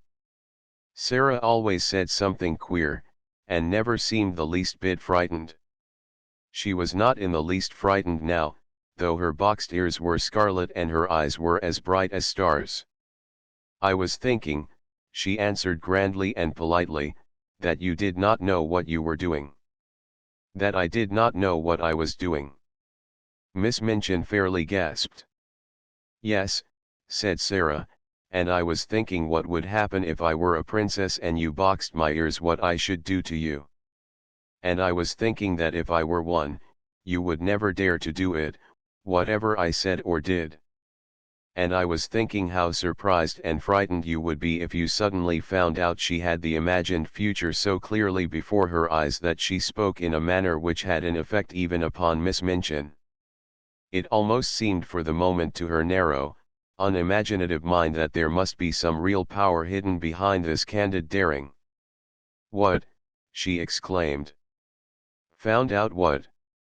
"That I really was a princess," said Sara, "and could do anything I liked." Every pair of eyes in the room widened to its full limit. Lavinia leaned forward on her seat to look. "Go to your room," cried Miss Minchin, breathlessly, "this instant. Leave the schoolroom. Attend to your lessons, young ladies." Sara made a little bow. "Excuse me for laughing if it was impolite," she said, and walked out of the room, leaving Miss Minchin struggling with her rage, and the girls whispering over their books. "Did you see her? Did you see how queer she looked?" Jessie broke out. "I shouldn't be at all surprised if she did turn out to be something. Suppose she should. 12 The other side of the wall. When one lives in a row of houses, it is interesting to think of the things which are being done and said on the other side of the wall of the very rooms one is living in. Sara was fond of amusing herself by trying to imagine the things hidden by the wall which divided the select seminary from the Indian gentleman's house.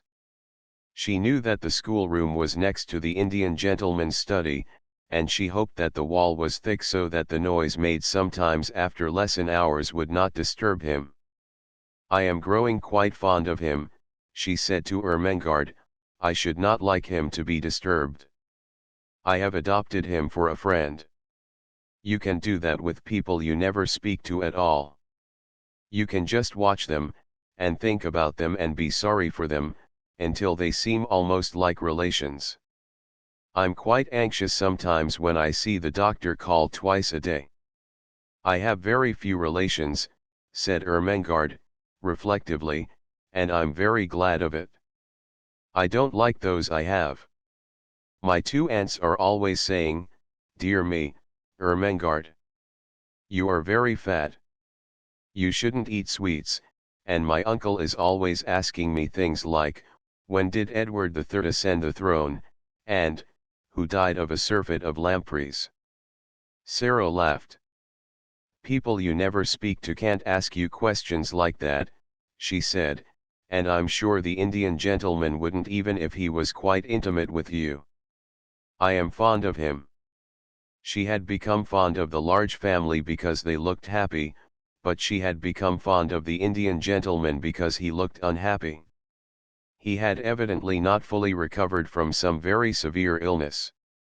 In the kitchen where, of course, the servants, through some mysterious means, knew everything, there was much discussion of his case. He was not an Indian gentleman really, but an Englishman who had lived in India. He had met with great misfortunes which had for a time so imperiled his whole fortune that he had thought himself ruined and disgraced forever. The shock had been so great that he had almost died of brain fever, and ever since he had been shattered in health, though his fortunes had changed and all his possessions had been restored to him. His trouble and peril had been connected with mines. "And mines with diamonds in 'em," said the cook. "No savants of mine never goes into no mines, particular diamond ones," with a side glance at Sara.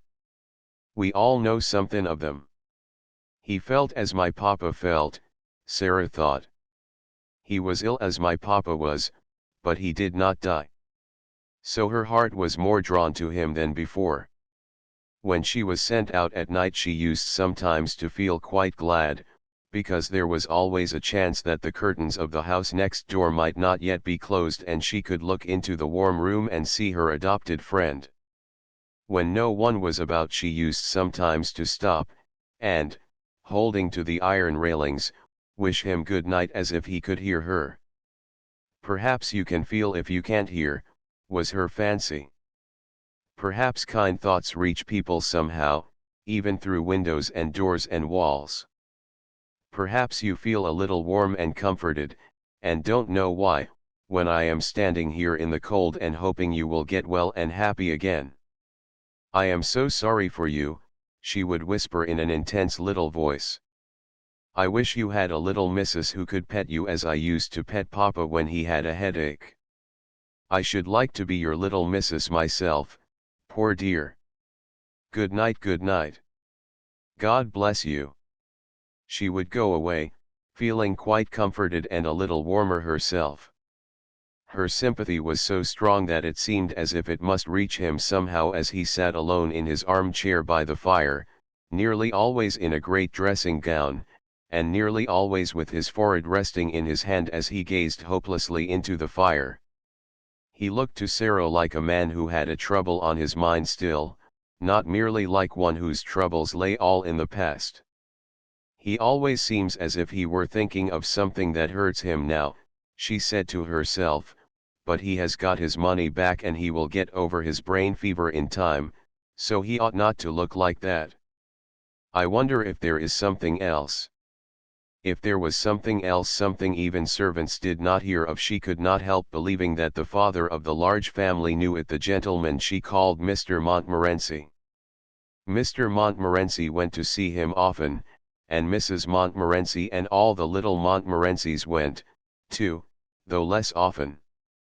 He seemed particularly fond of the two elder little girls, the Janet and Nora, who had been so alarmed when their small brother Donald had given Sara his sixpence.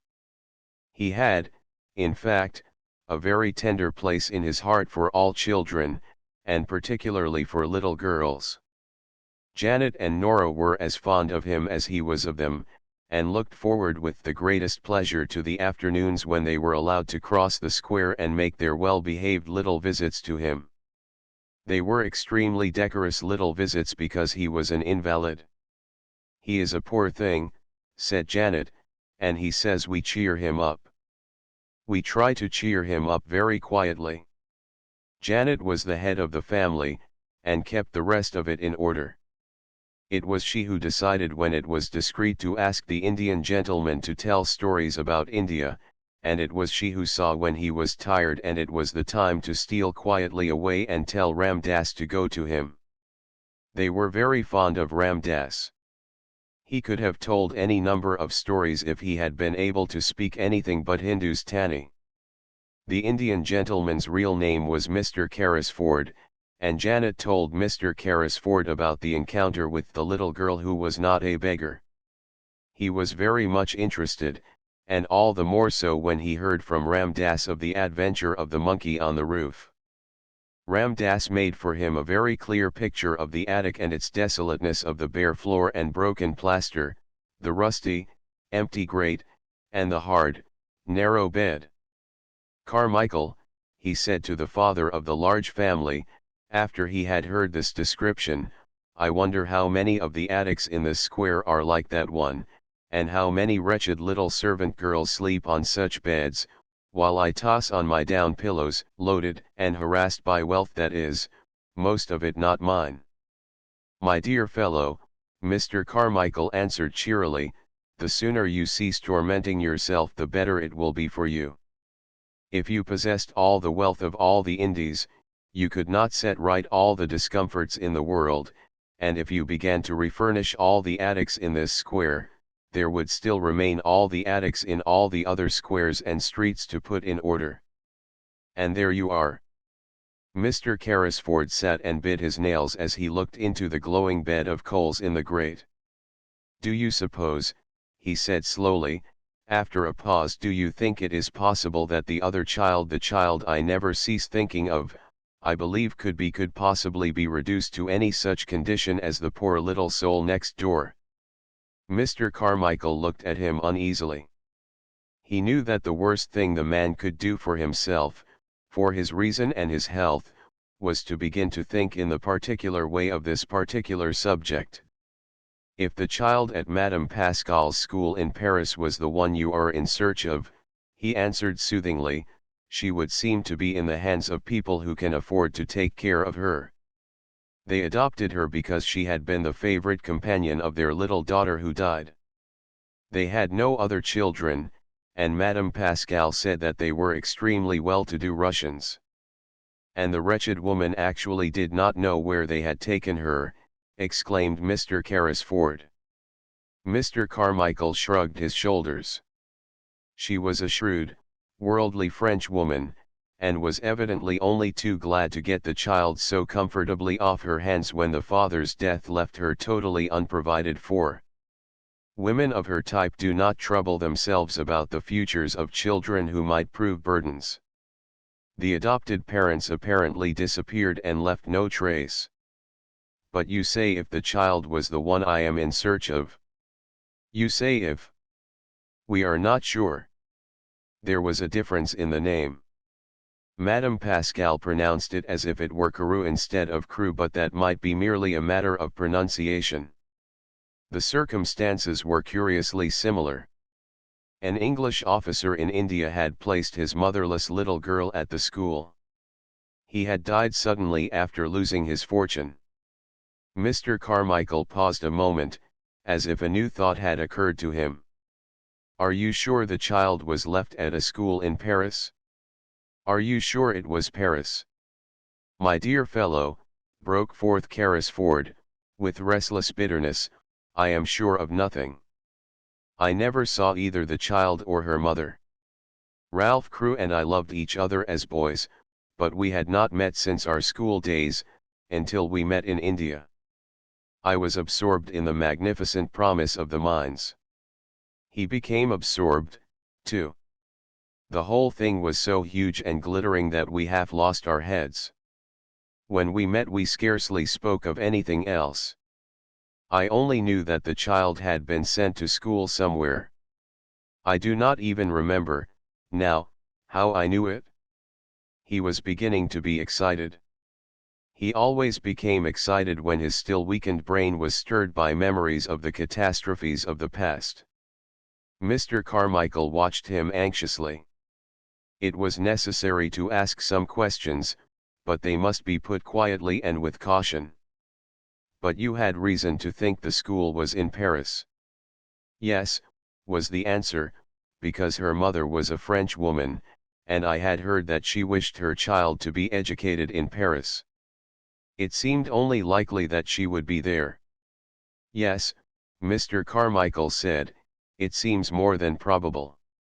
The Indian gentleman leaned forward and struck the table with a long, wasted hand. Carmichael, he said, I must find her. If she is alive, she is somewhere. If she is friendless and penniless, it is through my fault. How is a man to get back his nerve with a thing like that on his mind? This sudden change of luck at the mines has made realities of all our most fantastic dreams, and poor Crewe's child may be begging in the street. No, no, said Carmichael. Try to be calm. Console yourself with the fact that when she is found you have a fortune to hand over to her. Why was I not man enough to stand my ground when things looked black? Carrisford groaned in petulant misery. I believe I should have stood my ground if I had not been responsible for other people's money as well as my own. Poor Crewe had put into the scheme every penny that he owned. He trusted me, he loved me. And he died thinking I had ruined him. Tom Carrisford, who played cricket at Eton with him. What a villain he must have thought me. Don't reproach yourself so bitterly.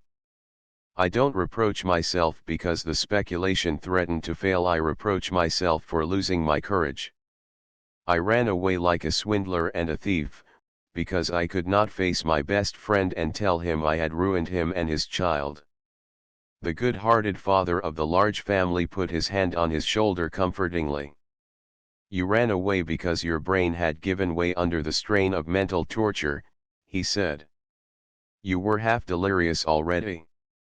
If you had not been, you would have stayed and fought it out. You were in a hospital, strapped down in bed, raving with brain fever, 2 days after you left the place. Remember that. Carrisford dropped his forehead in his hands. Good God. Yes, he said. I was driven mad with dread and horror. I had not slept for weeks. The night I staggered out of my house, all the air seemed full of hideous things mocking and mouthing at me. That is explanation enough in itself, said Mr. Carmichael. How could a man on the verge of brain fever judge sanely? Carrisford shook his drooping head. And when I returned to consciousness, poor Crewe was dead and buried. And I seemed to remember nothing. I did not remember the child for months and months. Even when I began to recall her existence, everything seemed in a sort of haze. He stopped a moment and rubbed his forehead. It sometimes seems so now when I try to remember. Surely I must sometime have heard Crewe speak of the school she was sent to. Don't you think so? He might not have spoken of it definitely. You never seem even to have heard her real name. He used to call her by an odd pet name he had invented. He called her his little missus. But the wretched mines drove everything else out of our heads. We talked of nothing else. If he spoke of the school, I forgot. And now I shall never remember. Come, come, said Carmichael. We shall find her yet. We will continue to search for Madame Pascal's good-natured Russians. She seemed to have a vague idea that they lived in Moscow. We will take that as a clue. I will go to Moscow. If I were able to travel, I would go with you, said Carrisford, but I can only sit here wrapped in furs and stare at the fire. And when I look into it I seem to see Crewe's gay young face gazing back at me. He looks as if he were asking me a question. Sometimes I dream of him at night, and he always stands before me and asks the same question in words. Can you guess what he says, Carmichael? Mr. Carmichael answered him in a rather low voice. Not exactly, he said. He always says, Tom, old man Tom, where is the little missus? He caught at Carmichael's hand and clung to it. I must be able to answer him, I must, he said. Help me to find her. Help me. On the other side of the wall Sara was sitting in her garret talking to Melchizedek, who had come out for his evening meal. It has been hard to be a princess today, Melchizedek, she said. It has been harder than usual. It gets harder as the weather grows colder and the streets get more sloppy. When Lavinia laughed at my muddy skirt as I passed her in the hall, I thought of something to say all in a flash and I only just stopped myself in time. You can't sneer back at people like that if you are a princess. But you have to bite your tongue to hold yourself in. I bit mine. It was a cold afternoon, Melchizedek. And it's a cold night. Quite suddenly she put her black head down in her arms, as she often did when she was alone. Oh, Papa, she whispered, what a long time it seems since I was your little missus. This was what happened that day on both sides of the wall. 13 of the populace. The winter was a wretched one. There were days on which Sara tramped through snow when she went on her errands, there were worse days when the snow melted and combined itself with mud to form slush, there were others when the fog was so thick that the lamps in the street were lighted all day and London looked as it had looked the afternoon, several years ago, when the cab had driven through the thoroughfares with Sara tucked up on its seat, leaning against her father's shoulder. On such days the windows of the house of the large family always looked delightfully cozy and alluring, and the study in which the Indian gentleman sat glowed with warmth and rich color. But the attic was dismal beyond words. There were no longer sunsets or sunrises to look at, and scarcely ever any stars, it seemed to Sara. The clouds hung low over the skylight and were either grey or mud color, or dropping heavy rain. At 4 o'clock in the afternoon, even when there was no special fog, the daylight was at an end. If it was necessary to go to her attic for anything, Sara was obliged to light a candle. The women in the kitchen were depressed, and that made them more ill-tempered than ever. Becky was driven like a little slave. "Tworn tea for you, miss," she said hoarsely to Sara one night when she had crept into the attic. "Tworn tea for you, in the Bastille, and bane the prisoner in the next cell, I should die. That there does seem real now, doesn't it? The missus is more like the head jailer every day she lives. I can just see them big keys you say she carries. The cook, she's like one of the under jailers.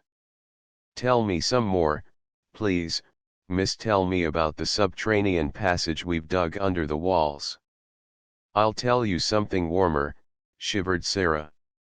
"Get your coverlet and wrap it round you, and I'll get mine, and we will huddle close together on the bed, and I'll tell you about the tropical forest where the Indian gentleman's monkey used to live.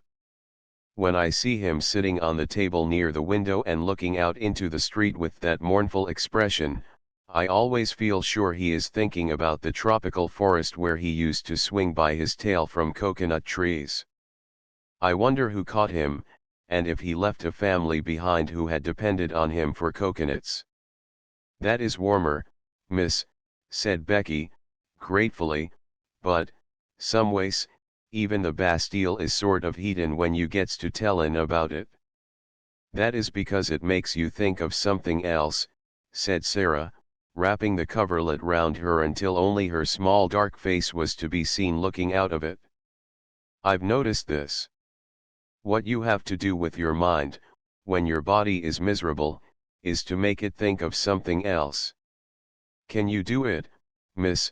faltered Becky, regarding her with admiring eyes. Sara knitted her brows a moment.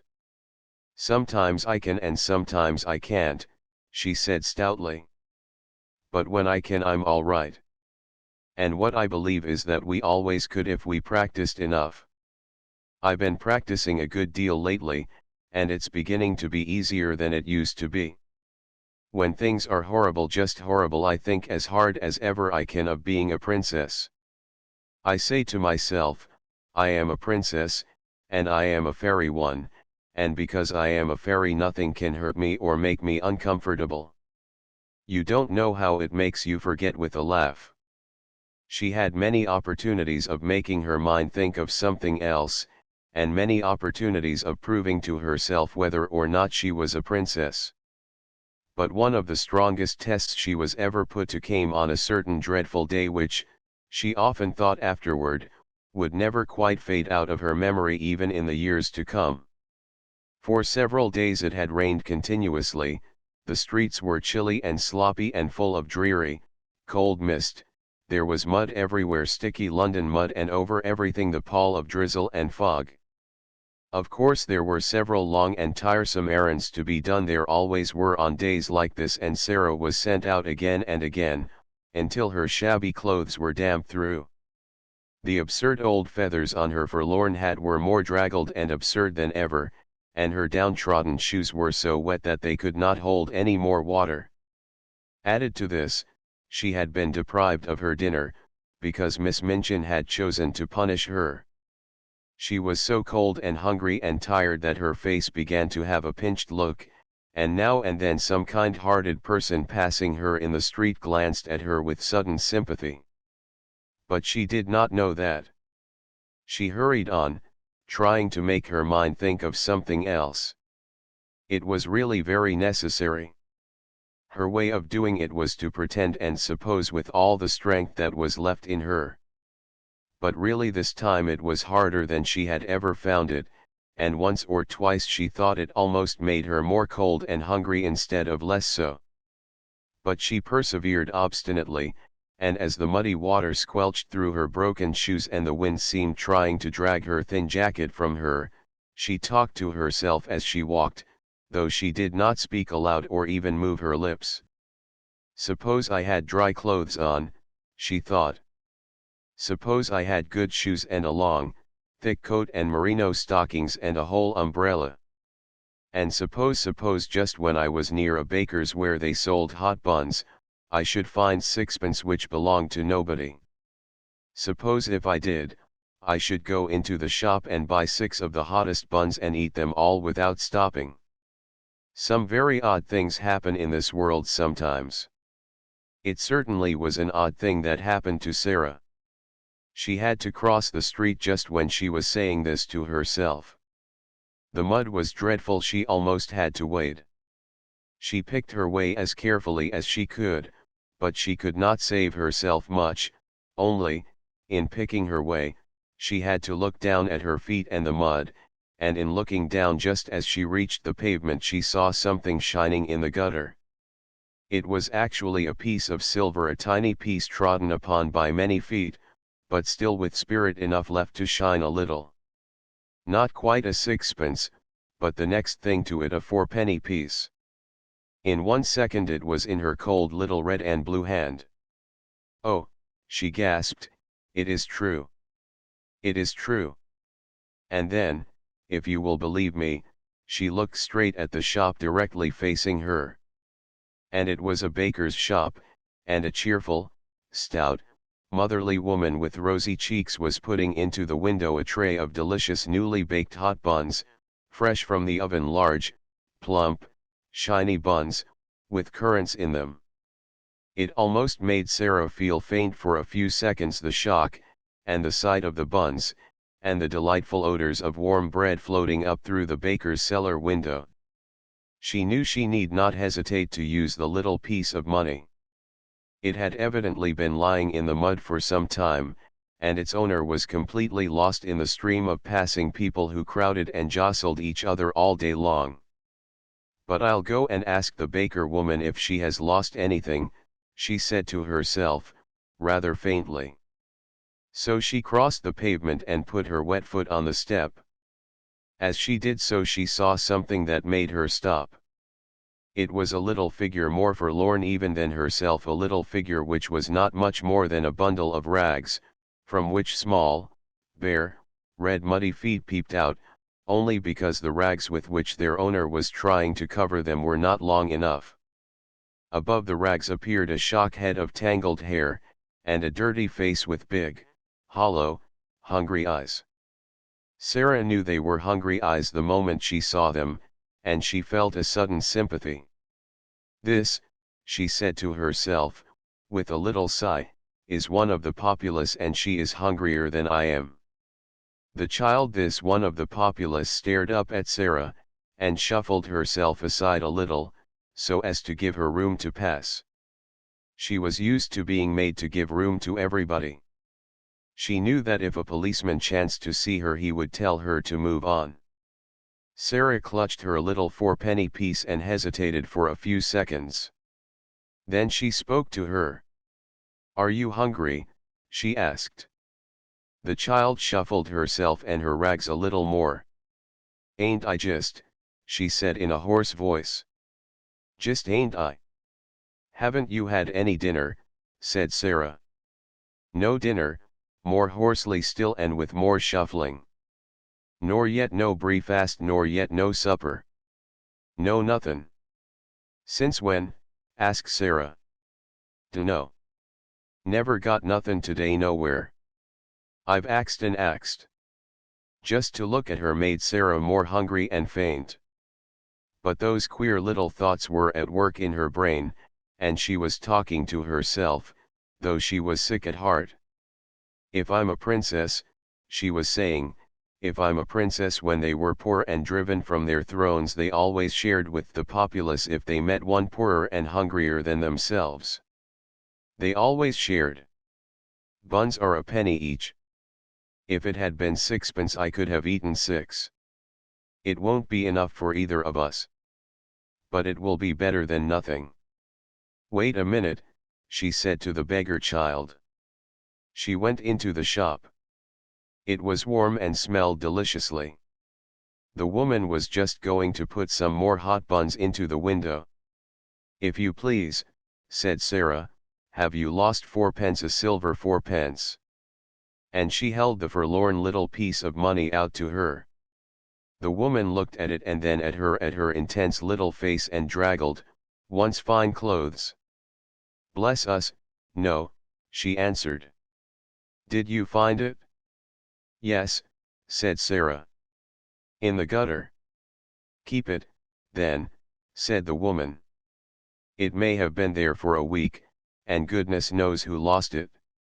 You could never find out." "I know that," said Sara, "but I thought I would ask you." "Not many would," said the woman, looking puzzled and interested and good-natured all at once. "Do you want to buy something?" she added, as she saw Sara glance at the buns. "4 buns, if you please," said Sara. "Those at a penny each." The woman went to the window and put some in a paper bag. Sara noticed that she put in 6. "I said 4, if you please," she explained. "I have only 4pence. "I'll throw in 2 for make weight," said the woman with her good-natured look. "I dare say you can eat them sometime. Aren't you hungry?" A mist rose before Sara's eyes. "Yes," she answered. "I am very hungry, and I am much obliged to you for your kindness," and she was going to add, "There is a child outside who is hungrier than I am." But just at that moment 2 or 3 customers came in at once, and each one seemed in a hurry, so she could only thank the woman again and go out. The beggar girl was still huddled up in the corner of the step. She looked frightful in her wet and dirty rags. She was staring straight before her with a stupid look of suffering, and Sara saw her suddenly draw the back of her roughened black hand across her eyes to rub away the tears which seemed to have surprised her by forcing their way from under her lids. She was muttering to herself. Sara opened the paper bag and took out one of the hot buns, which had already warmed her own cold hands a little. "See," she said, putting the bun in the ragged lap, "this is nice and hot. Eat it, and you will not feel so hungry." The child started and stared up at her, as if such sudden, amazing good luck almost frightened her. Then she snatched up the bun and began to cram it into her mouth with great wolfish bites. "Oh, my! Oh, my!" Sara heard her say hoarsely, in wild delight. "Oh my!" Sara took out 3 more buns and put them down. The sound in the hoarse, ravenous voice was awful. "She is hungrier than I am," she said to herself. "She's starving." But her hand trembled when she put down the 4th bun. "I'm not starving," she said, and she put down the 5th. The little ravening London savage was still snatching and devouring when she turned away. She was too ravenous to give any thanks, even if she had ever been taught politeness, which she had not. She was only a poor little wild animal. "Goodbye," said Sara. When she reached the other side of the street she looked back. The child had a bun in each hand and had stopped in the middle of a bite to watch her. Sara gave her a little nod, and the child, after another stare, a curious lingering stare, jerked her shaggy head in response, and until Sara was out of sight she did not take another bite or even finish the one she had begun. At that moment the baker woman looked out of her shop window. "Well, I never," she exclaimed. "If that young un hasn't given her buns to a beggar child. It wasn't because she didn't want them, either. Well, well, she looked hungry enough. I'd give something to know what she did it for." She stood behind her window for a few moments and pondered. Then her curiosity got the better of her. She went to the door and spoke to the beggar child. "Who gave you those buns?" she asked her. The child nodded her head toward Sara's vanishing figure. "What did she say?" inquired the woman. "Asked me if I was hungry," replied the hoarse voice. "What did you say?" "Said I was just." "And then she came in and got the buns, and gave them to you, did she?" The child nodded. "How many?" "5." The woman thought it over. "Left just one for herself," she said in a low voice. "And she could have eaten the whole 6, I saw it in her eyes." She looked after the little draggled faraway figure and felt more disturbed in her usually comfortable mind than she had felt for many a day. "I wish she hadn't gone so quick," she said. "I'm blessed if she shouldn't have had a dozen." Then she turned to the child. "Are you hungry yet?" she said. "I'm alus hungry," was the answer, "but tea ain't as bad as it was." "Come in here," said the woman, and she held open the shop door. The child got up and shuffled in. To be invited into a warm place full of bread seemed an incredible thing. She did not know what was going to happen. She did not care, even. "Get yourself warm," said the woman, pointing to a fire in the tiny back room. "And look here, when you are hard up for a bit of bread, you can come in here and ask for it. I'm blessed if I won't give it to you for that young one's sake." Sara found some comfort in her remaining bun. At all events, it was very hot, and it was better than nothing. As she walked along she broke off small pieces and ate them slowly to make them last longer. "Suppose it was a magic bun," she said, "and a bite was as much as a whole dinner. I should be overeating myself if I went on like this." It was dark when she reached the square where the select seminary was situated. The lights in the houses were all lighted. The blinds were not yet drawn in the windows of the room where she nearly always caught glimpses of members of the large family. Frequently at this hour she could see the gentleman she called Mr. Montmorency sitting in a big chair, with a small swarm round him, talking, laughing, perching on the arms of his seat or on his knees or leaning against them. This evening the swarm was about him, but he was not seated. On the contrary, there was a good deal of excitement going on. It was evident that a journey was to be taken, and it was Mr. Montmorency who was to take it. A brougham stood before the door, and a big portmanteau had been strapped upon it. The children were dancing about, chattering and hanging on to their father. The pretty rosy mother was standing near him, talking as if she was asking final questions. Sara paused a moment to see the little ones lifted up and kissed and the bigger ones bent over and kissed also. I wonder if he will stay away long, she thought. The portmanteau is rather big. Oh, dear, how they will miss him. I shall miss him myself even though he doesn't know I am alive. When the door opened she moved away remembering the sixpence, but she saw the traveller come out and stand against the background of the warmly lighted hall, the older children still hovering about him. "Will Moscow be covered with snow?" said the little girl Janet. "Will there be ice everywhere?" "Shall you drive in a drosky?" cried another. "Shall you see the Tsar?" "I will write and tell you all about it," he answered, laughing. "And I will send you pictures of moujiks and things. Run into the house. It is a hideous damp night. I would rather stay with you than go to Moscow. Good night." "Good night, duckies. God bless you." And he ran down the steps and jumped into the brougham. "If you find the little girl, give her our love," shouted Guy Clarence, jumping up and down on the doormat. Then they went in and shut the door. "Did you see," said Janet to Nora, as they went back to the room, "the little girl who is not a beggar was passing? She looked all cold and wet, and I saw her turn her head over her shoulder and look at us. Mamma says her clothes always look as if they had been given her by someone who was quite rich, someone who only let her have them because they were too shabby to wear. The people at the school always send her out on errands on the horridest days and nights there are." Sara crossed the square to Miss Minchin's area steps, feeling faint and shaky. "I wonder who the little girl is," she thought, "the little girl he is going to look for."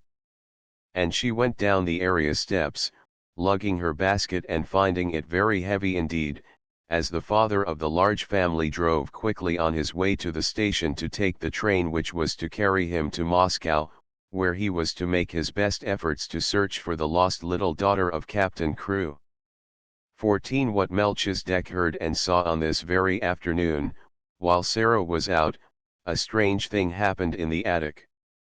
Only Melchizedek saw and heard it, and he was so much alarmed and mystified that he scuttled back to his hole and hid there, and really quaked and trembled as he peeped out furtively and with great caution to watch what was going on. The attic had been very still all the day after Sara had left it in the early morning. The stillness had only been broken by the pattering of the rain upon the slates and the skylight.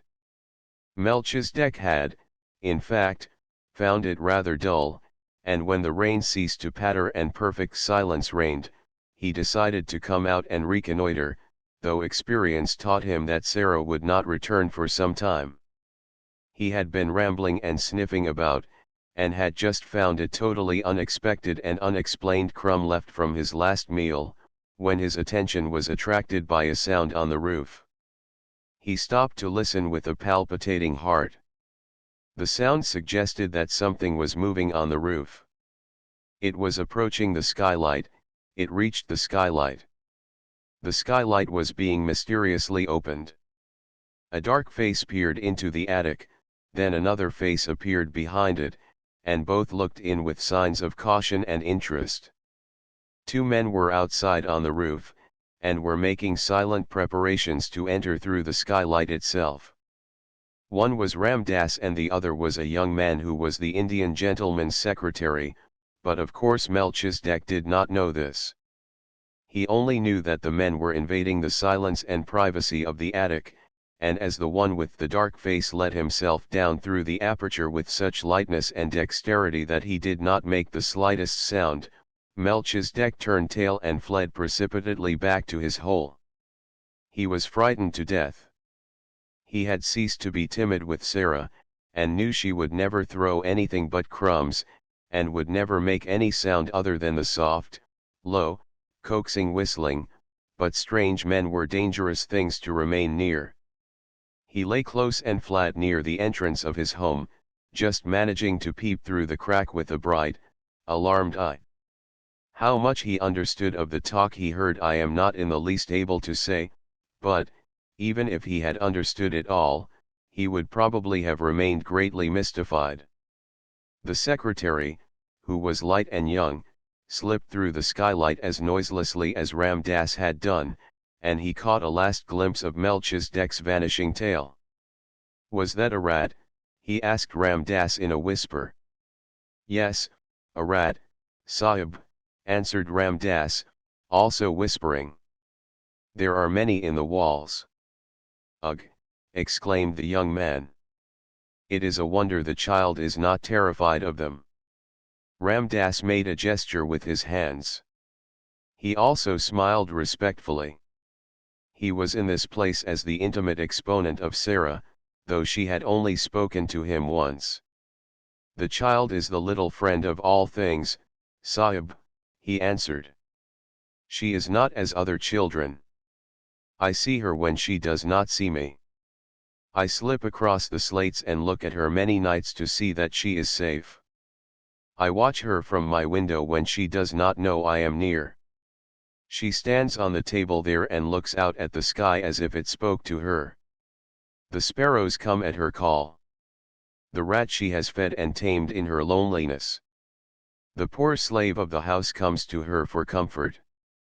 There is a little child who comes to her in secret, there is one older who worships her and would listen to her forever if she might. This I have seen when I have crept across the roof. By the mistress of the house, who is an evil woman, she is treated like a pariah, but she has the bearing of a child who is of the blood of kings." "You seem to know a great deal about her," the secretary said. "All her life each day I know," answered Ram Das.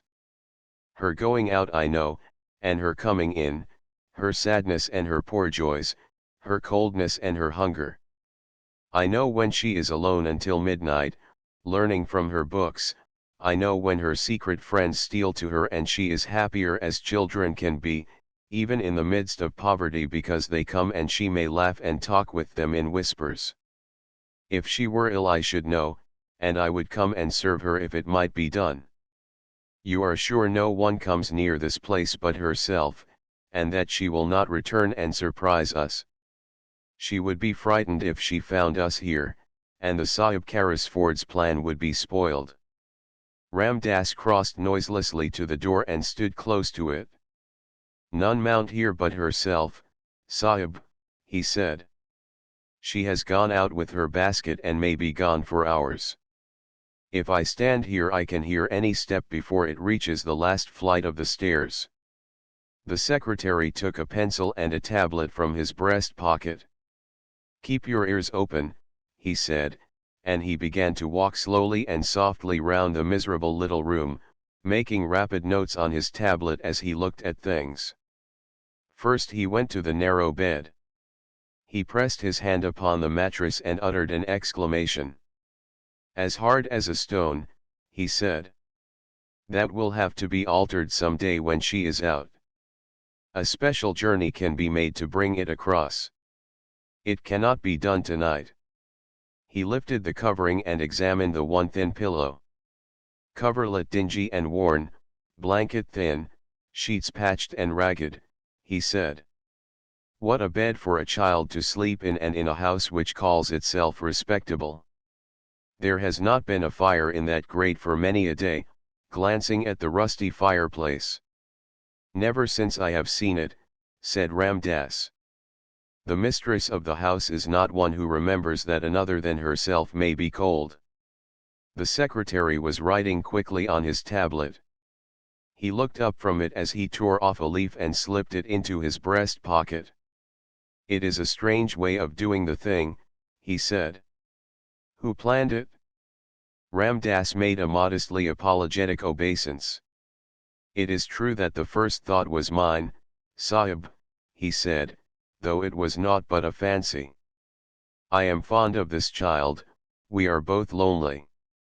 It is her way to relate her visions to her secret friends. Being sad one night, I lay close to the open skylight and listened.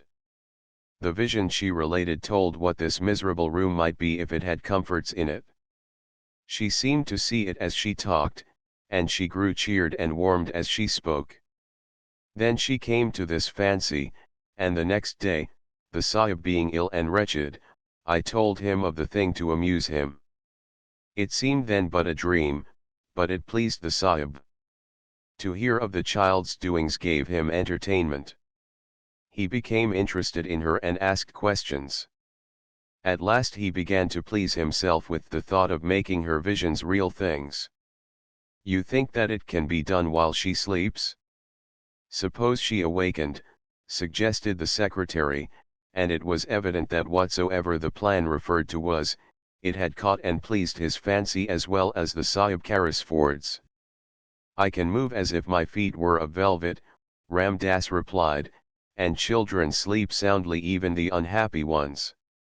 I could have entered this room in the night many times, and without causing her to turn upon her pillow. If the other bearer passes to me the things through the window, I can do all and she will not stir. When she awakens she will think a magician has been here." He smiled as if his heart warmed under his white robe, and the secretary smiled back at him. "It will be like a story from the Arabian Nights," he said. "Only an Oriental could have planned it. It does not belong to London fogs." They did not remain very long, to the great relief of Melchizedek, who, as he probably did not comprehend their conversation, felt their movements and whispers ominous. The young secretary seemed interested in everything.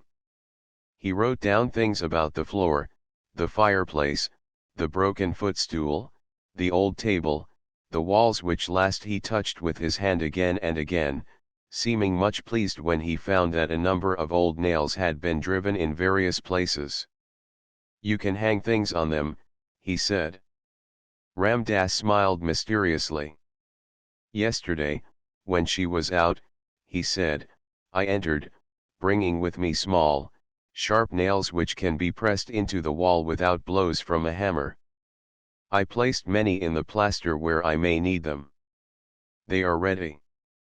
The Indian gentleman's secretary stood still and looked round him as he thrust his tablets back into his pocket. "I think I have made notes enough, we can go now," he said. "The Sahib Carrisford has a warm heart. It is 1,000 pities that he has not found the lost child. If he should find her his strength would be restored to him," said Ram Das. "His God may lead her to him yet." Then they slipped through the skylight as noiselessly as they had entered it. And, after he was quite sure they had gone, Melchizedek was greatly relieved, and in the course of a few minutes felt it safe to emerge from his hole again and scuffle about in the hope that even such alarming human beings as these might have chanced to carry crumbs in their pockets and drop one or two of them. 15. The magic. When Sara had passed the house next door she had seen Ram Das closing the shutters, and caught her glimpse of this room also. "It is a long time since I saw a nice place from the inside," was the thought which crossed her mind. There was the usual bright fire glowing in the grate, and the Indian gentleman was sitting before it. His head was resting in his hand, and he looked as lonely and unhappy as ever. "Poor man," said Sara. "I wonder what you are supposing." And this was what he was supposing at that very moment. Suppose, he was thinking, Suppose even if Carmichael traces the people to Moscow, the little girl they took from Madame Pascal's school in Paris is not the one we are in search of. Suppose she proves to be quite a different child. What steps shall I take next? When Sara went into the house, she met Miss Minchin, who had come downstairs to scold the cook. "Where have you wasted your time?" she demanded. "You have been out for hours." "It was so wet and muddy," Sara answered. "It was hard to walk, because my shoes were so bad and slipped about." "Make no excuses," said Miss Minchin, "and tell no falsehoods."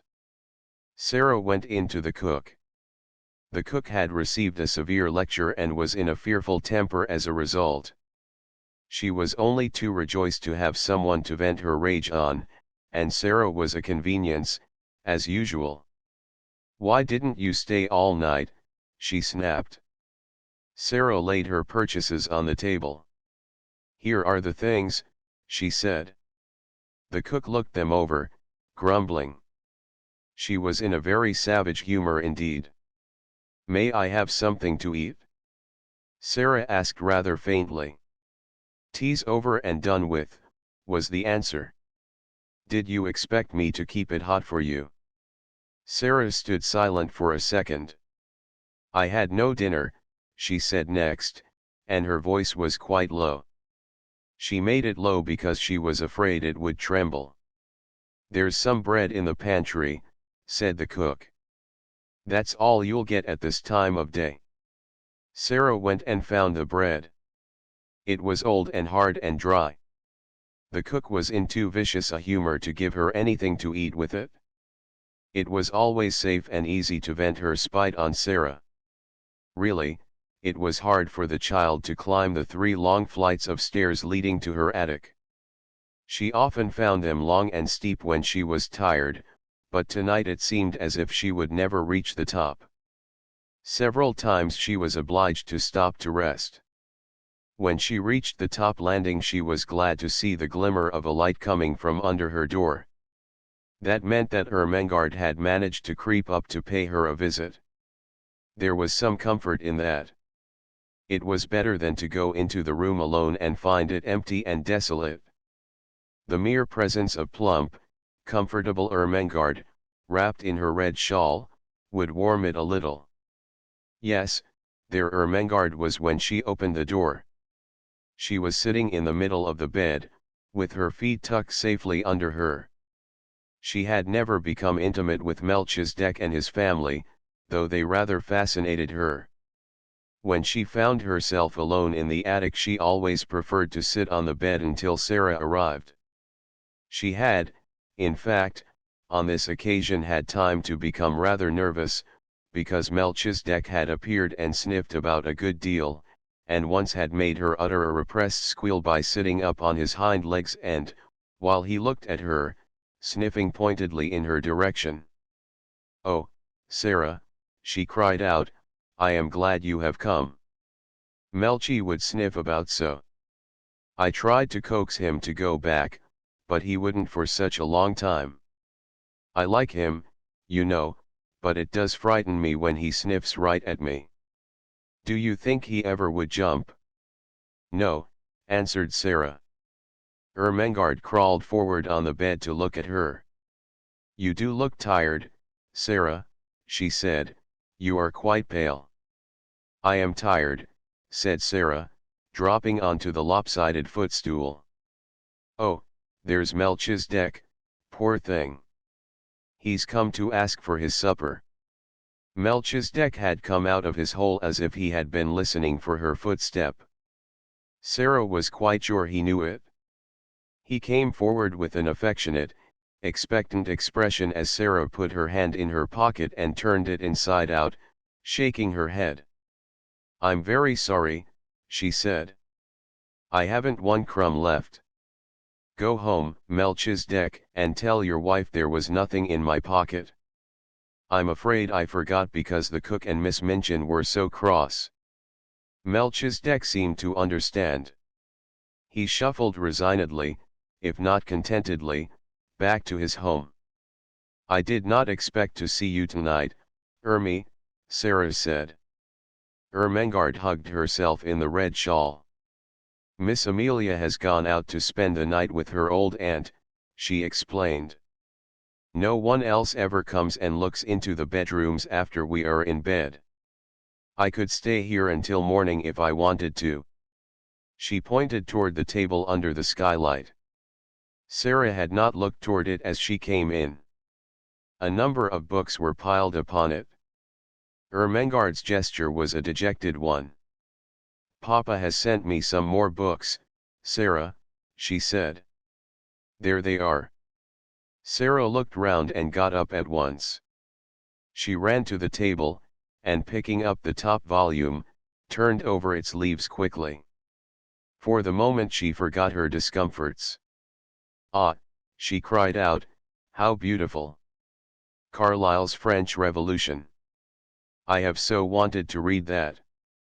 I haven't, said Ermengarde. And Papa will be so cross if I don't. He'll expect me to know all about it when I go home for the holidays. What shall I do? Sara stopped turning over the leaves and looked at her with an excited flush on her cheeks. Look here, she cried, if you'll lend me these books, I'll read them and tell you everything that's in them afterward, and I'll tell it so that you will remember it, too. Oh, goodness, exclaimed Ermengarde. Do you think you can? I know I can, Sara answered. The little ones always remember what I tell them. Sara, said Ermengarde, hope gleaming in her round face, if you'll do that, and make me remember, I'll give you anything. I don't want you to give me anything, said Sara. I want your books, I want them. And her eyes grew big, and her chest heaved. Take them, then, said Ermengarde. I wish I wanted them, but I don't. I'm not clever, and my father is, and he thinks I ought to be. Sara was opening one book after the other. What are you going to tell your father? She asked, a slight doubt dawning in her mind. Oh, he needn't know, answered Ermengarde. He'll think I've read them. Sara put down her book and shook her head slowly. That's almost like telling lies, she said. And lies, well, you see, they are not only wicked, they're vulgar. Sometimes reflectively I've thought perhaps I might do something wicked. I might suddenly fly into a rage and kill Miss Minchin, you know, when she was ill-treating me, but I couldn't be vulgar. Why can't you tell your father I read them? He wants me to read them, said Ermengarde, a little discouraged by this unexpected turn of affairs. He wants you to know what is in them, said Sara. And if I can tell it to you in an easy way and make you remember it, I should think he would like that. He'll like it if I learn anything in any way, said rueful Ermengarde. You would if you were my father. It's not your fault, that began Sara. She pulled herself up and stopped rather suddenly. She had been going to say, it's not your fault that you are stupid. That what? Ermengarde asked. That you can't learn things quickly, amended Sara. If you can't, you can't. If I can, why, I can, that's all. She always felt very tender of Ermengarde, and tried not to let her feel too strongly the difference between being able to learn anything at once, and not being able to learn anything at all. As she looked at her plump face, one of her wise, old-fashioned thoughts came to her. Perhaps, she said, to be able to learn things quickly isn't everything. To be kind is worth a great deal to other people. If Miss Minchin knew everything on earth and was like what she is now, she'd still be a detestable thing, and everybody would hate her. Lots of clever people have done harm and have been wicked. Look at Robespierre. She stopped and examined Ermengarde's countenance, which was beginning to look bewildered. Don't you remember? She demanded. I told you about him not long ago. I believe you've forgotten. Well, I don't remember all of it, admitted Ermengarde. Well, you wait a minute, said Sara, and I'll take off my wet things and wrap myself in the coverlet and tell you over again. She took off her hat and coat and hung them on a nail against the wall, and she changed her wet shoes for an old pair of slippers. Then she jumped on the bed, and drawing the coverlet about her shoulders, sat with her arms round her knees. Now, listen, she said. She plunged into the gory records of the French Revolution, and told such stories of it that Ermengarde's eyes grew round with alarm and she held her breath. But though she was rather terrified, there was a delightful thrill in listening, and she was not likely to forget Robespierre again, or to have any doubts about the Princesse de la Mallette. You know they put her head on a pike and danced round it, Sara explained. And she had beautiful floating blonde hair, and when I think of her, I never see her head on her body, but always on a pike, with those furious people dancing and howling. It was agreed that Mr. St. John was to be told the plan they had made, and for the present the books were to be left in the attic. Now let's tell each other things, said Sara. How are you getting on with your French lessons? Ever so much better since the last time I came up here and you explained the conjugations. Miss Minchin could not understand why I did my exercises so well that first morning. Sara laughed a little and hugged her knees. She doesn't understand why Lottie is doing her sums so well, she said, but it is because she creeps up here, too, and I help her. She glanced round the room. The attic would be rather nice if it wasn't so dreadful, she said, laughing again. It's a good place to pretend in. The truth was that Ermengarde did not know anything of the sometimes almost unbearable side of life in the attic, and she had not a sufficiently vivid imagination to depict it for herself. On the rare occasions that she could reach Sara's room she only saw the side of it which was made exciting by things which were pretended and stories which were told. Her visits partook of the character of adventures, and though sometimes Sara looked rather pale, and it was not to be denied that she had grown very thin, her proud little spirit would not admit of complaints. She had never confessed that at times she was almost ravenous with hunger, as she was tonight. She was growing rapidly, and her constant walking and running about would have given her a keen appetite even if she had had abundant and regular meals of a much more nourishing nature than the unappetizing, inferior food snatched at such odd times as suited the kitchen convenience. She was growing used to a certain gnawing feeling in her young stomach. I suppose soldiers feel like this when they are on a long and weary march, she often said to herself. She liked the sound of the phrase, long and weary march. It made her feel rather like a soldier. She had also a quaint sense of being a hostess in the attic. If I lived in a castle, she argued, and Ermengarde was the lady of another castle, and came to see me, with knights and squires and vassals riding with her, and pennons flying, when I heard the clarions sounding outside the drawbridge I should go down to receive her, and I should spread feasts in the banquet hall and call in minstrels to sing and play and relate romances. When she comes into the attic I can't spread feasts, but I can tell stories, and not let her know disagreeable things. I dare say poor chatelaines had to do that in time of famine, when their lands had been pillaged. She was a proud, brave little chatelaine, and dispensed generously the one hospitality she could offer, the dreams she dreamed, the visions she saw, the imaginings which were her joy and comfort. So, as they sat together, Ermengarde did not know that she was faint as well as ravenous, and that while she talked she now and then wondered if her hunger would let her sleep when she was left alone. She felt as if she had never been quite so hungry before.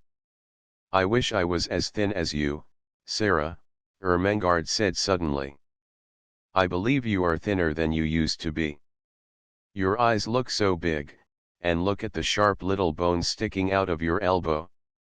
Sara pulled down her sleeve, which had pushed itself up. I always was a thin child, she said bravely, and I always had big green eyes. I love your queer eyes, said Ermengarde, looking into them with affectionate admiration. They always look as if they saw such a long way. I love them, and I love them to be green, though they look black generally. They are cat's eyes, laughed Sara, but I can't see in the dark with them because I have tried, and I couldn't. I wish I could. It was just at this minute that something happened at the skylight which neither of them saw. If either of them had chanced to turn and look, she would have been startled by the sight of a dark face which peered cautiously into the room and disappeared as quickly and almost as silently as it had appeared. Not quite as silently, however. Sara, who had keen ears, suddenly turned a little and looked up at the roof. That didn't sound like Melchizedek, she said. It wasn't scratchy enough. What? Said Ermengarde, a little startled. Didn't you think you heard something? Asked Sara. And no, Ermengarde faltered. Did you? Another Ed has no, perhaps I didn't, said Sara, but I thought I did. It sounded as if something was on the slate, something that dragged softly. What could it be? Said Ermengarde. Could it be robbers? No, Sara began cheerfully. There is nothing to steal, she broke off in the middle of her words. They both heard the sound that checked her. It was not on the slates, but on the stairs below, and it was Miss Minchin's angry voice. Sara sprang off the bed, and put out the candle. She is scolding Becky, she whispered, as she stood in the darkness. She is making her cry. Will she come in here? Ermengarde whispered back, panic-stricken. No. She will think I am in bed. Don't stir. It was very seldom that Miss Minchin mounted the last flight of stairs. Sara could only remember that she had done it once before. But now she was angry enough to be coming at least part of the way up, and it sounded as if she was driving Becky before her. You impudent, dishonest child, they heard her say. Cook tells me she has missed things repeatedly. Warned me, Mum, said Becky sobbing. I was hungry enough, but warned me never. You deserve to be sent to prison, said Miss Minchin's voice. Picking and stealing. Half a meat pie, indeed. Warned me, wept Becky. I could eat a whole un, but I never laid a finger on it. Miss Minchin was out of breath between temper and mounting the stairs. The meat pie had been intended for her special late supper. It became apparent that she boxed Becky's ears. Don't tell falsehoods, she said. Go to your room this instant. Both Sara and Ermengarde heard the slap, and then heard Becky run in her slipshod shoes up the stairs and into her attic. They heard her door shut, and knew that she threw herself upon her bed. I could eat two of em, they heard her cry into her pillow. And I never took a bite. 'Twas cook give it to her policeman. Sara stood in the middle of the room in the darkness. She was clenching her little teeth and opening and shutting fiercely her outstretched hands.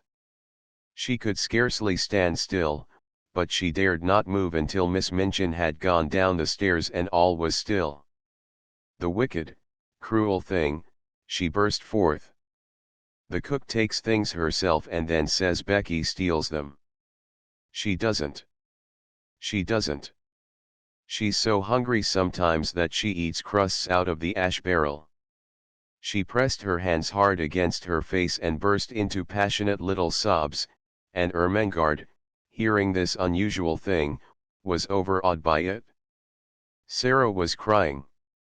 The unconquerable Sara. It seemed to denote something new, some mood she had never known. Suppose a new dread possibility presented itself to her kind, slow, little mind all at once. She crept off the bed in the dark and found her way to the table where the candle stood. She struck a match and lit the candle. When she had lighted it, she bent forward and looked at Sara, with her new thought growing to definite fear in her eyes. "Sara," she said in a timid, almost awe-stricken voice, are you never told me I don't want to be rude, but are you ever hungry?" It was too much just at that moment. The barrier broke down. Sara lifted her face from her hands. "Yes," she said in a new passionate way. "Yes, I am. I'm so hungry now that I could almost eat you. And it makes it worse to hear poor Becky. She's hungrier than I am." Ermengarde gasped. "Oh, oh," she cried woefully. "And I never knew." "I didn't want you to know," Sara said. "It would have made me feel like a street beggar." "I know I look like a street beggar." "No, you don't. Ermengarde broke in. "Your clothes are a little queer, but you couldn't look like a street beggar. You haven't a street beggar face." "A little boy once gave me a sixpence for charity," said Sara, with a short little laugh in spite of herself. "Here it is." And she pulled out the thin ribbon from her neck. "He wouldn't have given me his Christmas sixpence if I hadn't looked as if I needed it." Somehow the sight of the dear little sixpence was good for both of them. It made them laugh a little, though they both had tears in their eyes. "Who was he?" asked Ermengarde, looking at it quite as if it had not been a mere ordinary silver sixpence. "He was a darling little thing going to a party," said Sara. "He was one of the large family, the little one with the round legs, the one I call Guy Clarence. I suppose his nursery was crammed with Christmas presents and hampers full of cakes and things, and he could see I had nothing." Ermengarde gave a little jump backward. The last sentences had recalled something to her troubled mind and given her a sudden inspiration. "Oh, Sara," she cried. "What a silly thing I am not to have thought of it." "Of what?" "Something splendid," said Ermengarde, in an excited hurry. "This very afternoon my nicest aunt sent me a box. It is full of good things. I never touched it, I had so much pudding at dinner, and I was so bothered about Papa's books." Her words began to tumble over each other. "It's got cake in it, and little meat pies, and jam tarts and buns, and oranges, and red currant wine, and figs and chocolate. I'll creep back to my room and get it this minute, and we'll eat it now." Sara almost reeled. When one is faint with hunger, the mention of food has sometimes a curious effect. She clutched Ermengarde's arm. "Do you think you could?" she ejaculated. "I know I could," answered Ermengarde, and she ran to the door, opened it softly, put her head out into the darkness, and listened. Then she went back to Sara. "The lights are out. Everybody's in bed. I can creep and no one will hear." It was so delightful that they caught each other's hands and a sudden light sprang into Sara's eyes. "Ermi," she said. "Let us pretend. Let us pretend it's a party. And oh, won't you invite the prisoner in the next cell?" "Yes. Yes. Let us knock on the wall now. The jailer won't hear." Sara went to the wall. Through it she could hear poor Becky crying more softly. She knocked 4 times. "That means, come to me through the secret passage under the wall," she explained. "I have something to communicate." 5 quick knocks answered her. "She is coming," she said. Almost immediately the door of the attic opened and Becky appeared. Her eyes were red and her cap was sliding off, and when she caught sight of Ermengarde she began to rub her face nervously with her apron. "Don't mind me a bit, Becky," cried Ermengarde. "Miss Ermengarde has asked you to come in," said Sara, "because she is going to bring a box of good things up here to us." Becky's cap almost fell off entirely, she broke in with such excitement. "To eat, miss," she said. Things that's good to eat? Yes, answered Sara, and we are going to pretend a party. And you shall have as much as you want to eat, put in Ermengarde. I'll go this minute. She was in such haste that as she tiptoed out of the attic she dropped her red shawl and did not know it had fallen. No one saw it for a minute or so. Becky was too much overpowered by the good luck which had befallen her. "Oh, miss. Oh, miss," she gasped, "I know it was you that asked her to let me come. It makes me cry to think of it." And she went to Sara's side and stood and looked at her worshippingly. But in Sara's hungry eyes the old light had begun to glow and transform her world for her. Here in the attic with the cold night outside, with the afternoon in the sloppy streets barely passed, with the memory of the awful unfed look in the beggar child's eyes not yet faded, this simple, cheerful thing had happened like a thing of magic. She caught her breath. "Somehow, something always happens," she cried, "just before things get to the very worst. It is as if the magic did it.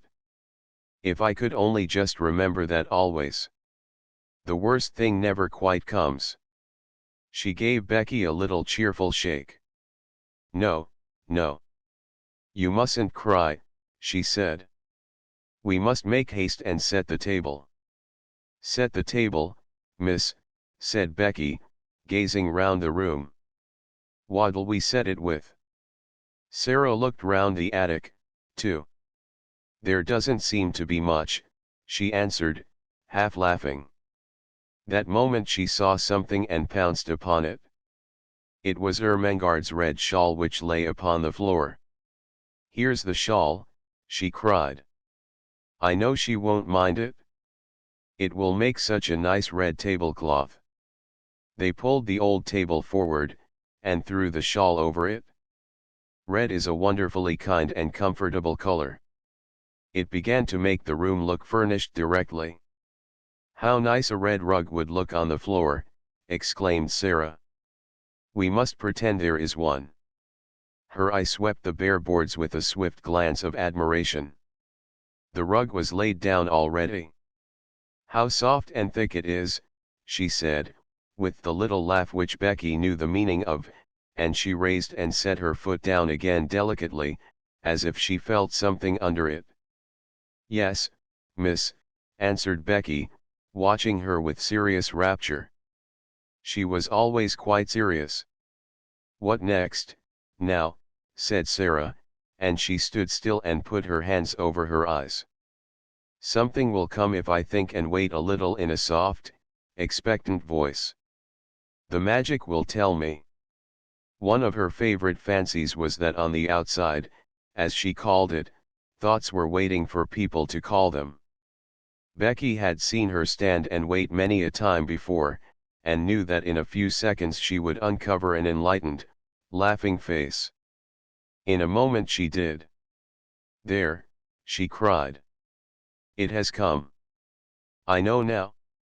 I must look among the things in the old trunk I had when I was a princess." She flew to its corner and kneeled down. It had not been put in the attic for her benefit, but because there was no room for it elsewhere. Nothing had been left in it but rubbish. But she knew she should find something. The magic always arranged that kind of thing in one way or another. In a corner lay a package so insignificant looking that it had been overlooked, and when she herself had found it she had kept it as a relic. It contained a dozen small white handkerchiefs. She seized them joyfully and ran to the table. She began to arrange them upon the red table cover, patting and coaxing them into shape with the narrow lace edge curling outward, her magic working its spells for her as she did it. "These are the plates," she said. "They are golden plates. These are the richly embroidered napkins. Nuns worked them in convents in Spain." "Did they, miss?" breathed Becky, her very soul uplifted by the information. "You must pretend it," said Sara. "If you pretend it enough, you will see them." "Yes, miss," said Becky, and as Sara returned to the trunk she devoted herself to the effort of accomplishing an end so much to be desired. Sara turned suddenly to find her standing by the table, looking very queer indeed. She had shut her eyes, and was twisting her face in strange convulsive contortions, her hands hanging stiffly clenched at her sides. She looked as if she was trying to lift some enormous weight. "What is the matter, Becky?" Sara cried. "What are you doing?" Becky opened her eyes with a start. "I was pretendin', miss," she answered a little sheepishly, "I was tryin' to see it like you do." "I almost did," with a hopeful grin. "But it takes a lot o' strength." "Perhaps it does if you are not used to it," said Sara, with friendly sympathy, "but you don't know how easy it is when you've done it often. I wouldn't try so hard just at first. It will come to you after a while. I'll just tell you what things are. Look at these." She held an old summer hat in her hand which she had fished out of the bottom of the trunk. There was a wreath of flowers on it. She pulled the wreath off. "These are garlands for the feast," she said grandly. "They fill all the air with perfume. There's a mug on the washstand, Becky. Oh, and bring the soap dish for a centerpiece." Becky handed them to her reverently. "What are they now, miss?" she inquired. "You'd think they was made of crockery, but I know they ain't." "This is a carven flagon," said Sara, arranging tendrils of the wreath about the mug. "And this," bending tenderly over the soap dish and heaping it with roses, "is purest alabaster encrusted with gems." She touched the things gently, a happy smile hovering about her lips which made her look as if she were a creature in a dream. "My, ain't it lovely," whispered Becky. "If we just had something for bonbon dishes," Sara murmured. "There." Darting to the trunk again. "I remember I saw something this minute." It was only a bundle of wool wrapped in red and white tissue paper, but the tissue paper was soon twisted into the form of little dishes, and was combined with the remaining flowers to ornament the candlestick which was to light the feast. Only the magic could have made it more than an old table covered with a red shawl and set with rubbish from a long unopened trunk. But Sara drew back and gazed at it, seeing wonders, and Becky, after staring in delight, spoke with bated breath. "This air," she suggested, with a glance round the attic, "is it the Bastille now, or has it turned into something different?" "Oh, yes, yes," said Sara. "Quite different. It is a banquet hall." "My eye, miss," ejaculated Becky. "A blanket hall," and she turned to view the splendors about her with odd bewilderment. "A banquet hall," said Sara. "A vast chamber where feasts are given. It has a vaulted roof, and a minstrel's gallery, and a huge chimney filled with blazing oaken logs, and it is brilliant with waxen tapers twinkling on every side." "My eye, Miss Sara," gasped Becky again. Then the door opened, and Ermengarde came in, rather staggering under the weight of her hamper. She started back with an exclamation of joy. To enter from the chill darkness outside, and find oneself confronted by a totally unanticipated festal board, draped with red, adorned with white napery, and wreathed with flowers, was to feel that the preparations were brilliant indeed. "Oh, Sara," she cried out. "You are the cleverest girl I ever saw." "Isn't it nice?" said Sara. "They are things out of my old trunk. I asked my magic, and it told me to go and look." "But oh, miss," cried Becky, "wait till she's told you what they are." "They ain't just oh, miss, please tell her," appealing to Sara. So Sara told her, and because her magic helped her she made her almost see it all, the golden platters, the vaulted spaces, the blazing logs, the twinkling waxen tapers. As the things were taken out of the hamper, the frosted cakes, the fruits, the bonbons and the wine, the feast became a splendid thing. "It's like a real party," cried Ermengarde. "It's like a queen's table," sighed Becky. Then Ermengarde had a sudden brilliant thought. "I'll tell you what, Sara," she said. "Pretend you are a princess now and this is a royal feast." "But it's your feast," said Sara, "you must be the princess, and we will be your maids of honor." "Oh, I can't," said Ermengarde. "I'm too fat, and I don't know how." "You be her." "Well, if you want me to," said Sara. But suddenly she thought of something else and ran to the rusty grate. "There is a lot of paper and rubbish stuffed in here," she exclaimed. "If we light it, there will be a bright blaze for a few minutes, and we shall feel as if it was a real fire." She struck a match and lighted it up with a great specious glow which illuminated the room. "By the time it stops blazing," Sara said, "we shall forget about its not being real." She stood in the dancing glow and smiled. "Doesn't it look real?" she said. "Now we will begin the party." She led the way to the table. She waved her hand graciously to Ermengarde and Becky. She was in the midst of her dream. "Advance, fair damsels," she said in her happy dream voice, "and be seated at the banquet table. My noble father, the king, who is absent on a long journey, has commanded me to feast you." She turned her head slightly toward the corner of the room. "What, ho, there, minstrels! Strike up with your viols and bassoons."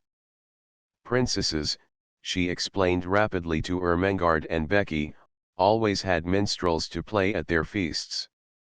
"Pretend there is a minstrel gallery up there in the corner. Now we will begin." They had barely had time to take their pieces of cake into their hands, not one of them had time to do more, when they all three sprang to their feet and turned pale faces toward the door, listening. Someone was coming up the stairs. There was no mistake about it. Each of them recognized the angry, mounting tread and knew that the end of all things had come. "It's the missus," choked Becky, and dropped her piece of cake upon the floor. "Yes," said Sara, her eyes growing shocked and large in her small white face. "Miss Minchin has found us out." Miss Minchin struck the door open with a blow of her hand. She was pale herself, but it was with rage. She looked from the frightened faces to the banquet table, and from the banquet table to the last flicker of the burnt paper in the grate. "I have been suspecting something of this sort," she exclaimed, "but I did not dream of such audacity." Lavinia was telling the truth. So they knew that it was Lavinia who had somehow guessed their secret and had betrayed them. Miss Minchin strode over to Becky and boxed her ears for a second time. "You impudent creature," she said. "You leave the house in the morning." Sara stood quite still, her eyes growing larger, her face paler. Ermengarde burst into tears. "Oh, don't send her away," she sobbed. "My aunt sent me the hamper. We're only having a party." "So I see," said Miss Minchin, witheringly. "With the Princess Sara at the head of the table." She turned fiercely on Sara. "It is your doing, I know," she cried. "Ermengarde would never have thought of such a thing. You decorated the table, I suppose, with this rubbish." She stamped her foot at Becky. "Go to your attic," she commanded, and Becky stole away, her face hidden in her apron, her shoulders shaking. Then it was Sara's turn again. "I will attend to you tomorrow. You shall have neither breakfast, dinner, nor supper." "I have not had either dinner or supper today, Miss Minchin," said Sara, rather faintly. "Then all the better. You will have something to remember. Don't stand there. Put those things into the hamper again." She began to sweep them off the table into the hamper herself, and caught sight of Ermengarde's new books. "And you too, Ermengarde, have brought your beautiful new books into this dirty attic. Take them up and go back to bed. You will stay there all day tomorrow, and I shall write to your papa. What would he say if he knew where you are tonight?" Something she saw in Sara's grave, fixed gaze at this moment made her turn on her fiercely. "What are you thinking of?" she demanded. "Why do you look at me like that?" "I was wondering," answered Sara, as she had answered that notable day in the schoolroom. "What were you wondering?" It was very like the scene in the schoolroom.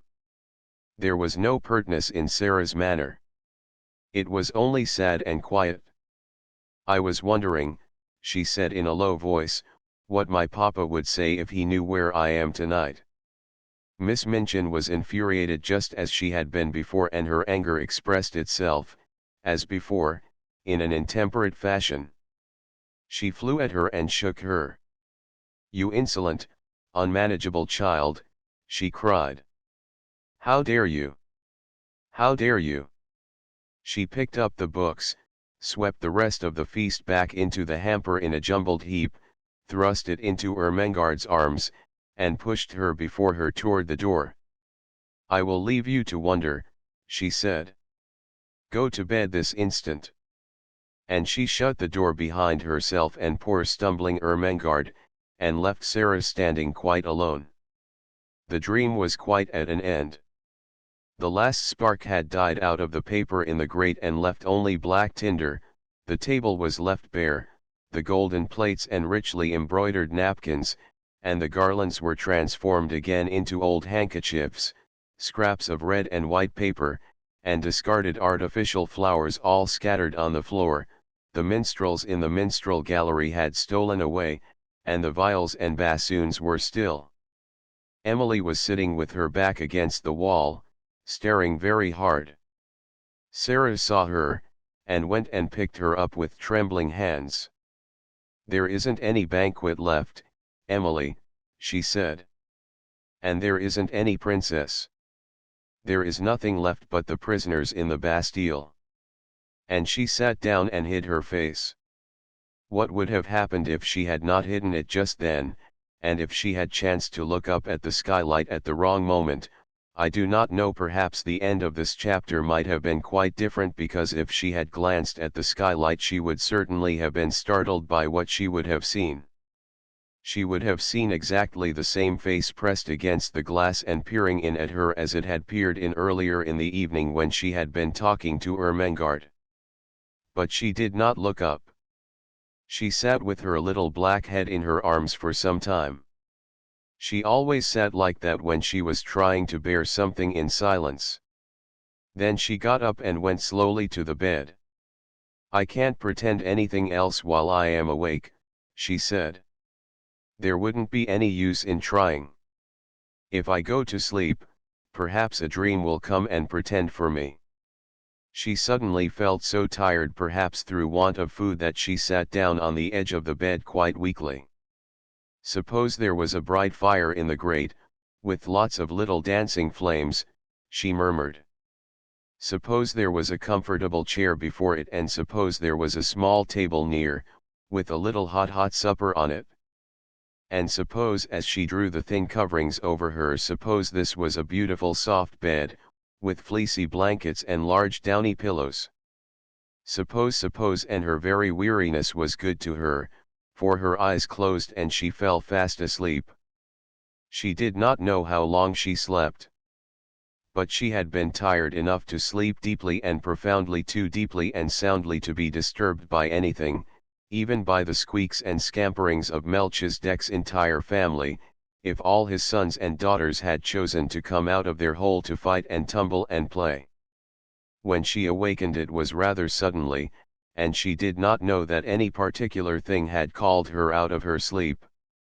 The truth was, however, that it was a sound which had called her back, a real sound, the click of the skylight as it fell in closing after a lithe white figure which slipped through it and crouched down close by upon the slates of the roof, just near enough to see what happened in the attic, but not near enough to be seen. At first she did not open her eyes. She felt too sleepy and, curiously enough, too warm and comfortable. She was so warm and comfortable, indeed, that she did not believe she was really awake. She never was as warm and cozy as this except in some lovely vision. "What a nice dream," she murmured. "I feel quite warm. I don't want to wake up." Of course it was a dream. She felt as if warm, delightful bedclothes were heaped upon her. She could actually feel blankets, and when she put out her hand it touched something exactly like a satin-covered eiderdown quilt. She must not awaken from this delight, she must be quite still and make it last. But she could not, even though she kept her eyes closed tightly, she could not. Something was forcing her to awaken, something in the room. It was a sense of light, and a sound, the sound of a crackling, roaring little fire. "Oh, I am awakening," she said mournfully. "I can't help it, I can't." Her eyes opened in spite of herself. And then she actually smiled, for what she saw she had never seen in the attic before, and knew she never should see. "Oh, I haven't awakened," she whispered, daring to rise on her elbow and look all about her. "I am dreaming yet." She knew it must be a dream, for if she were awake such things could not be. Do you wonder that she felt sure she had not come back to earth? This is what she saw. In the grate there was a glowing, blazing fire, on the hob was a little brass kettle hissing and boiling, spread upon the floor was a thick, warm crimson rug, before the fire a folding chair, unfolded, and with cushions on it, by the chair a small folding table, unfolded, covered with a white cloth, and upon it spread small covered dishes, a cup, a saucer, a teapot. On the bed were new warm coverings and a satin-covered down quilt, at the foot a curious wadded silk robe, a pair of quilted slippers, and some books. The room of her dreams seemed changed into fairyland, and it was flooded with warm light, for a bright lamp stood on the table covered with a rosy shade. She sat up, resting on her elbow, and her breathing came short and fast. "It does not melt away," she panted. "Oh, I never had such a dream before." She scarcely dared to stir, but at last she pushed the bedclothes aside, and put her feet on the floor with a rapturous smile. "I am dreaming, I am getting out of bed," she heard her own voice say, and then, as she stood up in the midst of it all, turning slowly from side to side, "I am dreaming, it stays real. I'm dreaming, it feels real. It's bewitched, or I'm bewitched. I only think I see it all." Her words began to hurry themselves. "If I can only keep on thinking it," she cried, "I don't care.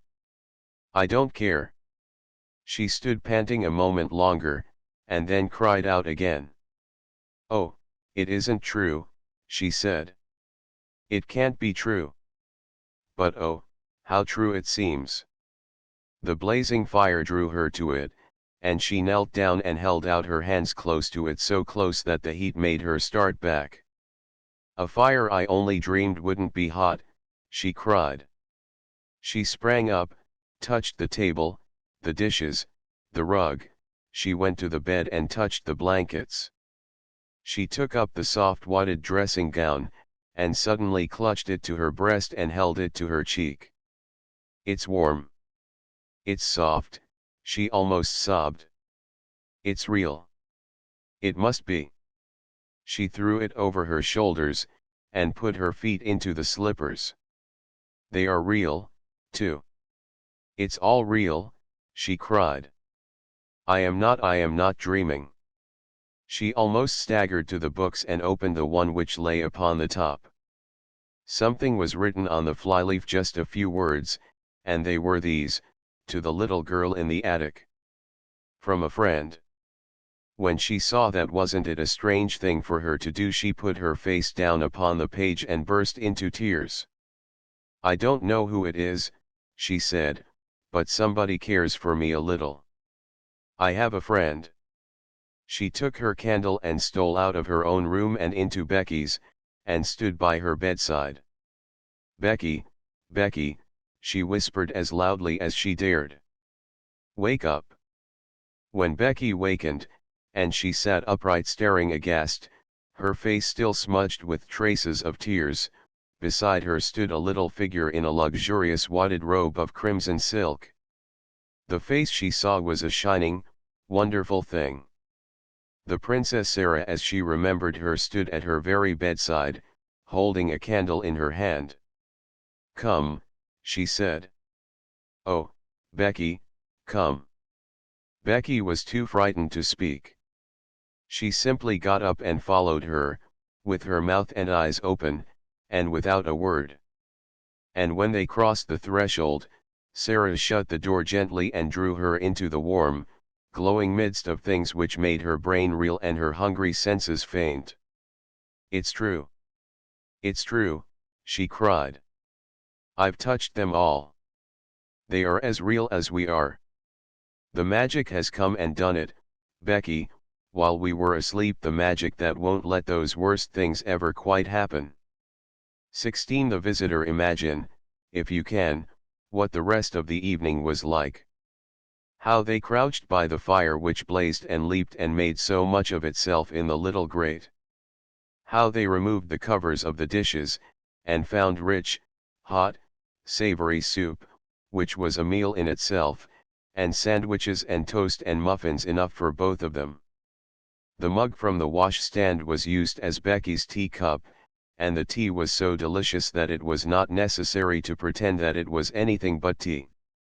They were warm and full-fed and happy, and it was just like Sara that, having found her strange good fortune real, she should give herself up to the enjoyment of it to the utmost. She had lived such a life of imaginings that she was quite equal to accepting any wonderful thing that happened, and almost to cease, in a short time, to find it bewildering. I don't know anyone in the world who could have done it, she said, but there has been someone. And here we are sitting by their fire, and it's true. And whoever it is, wherever they are, I have a friend, Becky, someone is my friend. It cannot be denied that as they sat before the blazing fire, and ate the nourishing, comfortable food, they felt a kind of rapturous awe, and looked into each other's eyes with something like doubt. Do you think, Becky faltered once, in a whisper, do you think it could melt away, miss? Hadn't we better be quick? And she hastily crammed her sandwich into her mouth. If it was only a dream, kitchen manners would be overlooked. No, it won't melt away, said Sara. I am eating this muffin, and I can taste it. You never really eat things in dreams.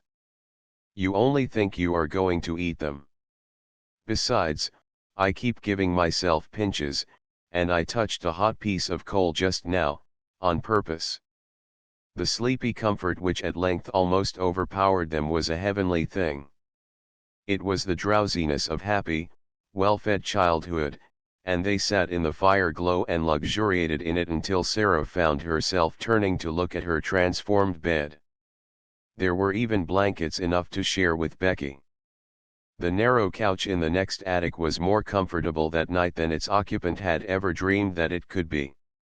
As she went out of the room, Becky turned upon the threshold and looked about her with devouring eyes. If it ain't here in the mornin', miss, she said, it's been here tonight, anyways, and I shan't never forget it. She looked at each particular thing, as if to commit it to memory.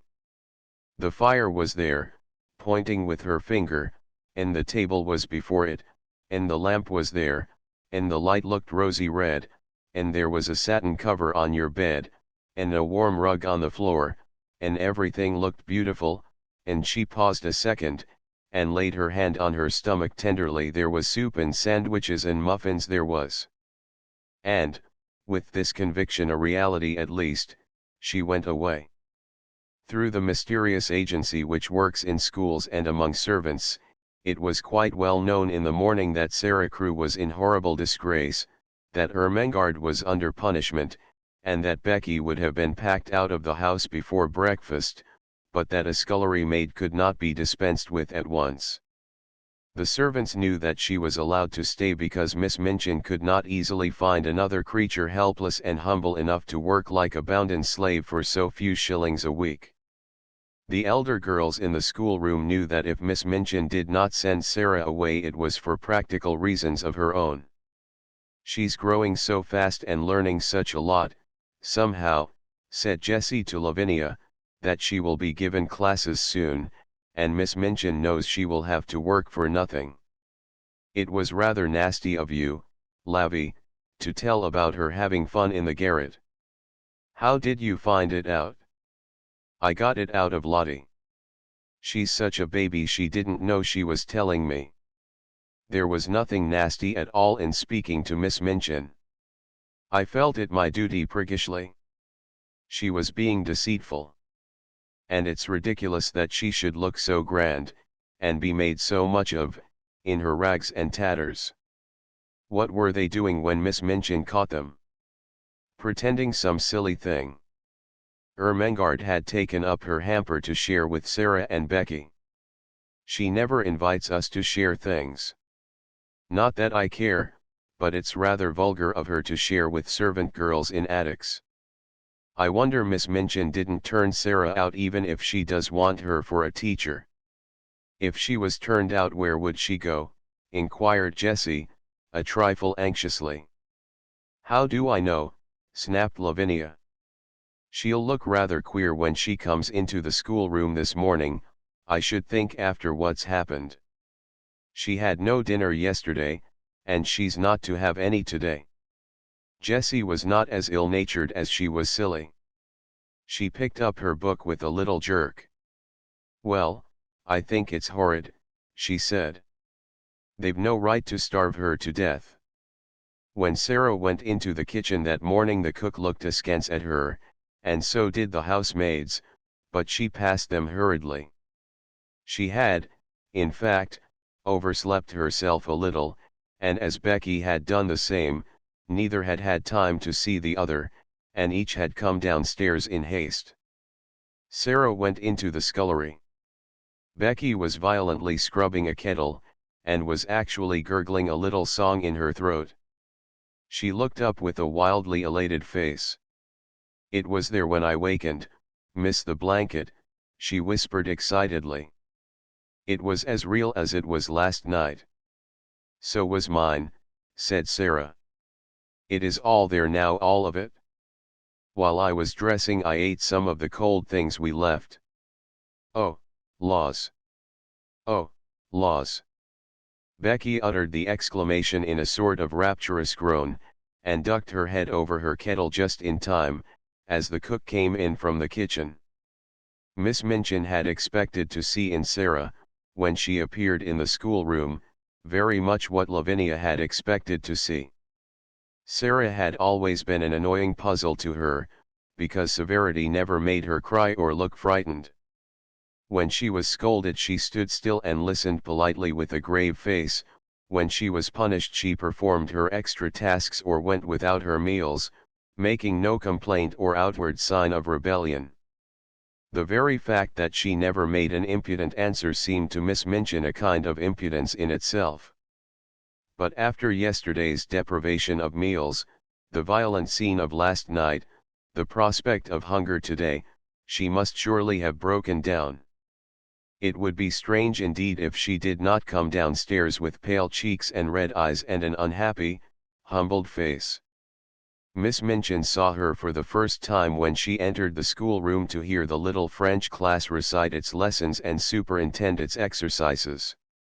And she came in with a springing step, color in her cheeks, and a smile hovering about the corners of her mouth. It was the most astonishing thing Miss Minchin had ever known. It gave her quite a shock. What was the child made of? What could such a thing mean? She called her at once to her desk. "You do not look as if you realize that you are in disgrace," she said. "Are you absolutely hardened? The truth is that when one is still a child, or even if one is grown up and has been well fed, and has slept long and softly and warm, when one has gone to sleep in the midst of a fairy story, and has wakened to find it real, one cannot be unhappy or even look as if one were, and one could not, if one tried, keep a glow of joy out of one's eyes. Miss Minchin was almost struck dumb by the look of Sarah's eyes when she made her perfectly respectful answer. "I beg your pardon, Miss Minchin," she said, "I know that I am in disgrace. Be good enough not to forget it and look as if you had come into a fortune. It is an impertinence.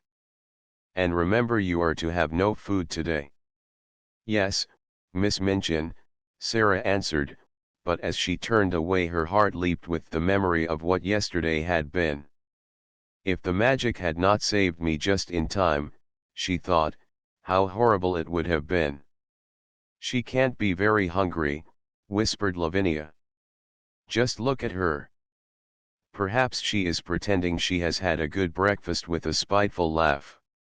"She's different from other people," said Jessie, watching Sara with her class. "Sometimes I'm a bit frightened of her."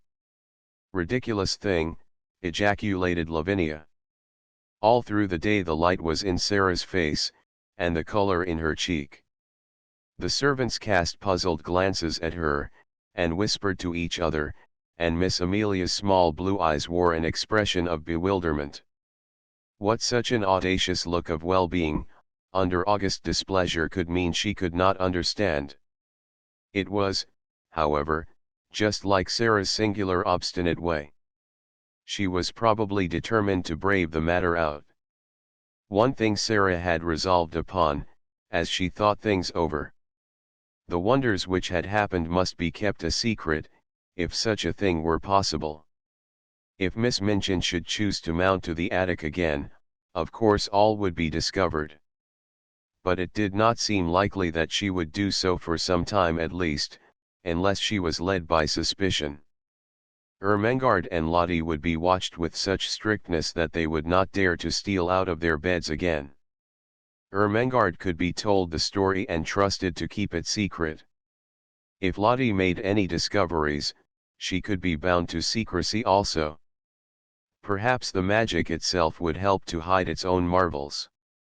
But whatever happens, Sara kept saying to herself all day, whatever happens, somewhere in the world there is a heavenly kind person who is my friend, my friend.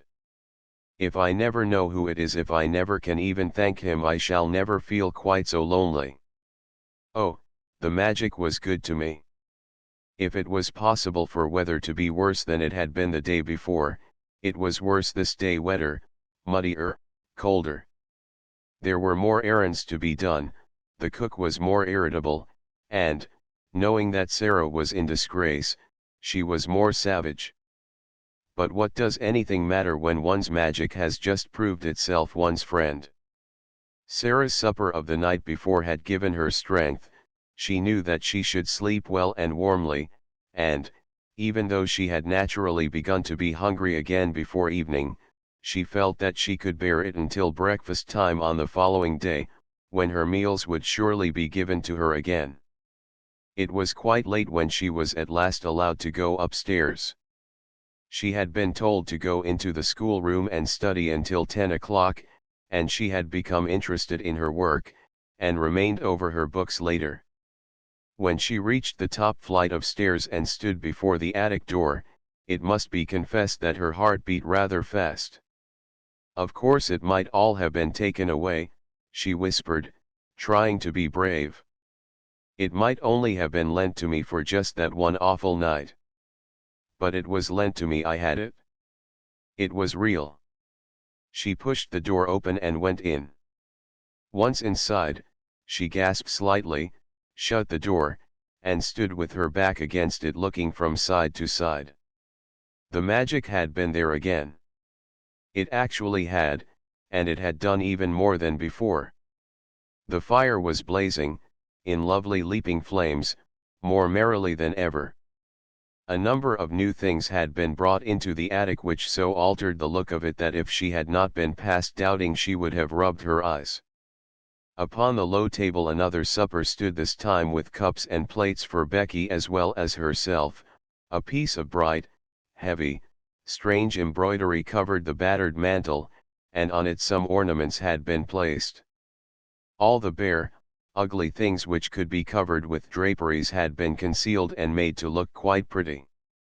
Some odd materials of rich colors had been fastened against the wall with fine, sharp tacks, so sharp that they could be pressed into the wood and plaster without hammering. Some brilliant fans were pinned up, and there were several large cushions, big and substantial enough to use as seats. A wooden box was covered with a rug, and some cushions lay on it, so that it wore quite the air of a sofa. Sara slowly moved away from the door and simply sat down and looked again. "It is exactly like something fairy come true," she said. "There isn't the least difference. I feel as if I might wish for anything, diamonds or bags of gold, and they would appear. That wouldn't be any stranger than this. Is this my garret? Am I the same cold, ragged, damp Sara? And to think I used to pretend and wish there were fairies. The one thing I always wanted was to see a fairy story come true. I am living in a fairy story. I feel as if I might be a fairy myself, and able to turn things into anything else." She rose and knocked upon the wall for the prisoner in the next cell, and the prisoner came.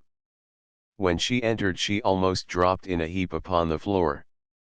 For a few seconds she quite lost her breath. "Oh, laws," she gasped. "Oh, laws, miss." "You see," said Sara. On this night Becky sat on a cushion upon the hearth rug and had a cup and saucer of her own. When Sara went to bed she found that she had a new thick mattress and big downy pillows. Her old mattress and pillow had been removed to Becky's bedstead, and, consequently, with these additions Becky had been supplied with unheard of comfort. "Where does it all come from?" Becky broke forth once. "Laws, who does it, miss?" "Don't let us even ask," said Sara. "If it were not that I want to say, oh, thank you, I would rather not know. It makes it more beautiful." From that time life became more wonderful day by day. The fairy story continued. Almost every day something new was done. Some new comfort or ornament appeared each time Sara opened the door at night, until in a short time the attic was a beautiful little room full of all sorts of odd and luxurious things. The ugly walls were gradually entirely covered with pictures and draperies, ingenious pieces of folding furniture appeared, a bookshelf was hung up and filled with books, new comforts and conveniences appeared one by one, until there seemed nothing left to be desired. When Sara went downstairs in the morning, the remains of the supper were on the table, and when she returned to the attic in the evening, the magician had removed them and left another nice little meal. Miss Minchin was as harsh and insulting as ever, Miss Amelia as peevish, and the servants were as vulgar and rude. Sara was sent on errands in all weathers, and scolded and driven hither and thither. She was scarcely allowed to speak to Ermengarde and Lottie. Lavinia sneered at the increasing shabbiness of her clothes, and the other girls stared curiously at her when she appeared in the schoolroom. But what did it all matter while she was living in this wonderful mysterious story? It was more romantic and delightful than anything she had ever invented to comfort her starved young soul and save herself from despair.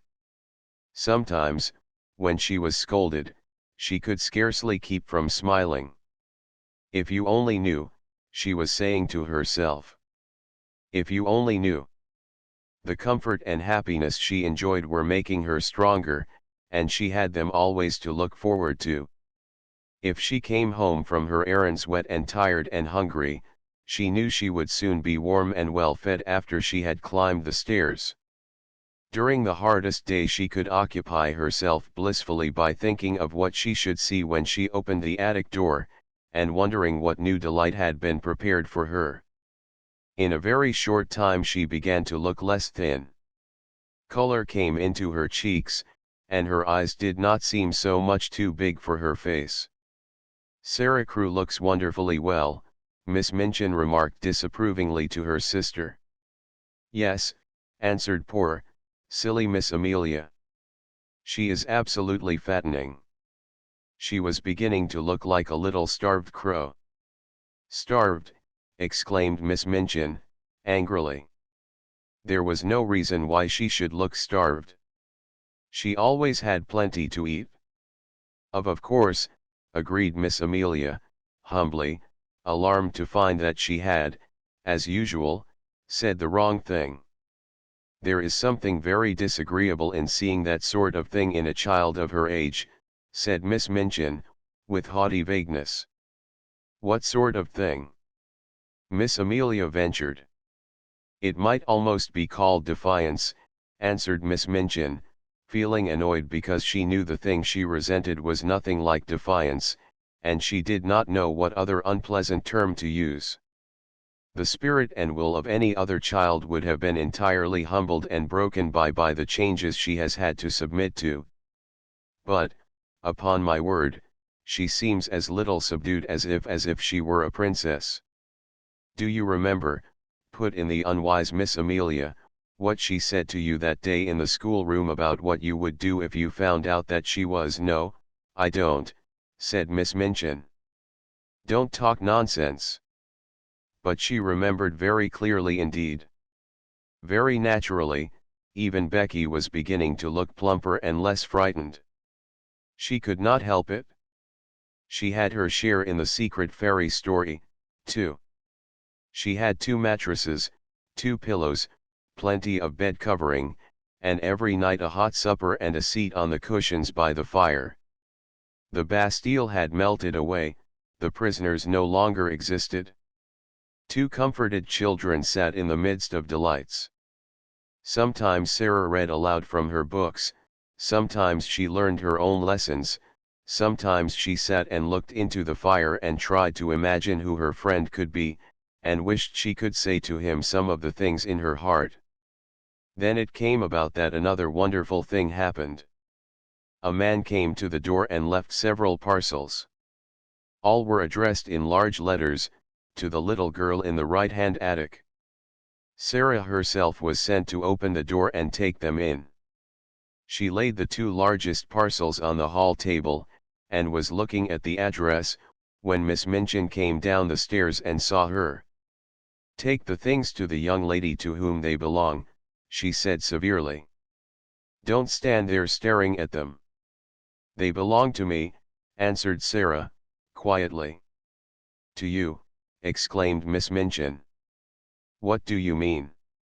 "I don't know where they come from," said Sara, "but they are addressed to me. I sleep in the right-hand attic. Becky has the other one." Miss Minchin came to her side and looked at the parcels with an excited expression. "What is in them?"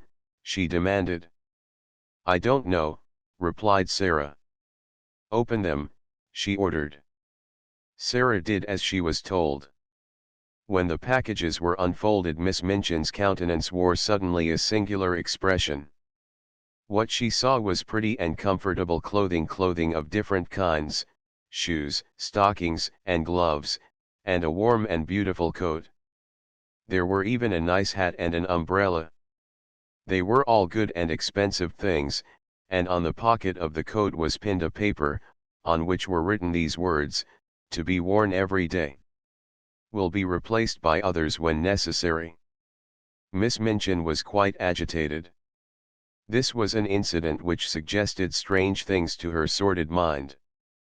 Could it be that she had made a mistake, after all, and that the neglected child had some powerful though eccentric friend in the background, perhaps some previously unknown relation, who had suddenly traced her whereabouts, and chose to provide for her in this mysterious and fantastic way?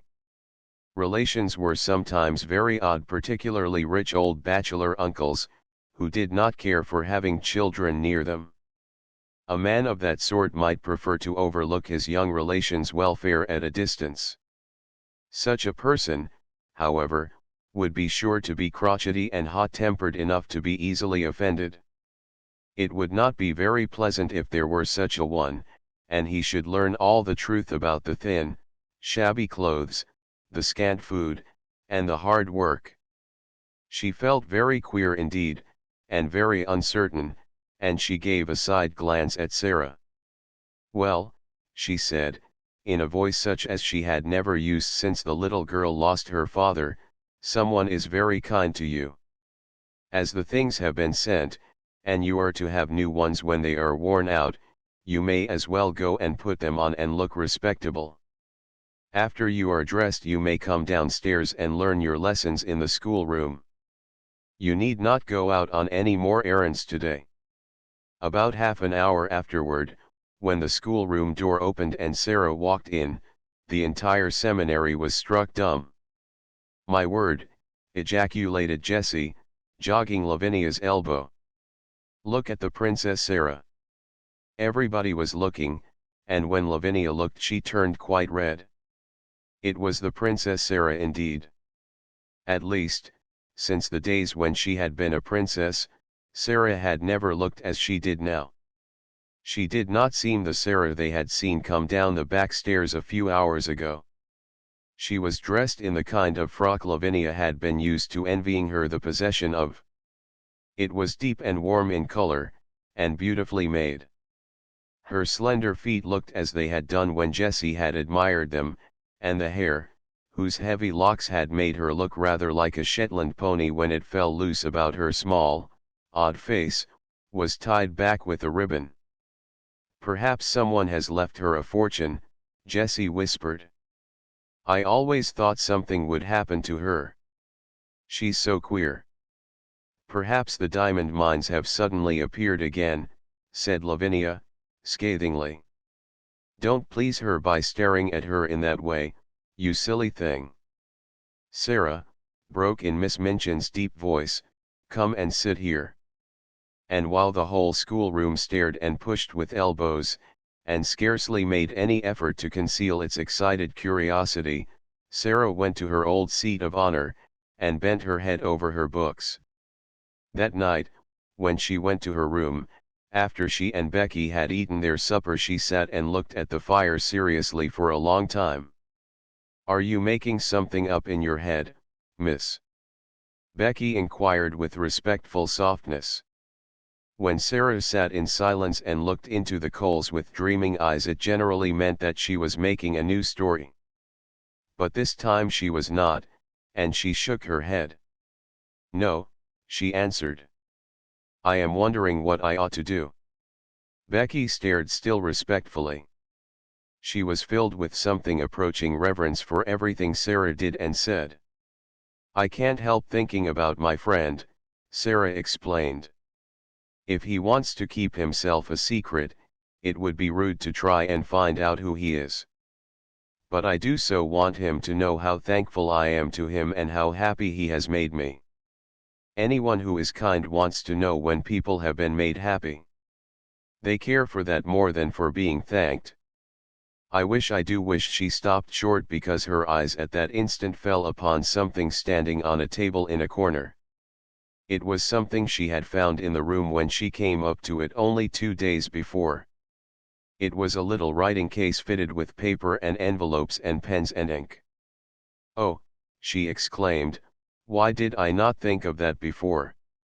She rose and went to the corner and brought the case back to the fire. "I can write to him," she said joyfully, "and leave it on the table. Then perhaps the person who takes the things away will take it, too. I won't ask him anything. He won't mind my thanking him, I feel sure." So she wrote a note. This is what she said: "I hope you will not think it is impolite that I should write this note to you when you wish to keep yourself a secret. Please believe I do not mean to be impolite or try to find out anything at all, only I want to thank you for being so kind to me, so heavenly kind, and making everything like a fairy story. I am so grateful to you, and I am so happy, and so is Becky. Becky feels just as thankful as I do. It is all just as beautiful and wonderful to her as it is to me.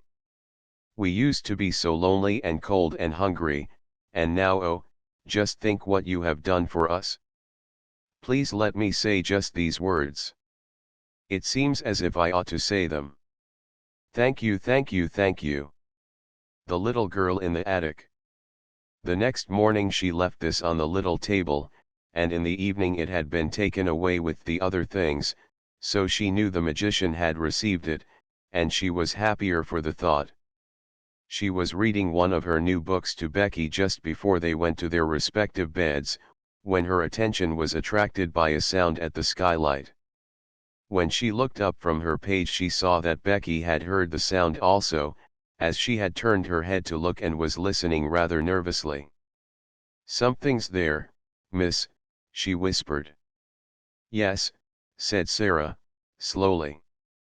"It sounds rather like a cat trying to get in." She left her chair and went to the skylight. It was a queer little sound she heard, like a soft scratching. She suddenly remembered something and laughed. She remembered a quaint little intruder who had made his way into the attic once before. She had seen him that very afternoon, sitting disconsolately on a table before a window in the Indian gentleman's house. Suppose, she whispered in pleased excitement, just suppose it was the monkey who got away again. Oh, I wish it was. She climbed on a chair, very cautiously raised the skylight, and peeped out. It had been snowing all day, and on the snow, quite near her, crouched a tiny, shivering figure, whose small black face wrinkled itself piteously at sight of her.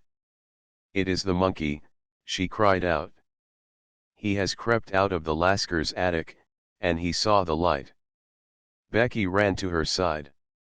"Are you going to let him in, miss?" she said. "Yes," Sara answered joyfully. "It's too cold for monkeys to be out. They're delicate. I'll coax him in." She put a hand out delicately, speaking in a coaxing voice as she spoke to the sparrows and to Melchizedek as if she were some friendly little animal herself. "Come along, monkey darling," she said. "I won't hurt you." He knew she would not hurt him. He knew it before she laid her soft, caressing little paw on him and drew him towards her. He had felt human love in the slim brown hands of Ram Dass, and he felt it in hers. He let her lift him through the skylight, and when he found himself in her arms he cuddled up to her breast and looked up into her face. "Nice monkey. Nice monkey," she crooned, kissing his funny head. "Oh, I do love little animal things." He was evidently glad to get to the fire, and when she sat down and held him on her knee he looked from her to Becky with mingled interest and appreciation. "He is plain looking, miss, ain't he?" said Becky. "He looks like a very ugly baby," laughed Sara. "I beg your pardon, monkey, but I'm glad you are not a baby. Your mother couldn't be proud of you, and no one would dare to say you looked like any of your relations. Oh, I do like you." She leaned back in her chair and reflected. "Perhaps he's sorry he's so ugly," she said, "and it's always on his mind. I wonder if he has a mind. Monkey, my love, have you a mind?" But the monkey only put up a tiny paw and scratched his head. "What shall you do with him?" Becky asked. "I shall let him sleep with me tonight, and then take him back to the Indian gentleman tomorrow. I am sorry to take you back, monkey, but you must go. You ought to be fondest of your own family, and I'm not a real relation." And when she went to bed she made him a nest at her feet, and he curled up and slept there as if he were a baby and much pleased with his quarters. 17. It is the child. The next afternoon 3 members of the large family sat in the Indian gentleman's library, doing their best to cheer him up. They had been allowed to come in to perform this office because he had specially invited them. He had been living in a state of suspense for some time, and today he was waiting for a certain event very anxiously. This event was the return of Mr. Carmichael from Moscow. His stay there had been prolonged from week to week. On his first arrival there, he had not been able satisfactorily to trace the family he had gone in search of. When he felt at last sure that he had found them and had gone to their house, he had been told that they were absent on a journey. His efforts to reach them had been unavailing, so he had decided to remain in Moscow until their return. Mr. Carrisford sat in his reclining chair, and Janet sat on the floor beside him. He was very fond of Janet. Nora had found a footstool, and Donald was astride the tiger's head which ornamented the rug made of the animal's skin. It must be owned that he was riding it rather violently. "Don't chirrup so loud, Donald," Janet said. "When you come to cheer an ill person up, you don't cheer him up at the top of your voice." "Perhaps cheering up is too loud, Mr. Carrisford," turning to the Indian gentleman. But he only patted her shoulder. "No, it isn't," he answered. "And it keeps me from thinking too much." "I'm going to be quiet," Donald shouted. "We'll all be as quiet as mice." "Mice don't make a noise like that," said Janet. Donald made a bridle of his handkerchief and bounced up and down on the tiger's head. "A whole lot of mice might," he said cheerfully. "1,000 mice might." "I don't believe 50,000 mice would," said Janet, severely, "and we have to be as quiet as one mouse." Mr. Carrisford laughed and patted her shoulder again. "Papa won't be very long now," she said. "May we talk about the lost little girl?" "I don't think I could talk much about anything else just now," the Indian gentleman answered, knitting his forehead with a tired look. "We like her so much," said Nora. "We call her the little unfairy princess." "Why?" the Indian gentleman inquired, because the fancies of the large family always made him forget things a little. It was Janet who answered. "It is because, though she is not exactly a fairy, she will be so rich when she is found that she will be like a princess in a fairy tale. We called her the fairy princess at first, but it didn't quite suit." "Is it true," said Nora, "that her papa gave all his money to a friend to put in a mine that had diamonds in it, and then the friend thought he had lost it all and ran away because he felt as if he was a robber?" "But he wasn't really, you know," put in Janet, hastily. The Indian gentleman took hold of her hand quickly.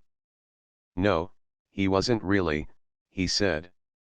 "I am sorry for the friend," Janet said, "I can't help it. He didn't mean to do it, and it would break his heart." "I am sure it would break his heart." "You are an understanding little woman, Janet," the Indian gentleman said, and he held her hand close. "Did you tell Mr. Carrisford," Donald shouted again, "about the little girl who isn't a beggar? Did you tell him she has new nice clothes? Praps she's been found by somebody when she was lost." "There's a cab," exclaimed Janet. "It's stopping before the door. It is Papa." They all ran to the windows to look out. "Yes, it's Papa," Donald proclaimed. "But there is no little girl." All three of them incontinently fled from the room and tumbled into the hall. It was in this way they always welcomed their father. They were to be heard jumping up and down, clapping their hands, and being caught up and kissed. Mr. Carrisford made an effort to rise and sank back again. "It is no use," he said. "What a wreck I am." Mr. Carmichael's voice approached the door. "No, children," he was saying, "you may come in after I have talked to Mr. Carrisford. Go and play with Ramdas." Then the door opened and he came in. He looked rosier than ever, and brought an atmosphere of freshness and health with him, but his eyes were disappointed and anxious as they met the invalid's look of eager question even as they grasped each other's hands. "What news?" Mr. Carrisford asked. The child the Russian people adopted. She is not the child we are looking for, was Mr. Carmichael's answer. She is much younger than Captain Crewe's little girl. Her name is Emily Carew. I have seen and talked to her. The Russians were able to give me every detail. How wearied and miserable the Indian gentleman looked. His hand dropped from Mr. Carmichael's. Then the search has to be begun over again, he said. That is all. Please sit down. Mr. Carmichael took a seat. Somehow, he had gradually grown fond of this unhappy man. He was himself so well and happy, and so surrounded by cheerfulness and love, that desolation and broken health seemed pitifully unbearable things. If there had been the sound of just one gay little high-pitched voice in the house, it would have been so much less forlorn. And that a man should be compelled to carry about in his breast the thought that he had seemed to wrong and desert a child was not a thing one could face. Come, come, he said in his cheery voice, we'll find her yet. We must begin at once. No time must be lost, Mr. Carrisford fretted. Have you any new suggestion to make, any whatsoever? Mr. Carmichael felt rather restless, and he rose and began to pace the room with a thoughtful, though uncertain face. Well, perhaps, he said. I don't know what it may be worth. The fact is, an idea occurred to me as I was thinking the thing over in the train on the journey from Dover. What was it? If she is alive, she is somewhere. Yes, she is somewhere. We have searched the schools in Paris. Let us give up Paris and begin in London. That was my idea, to search London. There are schools enough in London, said Mr. Carrisford. Then he slightly started, roused by a recollection. By the way, there is one next door. Then we will begin there. We cannot begin nearer than next door. No, said Carrisford. There is a child there who interests me, but she is not a pupil. And she is a little dark, forlorn creature, as unlike poor Crewe as a child could be. Perhaps the magic was at work again at that very moment, the beautiful magic. It really seemed as if it might be so. What was it that brought Ram Dass into the room even as his master spoke, salaaming respectfully, but with a scarcely concealed touch of excitement in his dark, flashing eyes? Sahib, he said, the child herself has come. The child the Sahib felt pity for. She brings back the monkey who had again run away to her attic under the roof. I have asked that she remain. It was my thought that it would please the Sahib to see and speak with her.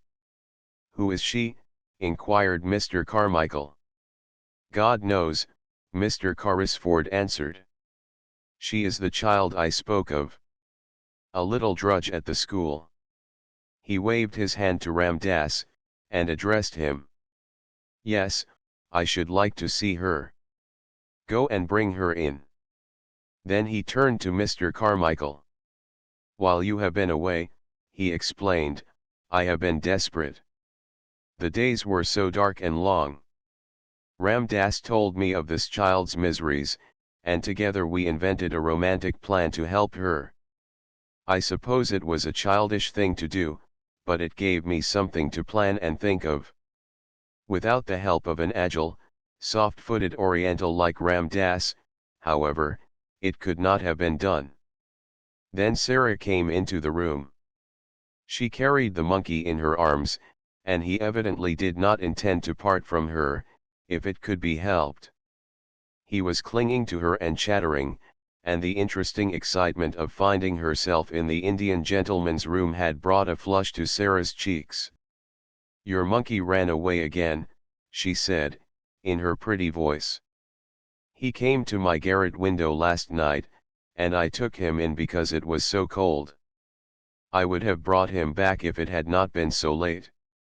I knew you were ill and might not like to be disturbed. The Indian gentleman's hollow eyes dwelt on her with curious interest. That was very thoughtful of you, he said. Sara looked toward Ram Das, who stood near the door. Shall I give him to the Lascar? She asked. How do you know he is a Lascar? Said the Indian gentleman, smiling a little. Oh, I know Lascars, Sara said, handing over the reluctant monkey. I was born in India. The Indian gentleman sat upright so suddenly, and with such a change of expression, that she was for a moment quite startled. You were born in India? He exclaimed, were you? Come here. And he held out his hand. Sara went to him and laid her hand in his, as he seemed to want to take it. She stood still, and her green-gray eyes met his wonderingly. Something seemed to be the matter with him. You live next door? He demanded. Yes, I live at Miss Minchin's seminary. But you are not one of her pupils. A strange little smile hovered about Sara's mouth. She hesitated a moment. I don't think I know exactly what I am, she replied. Why not? At first I was a pupil, and a parlor boarder, but now you were a pupil. What are you now? The queer little sad smile was on Sara's lips again. I sleep in the attic, next to the scullery maid, she said. I run errands for the cook, I do anything she tells me, and I teach the little ones their lessons. Question her, Carmichael, said Mr. Carrisford, sinking back as if he had lost his strength. Question her, I cannot. The big, kind father of the large family knew how to question little girls. Sara realized how much practice he had had when he spoke to her in his nice, encouraging voice. What do you mean by at first, my child? He inquired. When I was first taken there by my papa. Where is your papa? He died, said Sara, very quietly. He lost all his money and there was none left for me. There was no one to take care of me or to pay Miss Minchin. Carmichael, the Indian gentleman cried out loudly. Carmichael. We must not frighten her, Mr. Carmichael said aside to him in a quick, low voice. And he added aloud to Sara, so you were sent up into the attic, and made into a little drudge. That was about it, wasn't it? There was no one to take care of me, said Sara. There was no money, I belonged to nobody. How did your father lose his money? The Indian gentleman broke in breathlessly. He did not lose it himself, Sara answered, wondering still more each moment. He had a friend he was very fond of, he was very fond of him. It was his friend who took his money. He trusted his friend too much.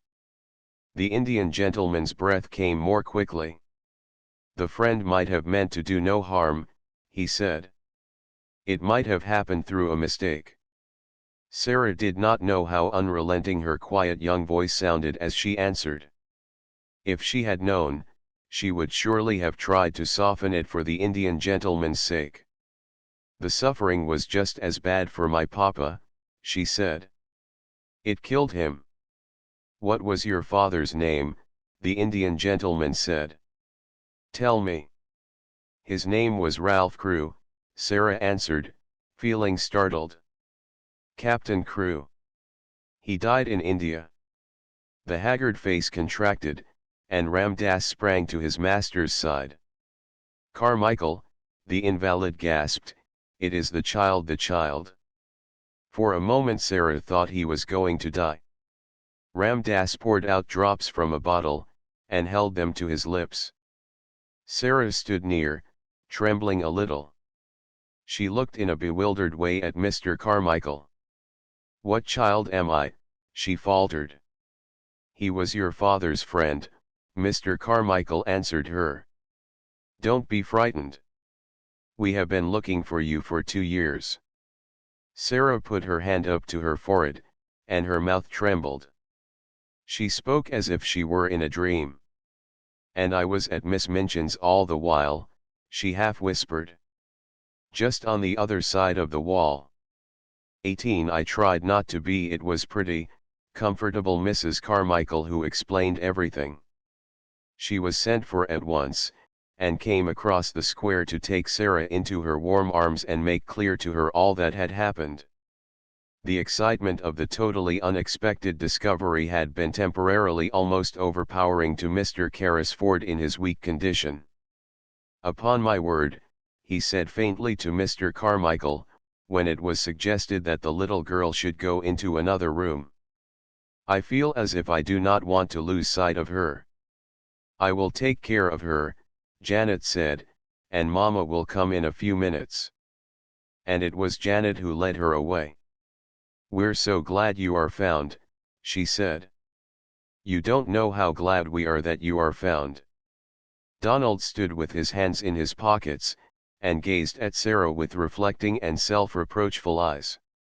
"If I'd just asked what your name was when I gave you my sixpence," he said, "you would have told me it was Sara Crewe, and then you would have been found in a minute." Then Mrs. Carmichael came in. She looked very much moved, and suddenly took Sara in her arms and kissed her. "You look bewildered, poor child," she said. "And it is not to be wondered at." Sara could only think of one thing. "Was he," she said, with a glance toward the closed door of the library, "was he the wicked friend?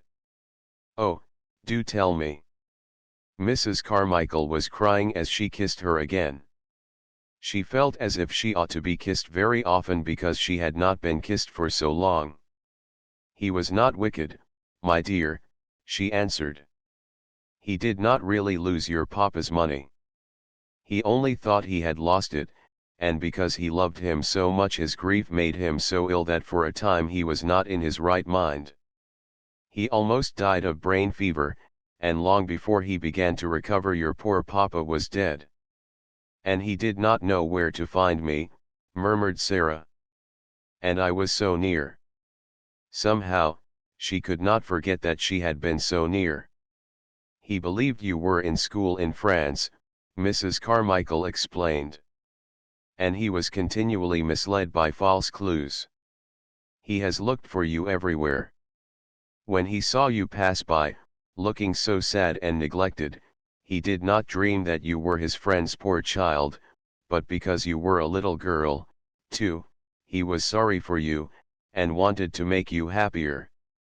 And he told Ram Dass to climb into your attic window and try to make you comfortable."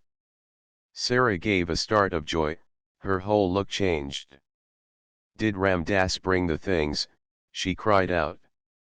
"Did he tell Ram Dass to do it? Did he make the dream that came true?" "Yes, my dear, yes. He is kind and good, and he was sorry for you, for little lost Sara Crewe's sake." The library door opened and Mr. Carmichael appeared, calling Sara to him with a gesture. "Mr. Carrisford is better already," he said. "He wants you to come to him." Sara did not wait. When the Indian gentleman looked at her as she entered, he saw that her face was all alight. She went and stood before his chair, with her hands clasped together against her breast. "You sent the things to me," she said, in a joyful emotional little voice, "the beautiful, beautiful things. You sent them." "Yes, poor, dear child, I did," he answered her. He was weak and broken with long illness and trouble, but he looked at her with the look she remembered in her father's eyes, that look of loving her and wanting to take her in his arms. It made her kneel down by him, just as she used to kneel by her father when they were the dearest friends and lovers in the world. "Then it is you who are my friend," she said, "it is you who are my friend." And she dropped her face on his thin hand and kissed it again and again. "The man will be himself again in 3 weeks, Mr. Carmichael said aside to his wife. "Look at his face already." In fact, he did look changed. Here was the little missus, and he had new things to think of and plan for already. In the first place, there was Miss Minchin. She must be interviewed and told of the change which had taken place in the fortunes of her pupil. Sara was not to return to the seminary at all. The Indian gentleman was very determined upon that point. She must remain where she was, and Mr. Carmichael should go and see Miss Minchin himself. "I am glad I need not go back," said Sara. "She will be very angry. She does not like me, though perhaps it is my fault, because I do not like her." But, oddly enough, Miss Minchin made it unnecessary for Mr. Carmichael to go to her, by actually coming in search of her pupil herself.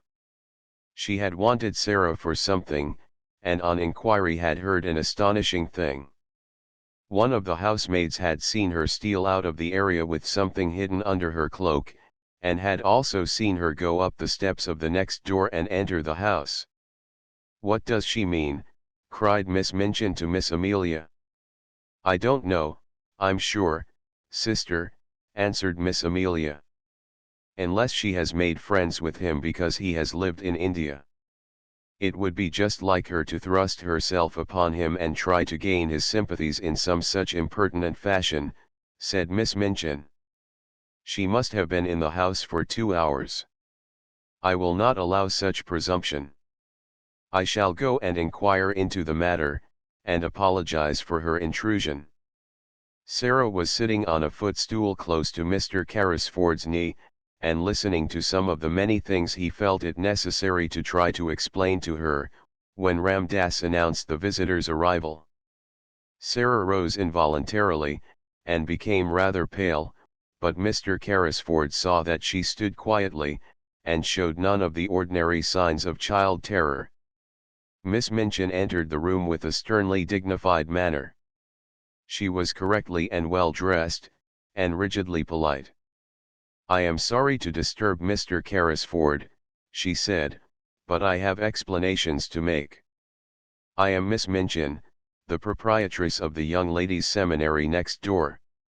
The Indian gentleman looked at her for a moment in silent scrutiny. He was a man who had naturally a rather hot temper, and he did not wish it to get too much the better of him.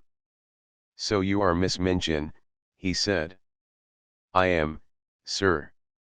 "In that case," the Indian gentleman replied, "you have arrived at the right time. My solicitor, Mr. Carmichael, was just on the point of going to see you." Mr. Carmichael bowed slightly, and Miss Minchin looked from him to Mr. Carrisford in amazement. "Your solicitor," she said. "I do not understand." "I have come here as a matter of duty. I have just discovered that you have been intruded upon through the forwardness of one of my pupils, a charity pupil. I came to explain that she intruded without my knowledge." She turned upon Sara. "Go home at once," she commanded indignantly. "You shall be severely punished. Go home at once." The Indian gentleman drew Sara to his side and patted her hand. "She is not going." Miss Minchin felt rather as if she must be losing her senses. "Not going," she repeated. "No," said Mr. Carrisford. "She is not going home if you give your house that name. Her home for the future will be with me." Miss Minchin fell back in amazed indignation. "With you? With you, sir? What does this mean?" "Kindly explain the matter, Carmichael," said the Indian gentleman, "and get it over as quickly as possible." And he made Sara sit down again, and held her hands in his, which was another trick of her papa's. Then Mr. Carmichael explained in the quiet, level-toned, steady manner of a man who knew his subject, and all its legal significance, which was a thing Miss Minchin understood as a business woman, and did not enjoy.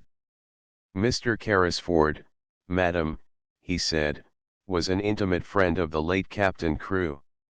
He was his partner in certain large investments.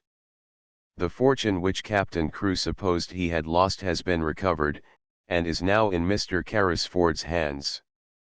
"The fortune!" cried Miss Minchin, and she really lost color as she uttered the exclamation. Sarah's fortune. It will be Sarah's fortune, replied Mr. Carmichael, rather coldly. It is Sarah's fortune now, in fact. Certain events have increased it enormously. The diamond mines have retrieved themselves. The diamond mines. Miss Minchin gasped out. If this was true, nothing so horrible, she felt, had ever happened to her since she was born.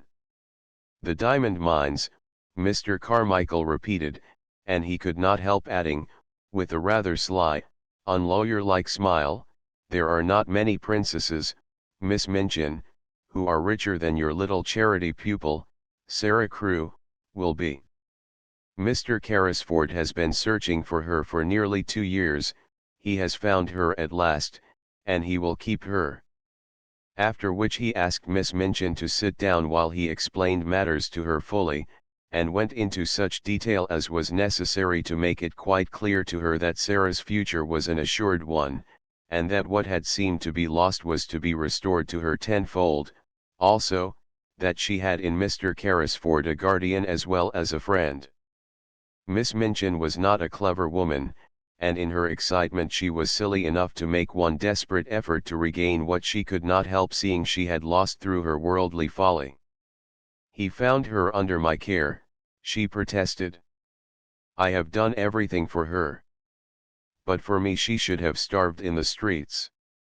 Here the Indian gentleman lost his temper. As to starving in the streets, he said, she might have starved more comfortably there than in your attic. Captain Crewe left her in my charge, Miss Minchin argued. She must return to it until she is of age. She can be a parlor boarder again. She must finish her education. The law will interfere in my behalf. Come, come, Miss Minchin, Mr. Carmichael interposed, the law will do nothing of the sort. If Sara herself wishes to return to you, I dare say Mr. Carrisford might not refuse to allow it. But that rests with Sara. Then, said Miss Minchin, I appeal to Sara.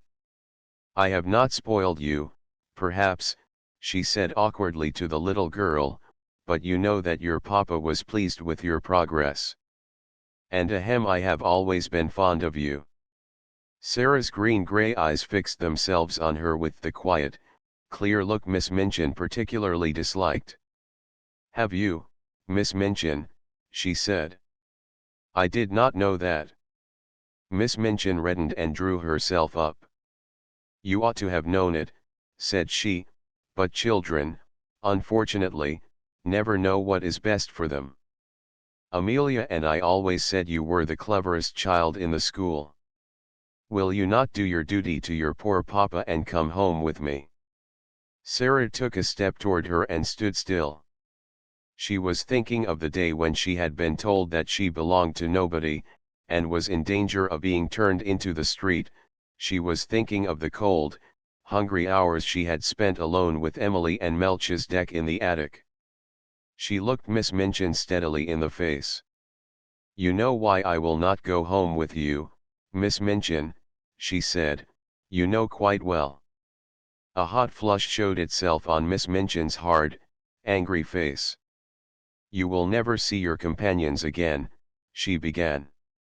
I will see that Ermengarde and Lottie are kept away. Mr. Carmichael stopped her with polite firmness. Excuse me, he said, she will see anyone she wishes to see. The parents of Miss Crewe's fellow pupils are not likely to refuse her invitations to visit her at her guardian's house. Mr. Carrisford will attend to that. It must be confessed that even Miss Minchin flinched.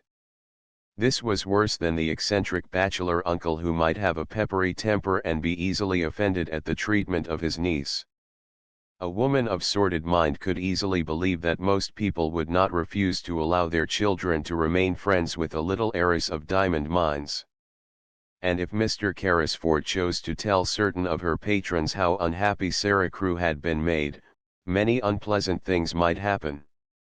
You have not undertaken an easy charge, she said to the Indian gentleman, as she turned to leave the room, you will discover that very soon. The child is neither truthful nor grateful. I suppose to Sara that you feel now that you are a princess again. Sara looked down and flushed a little, because she thought her pet fancy might not be easy for strangers, even nice ones, to understand at first. I tried not to be anything else, she answered in a low voice. Even when I was coldest and hungriest I tried not to be. Now it will not be necessary to try, said Miss Minchin, acidly, as Ram Dass salaamed her out of the room. She returned home and, going to her sitting room, sent at once for Miss Amelia. She sat closeted with her all the rest of the afternoon, and it must be admitted that poor Miss Amelia passed through more than one bad quarter of an hour. She shed a good many tears, and mopped her eyes a good deal. One of her unfortunate remarks almost caused her sister to snap her head entirely off, but it resulted in an unusual manner. "I'm not as clever as you, sister," she said, "and I am always afraid to say things to you for fear of making you angry. Perhaps if I were not so timid it would be better for the school and for both of us. I must say I've often thought it would have been better if you had been less severe on Sara Crewe, and had seen that she was decently dressed and more comfortable. I know she was worked too hard for a child of her age, and I know she was only half fed." "How dare you say such a thing," exclaimed Miss Minchin. "I don't know how I dare," Miss Amelia answered, with a kind of reckless courage, "but now I've begun I may as well finish, whatever happens to me. The child was a clever child and a good child, and she would have paid you for any kindness you had shown her. But you didn't show her any. The fact was, she was too clever for you, and you always disliked her for that reason. She used to see through us both." "Amelia," gasped her infuriated elder, looking as if she would box her ears and knock her cap off, as she had often done to Becky. But Miss Amelia's disappointment had made her hysterical enough not to care what occurred next. "She did. She did," she cried. "She saw through us both.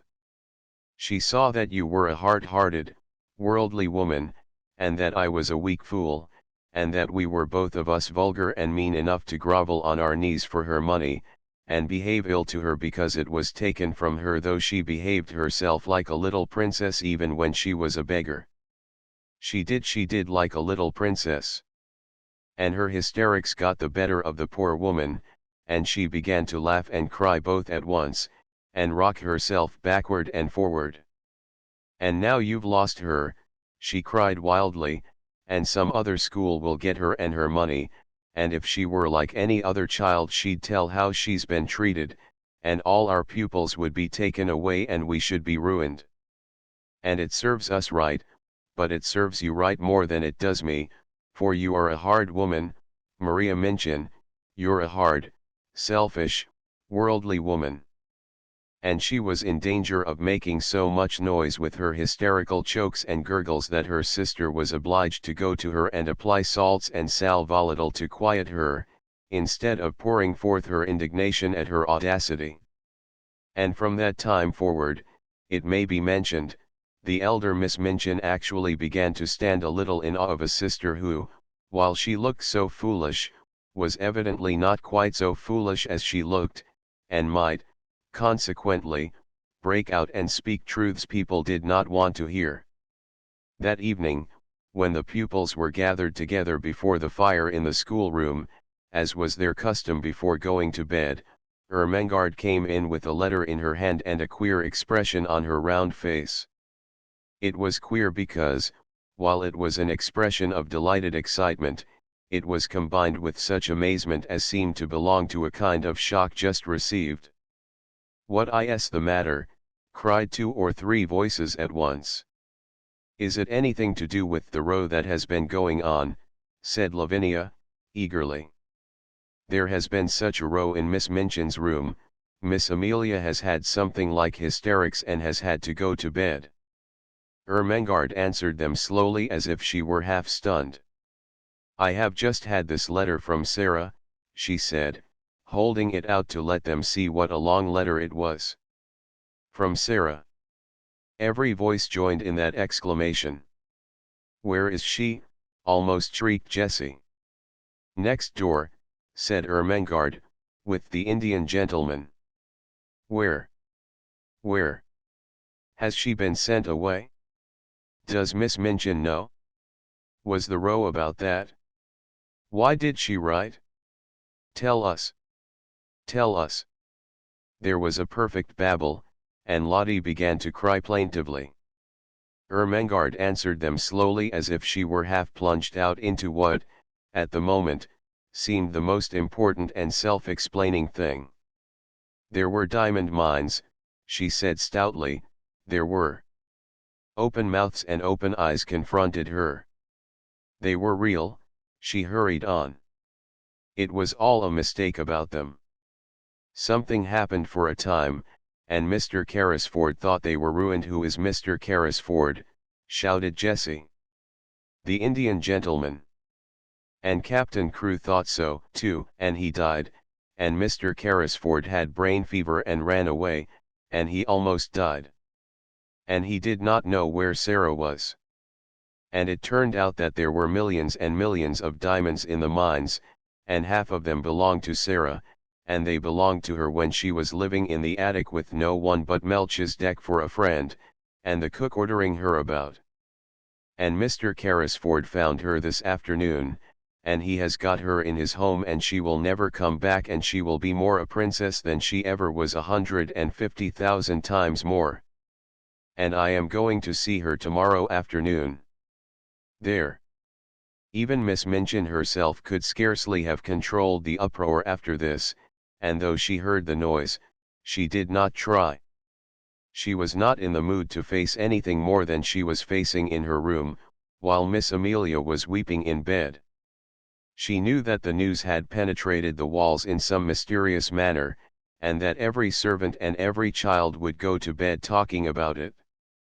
So until almost midnight the entire seminary, realizing somehow that all rules were laid aside, crowded round Ermengarde in the schoolroom and heard read and reread the letter containing a story which was quite as wonderful as any Sara herself had ever invented, and which had the amazing charm of having happened to Sara herself and the mystic Indian gentleman in the very next house.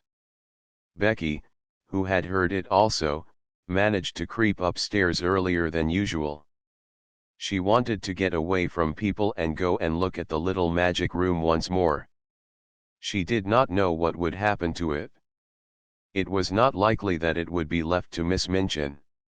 It would be taken away, and the attic would be bare and empty again. Glad as she was for Sara's sake, she went up the last flight of stairs with a lump in her throat and tears blurring her sight.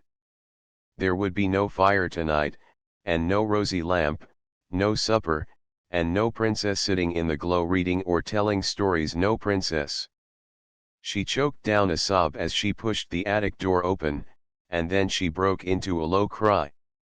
The lamp was flushing the room, the fire was blazing, the supper was waiting, and Ram Das was standing smiling into her startled face. "Missie Sahib remembered," he said. "She told the Sahib all. She wished you to know the good fortune which has befallen her. Behold a letter on the tray. She has written. She did not wish that you should go to sleep unhappy. The Sahib commands you to come to him tomorrow. You are to be the attendant of Missie Sahib. Tonight I take these things back over the roof." And having said this with a beaming face, he made a little salaam and slipped through the skylight with an agile silentness of movement which showed Becky how easily he had done it before. 19 And never had such joy reigned in the nursery of the large family. Never had they dreamed of such delights as resulted from an intimate acquaintance with the little girl who was not a beggar. The mere fact of her sufferings and adventures made her a priceless possession. Everybody wanted to be told over and over again the things which had happened to her. When one was sitting by a warm fire in a big, glowing room, it was quite delightful to hear how cold it could be in an attic. It must be admitted that the attic was rather delighted in, and that its coldness and bareness quite sank into insignificance when Melchizedek was remembered, and one heard about the sparrows and things one could see if one climbed on the table and stuck one's head and shoulders out of the skylight. Of course the thing loved best was the story of the banquet and the dream which was true. Sara told it for the first time the day after she had been found. Several members of the large family came to take tea with her, and as they sat or curled up on the hearth rug she told the story in her own way, and the Indian gentleman listened and watched her. When she had finished she looked up at him and put her hand on his knee. "That is my part," she said. "Now won't you tell your part of it, Uncle Tom?" He had asked her to call him always Uncle Tom. "I don't know your part yet, and it must be beautiful." So he told them how, when he sat alone, ill and dull and irritable, Ram Das had tried to distract him by describing the passers-by, and there was one child who passed oftener than anyone else. He had begun to be interested in her partly perhaps because he was thinking a great deal of a little girl, and partly because Ram Das had been able to relate the incident of his visit to the attic in chase of the monkey. He had described its cheerless look, and the bearing of the child, who seemed as if she was not of the class of those who were treated as drudges and servants. Bit by bit, Ram Das had made discoveries concerning the wretchedness of her life. He had found out how easy a matter it was to climb across the few yards of roof to the skylight, and this fact had been the beginning of all that followed. "Sahib," he had said one day, "I could cross the slates and make the child a fire when she is out on some errand. When she returned, wet and cold, to find it blazing, she would think a magician had done it." The idea had been so fanciful that Mr. Carrisford's sad face had lighted with a smile, and Ram Das had been so filled with rapture that he had enlarged upon it and explained to his master how simple it would be to accomplish numbers of other things. He had shown a childlike pleasure and invention, and the preparations for the carrying out of the plan had filled many a day with interest which would otherwise have dragged wearily. On the night of the frustrated banquet Ram Das had kept watch, all his packages being in readiness in the attic which was his own, and the person who was to help him had waited with him, as interested as himself in the odd adventure. Ram Das had been lying flat upon the slates, looking in at the skylight. When the banquet had come to its disastrous conclusion, he had been sure of the profoundness of Sara's wearied sleep, and then, with the dark lantern, he had crept into the room, while his companion remained outside and handed the things to him. When Sara had stirred ever so faintly, Ram Das had closed the lantern slide and lain flat upon the floor. These and many other exciting things the children found out by asking 1,000 questions. "I am so glad," Sara said. "I am so glad it was you who were my friend. There never were such friends as these two became. Somehow, they seemed to suit each other in a wonderful way." The Indian gentleman had never had a companion he liked quite as much as he liked Sara. In a month's time he was, as Mr. Carmichael had prophesied he would be, a new man. He was always amused and interested, and he began to find an actual pleasure in the possession of the wealth he had imagined that he loathed the burden of. There were so many charming things to plan for Sara. There was a little joke between them that he was a magician, and it was one of his pleasures to invent things to surprise her. She found beautiful new flowers growing in her room, whimsical little gifts tucked under pillows, and once, as they sat together in the evening, they heard the scratch of a heavy paw on the door, and when Sara went to find out what it was, there stood a great dog, a splendid Russian boarhound with a grand silver and gold collar bearing an inscription. "I am Boris," it read, "I serve the Princess Sara." There was nothing the Indian gentleman loved more than the recollection of the little princess in rags and tatters. The afternoons in which the large family, or Ermengarde and Lottie, gathered to rejoice together were very delightful. But the hours when Sara and the Indian gentleman sat alone and read or talked had a special charm of their own. During their passing many interesting things occurred. One evening, Mr. Carrisford, looking up from his book, noticed that his companion had not stirred for some time, but sat gazing into the fire. "What are you supposing, Sara?" he asked. Sara looked up, with a bright color on her cheek. "I was supposing," she said, "I was remembering that hungry day, and a child I saw." "But there were a great many hungry days," said the Indian gentleman, with rather a sad tone in his voice. "Which hungry day was it?" "I forgot you didn't know," said Sara. "It was the day the dream came true." Then she told him the story of the bun shop, and the fourpence she picked up out of the sloppy mud, and the child who was hungrier than herself. She told it quite simply, and in as few words as possible, but somehow the Indian gentleman found it necessary to shade his eyes with his hand and look down at the carpet. "And I was supposing a kind of plan," she said, when she had finished. "I was thinking I should like to do something." "What was it?" said Mr. Carrisford, in a low tone. "You may do anything you like to do, Princess."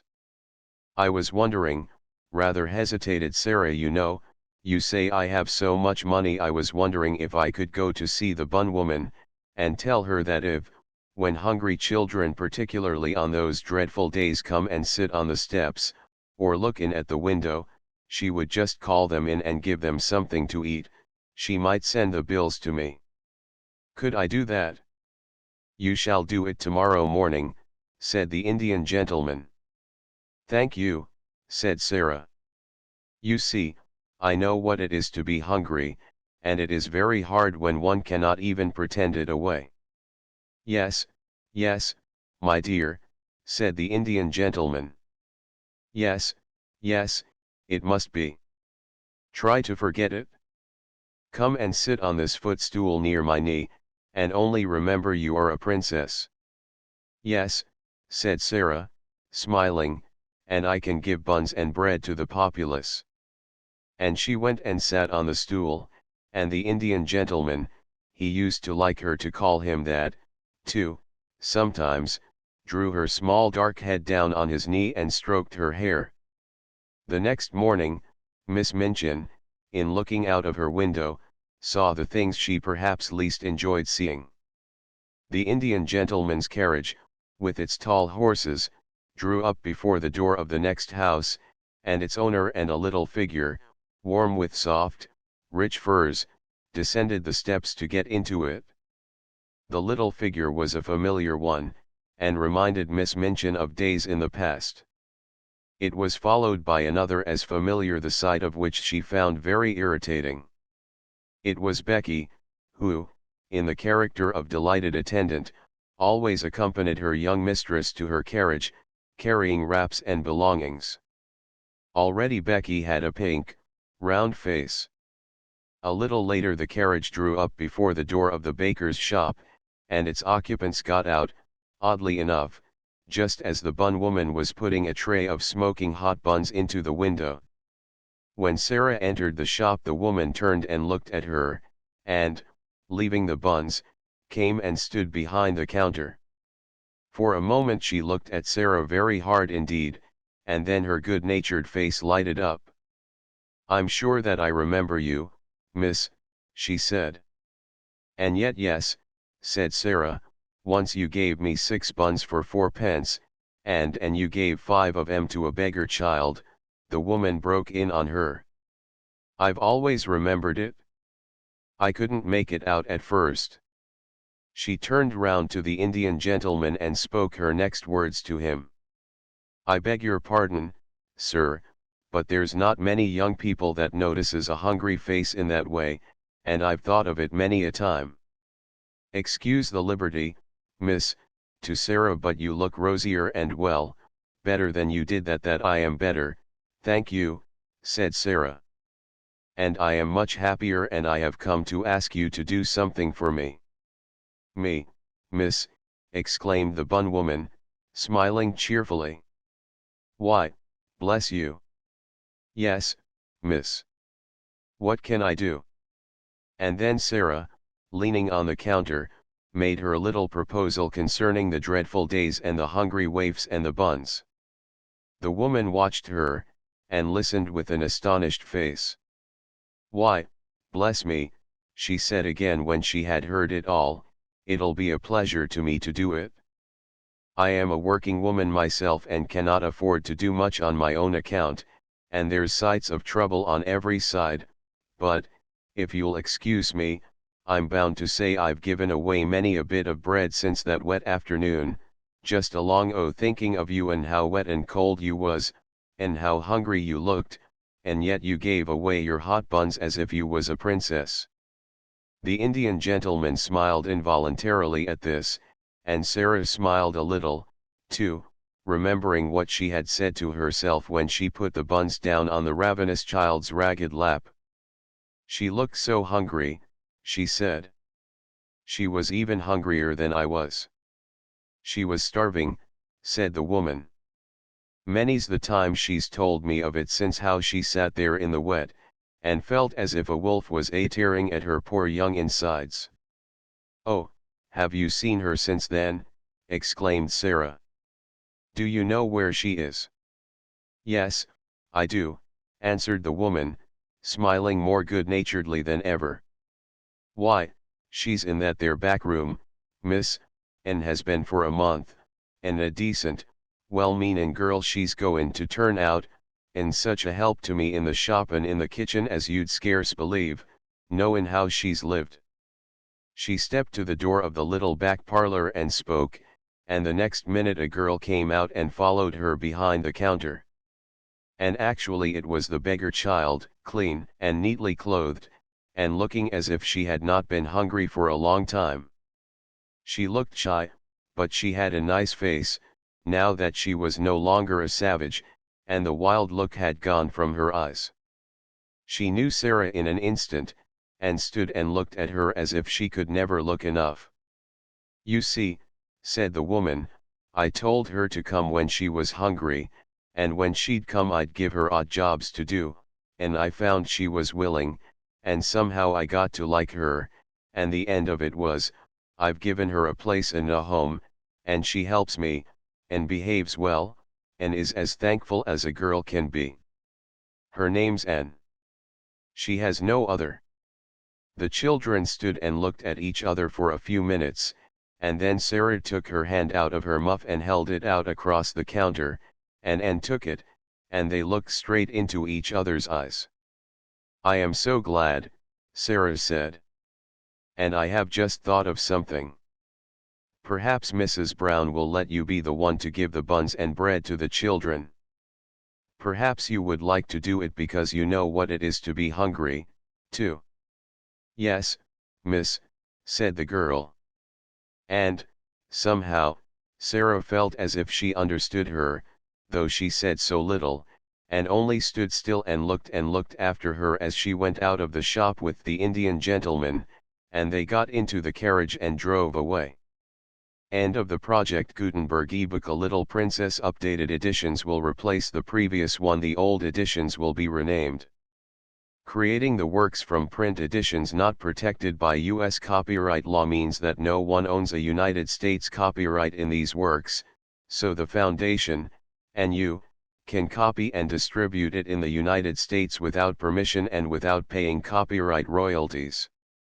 Special rules, set forth in the general terms of use part of this license, apply to copying and distributing Project Gutenberg trademark electronic works to protect the Project Gutenberg trademark concept and trademark.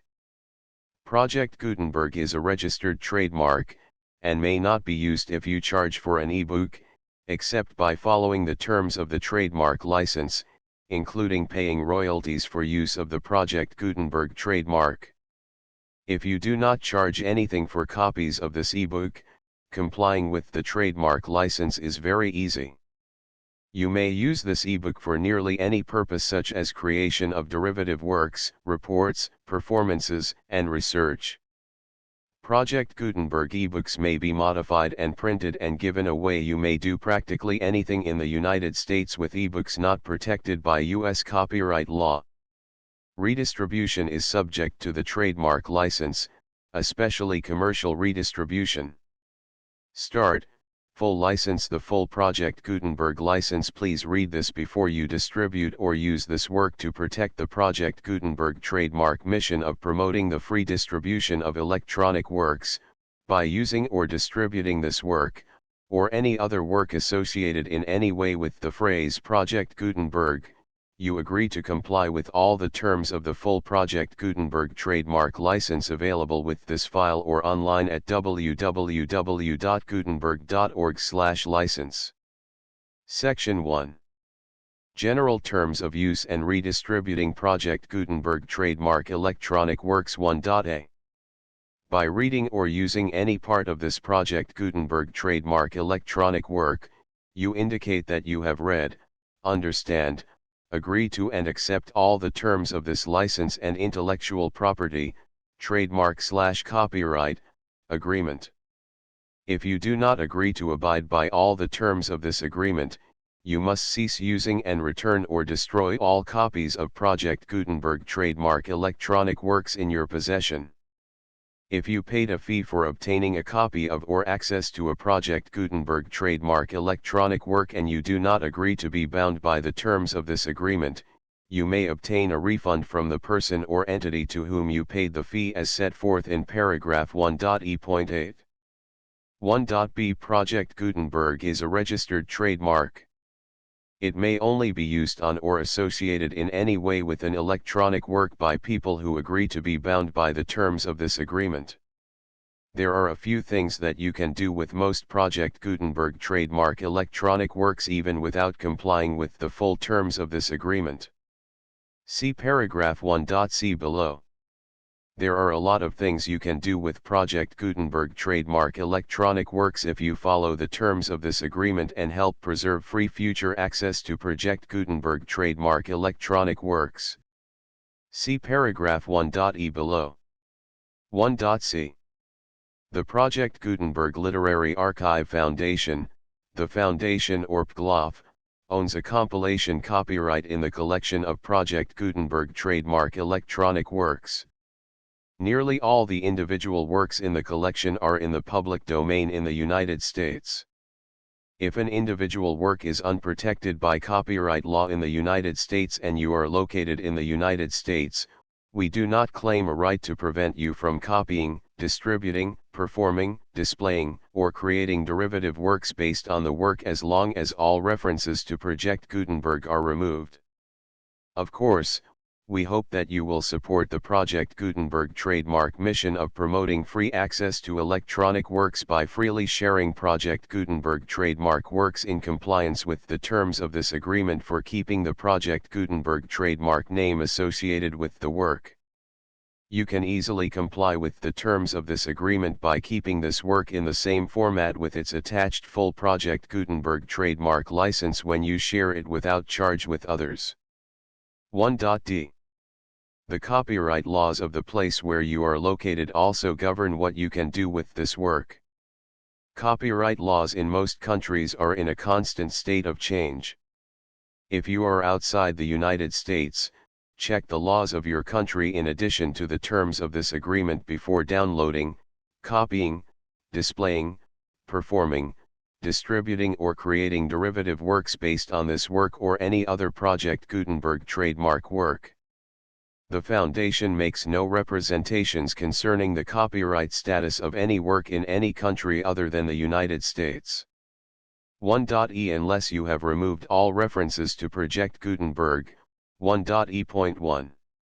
The following sentence, with active links to, or other immediate access to, the full Project Gutenberg trademark license must appear prominently whenever any copy of a Project Gutenberg trademark work, any work on which the phrase Project Gutenberg appears, or with which the phrase Project Gutenberg is associated, is accessed, displayed, performed, viewed, copied or distributed.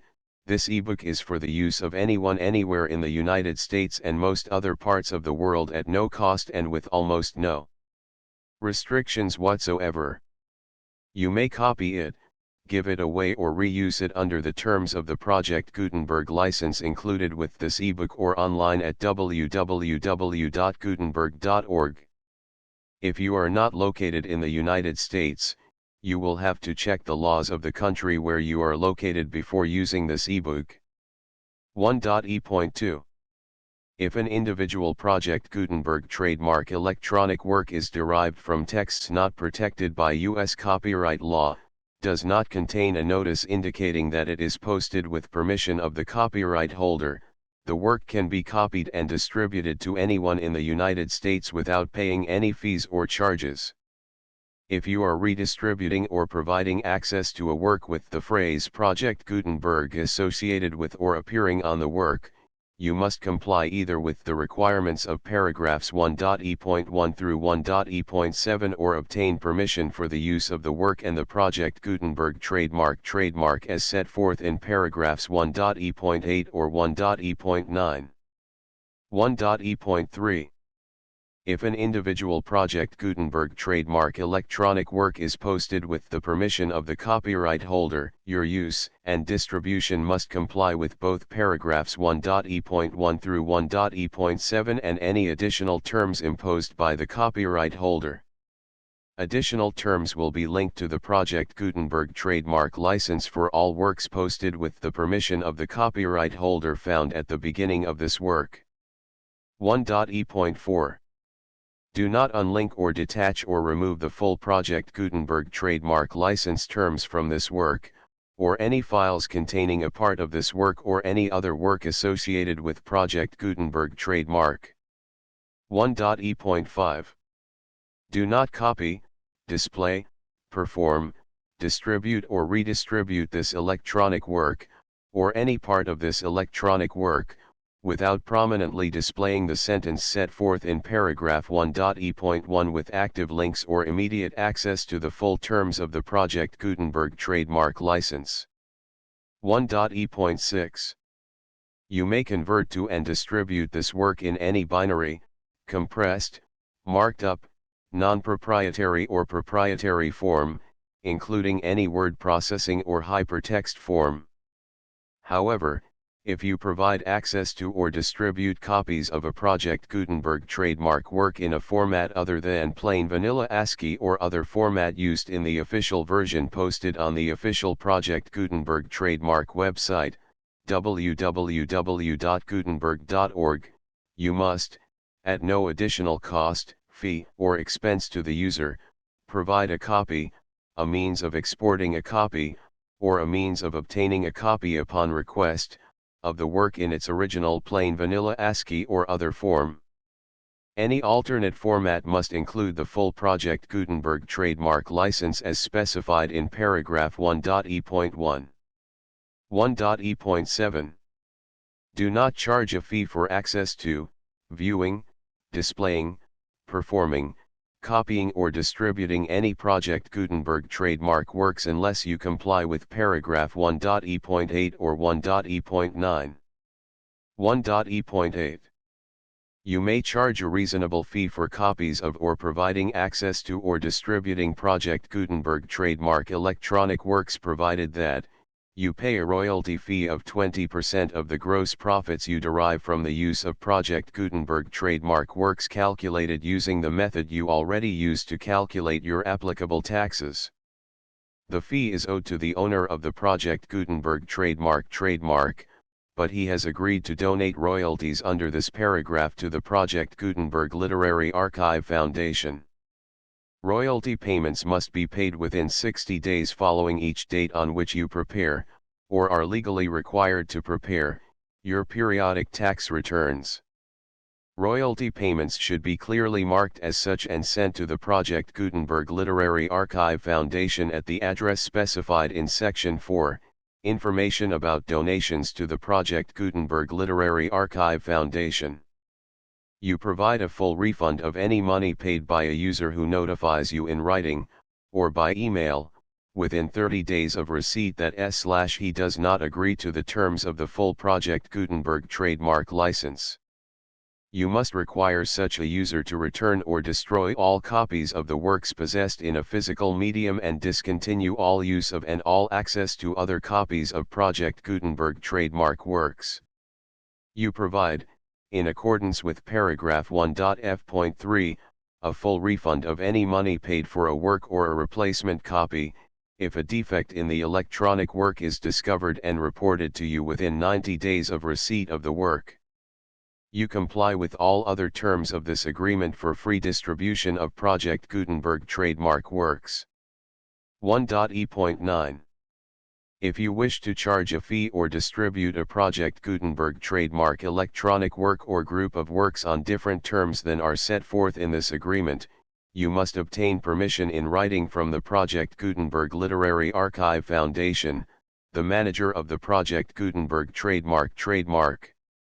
Contact the Foundation as set forth in Section 3 below. 1.f1.f.1. Project Gutenberg volunteers and employees expend considerable effort to identify, do copyright research on, transcribe and proofread works not protected by U.S. copyright law in creating the Project Gutenberg trademark collection. Despite these efforts, Project Gutenberg trademark electronic works, and the medium on which they may be stored, may contain defects, such as, but not limited to, incomplete, inaccurate or corrupt data, transcription errors, a copyright or other intellectual property infringement, a defective or damaged disk or other medium, a computer virus, or computer codes that damage or cannot be read by your equipment. 1.f.2. Limited warranty, disclaimer of damages, except for the right of replacement or refund described in paragraph 1.f.3, the Project Gutenberg Literary Archive Foundation, the owner of the Project Gutenberg trademark, and any other party distributing a Project Gutenberg trademark electronic work under this agreement, disclaim all liability to you for damages, costs, and expenses, including legal fees. You agree that you have no remedies for negligence, strict liability, breach of warranty or breach of contract except those provided in paragraph 1.f.3. You agree that the Foundation, the trademark owner, and any distributor under this agreement will not be liable to you for actual, direct, indirect, consequential, punitive, or incidental damages even if you give notice of the possibility of such damage. 1.f.3. Limited right of replacement or refund. If you discover a defect in this electronic work within 90 days of receiving it, you can receive a refund of the money, if any, you paid for it by sending a written explanation to the person you received the work from. If you received the work on a physical medium, you must return the medium with your written explanation. The person or entity that provided you with the defective work may elect to provide a replacement copy in lieu of a refund. If you received the work electronically, the person or entity providing it to you may choose to give you a second opportunity to receive the work electronically in lieu of a refund.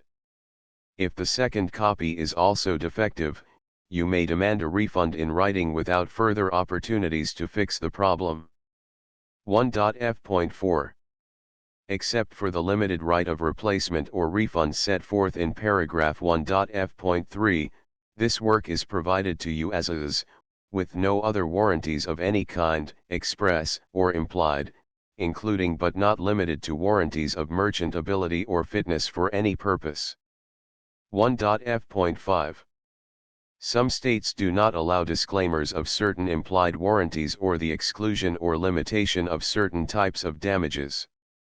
If any disclaimer or limitation set forth in this agreement violates the law of the state applicable to this agreement, the agreement shall be interpreted to make the maximum disclaimer or limitation permitted by the applicable state law.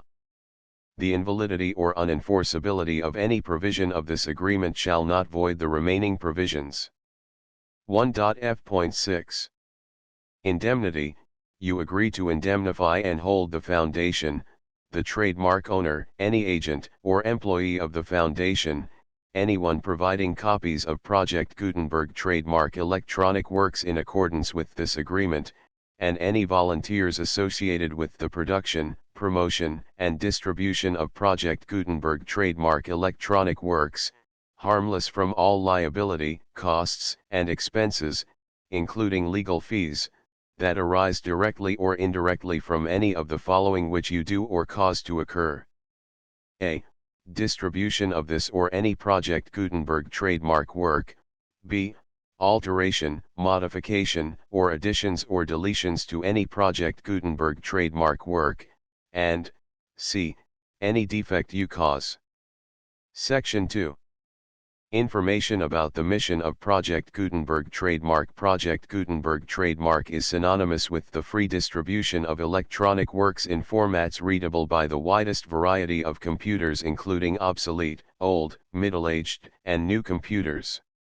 It exists because of the efforts of hundreds of volunteers and donations from people in all walks of life. Volunteers and financial support to provide volunteers with the assistance they need are critical to reaching Project Gutenberg trademark's goals and ensuring that the Project Gutenberg trademark collection will remain freely available for generations to come. In 2001, the Project Gutenberg Literary Archive Foundation was created to provide a secure and permanent future for Project Gutenberg trademark and future generations. To learn more about the Project Gutenberg Literary Archive Foundation and how your efforts and donations can help, see sections 3 and 4 and the Foundation information page at www.gutenberg.org. Section 3.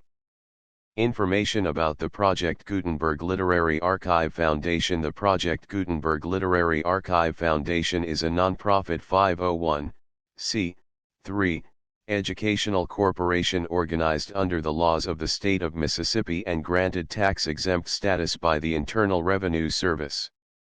The Foundation's IN or Federal Tax Identification Number is 64-6221541. Contributions to the Project Gutenberg Literary Archive Foundation are tax-deductible to the full extent permitted by U.S. federal laws and your state's laws. The Foundation's business office is located at 809 North 1500 West, Salt Lake City, Utah 841-16808-596-1887. Email contact links and up-to-date contact information can be found at the Foundation's website and official page at www.gutenberg.org/contact. Section 4.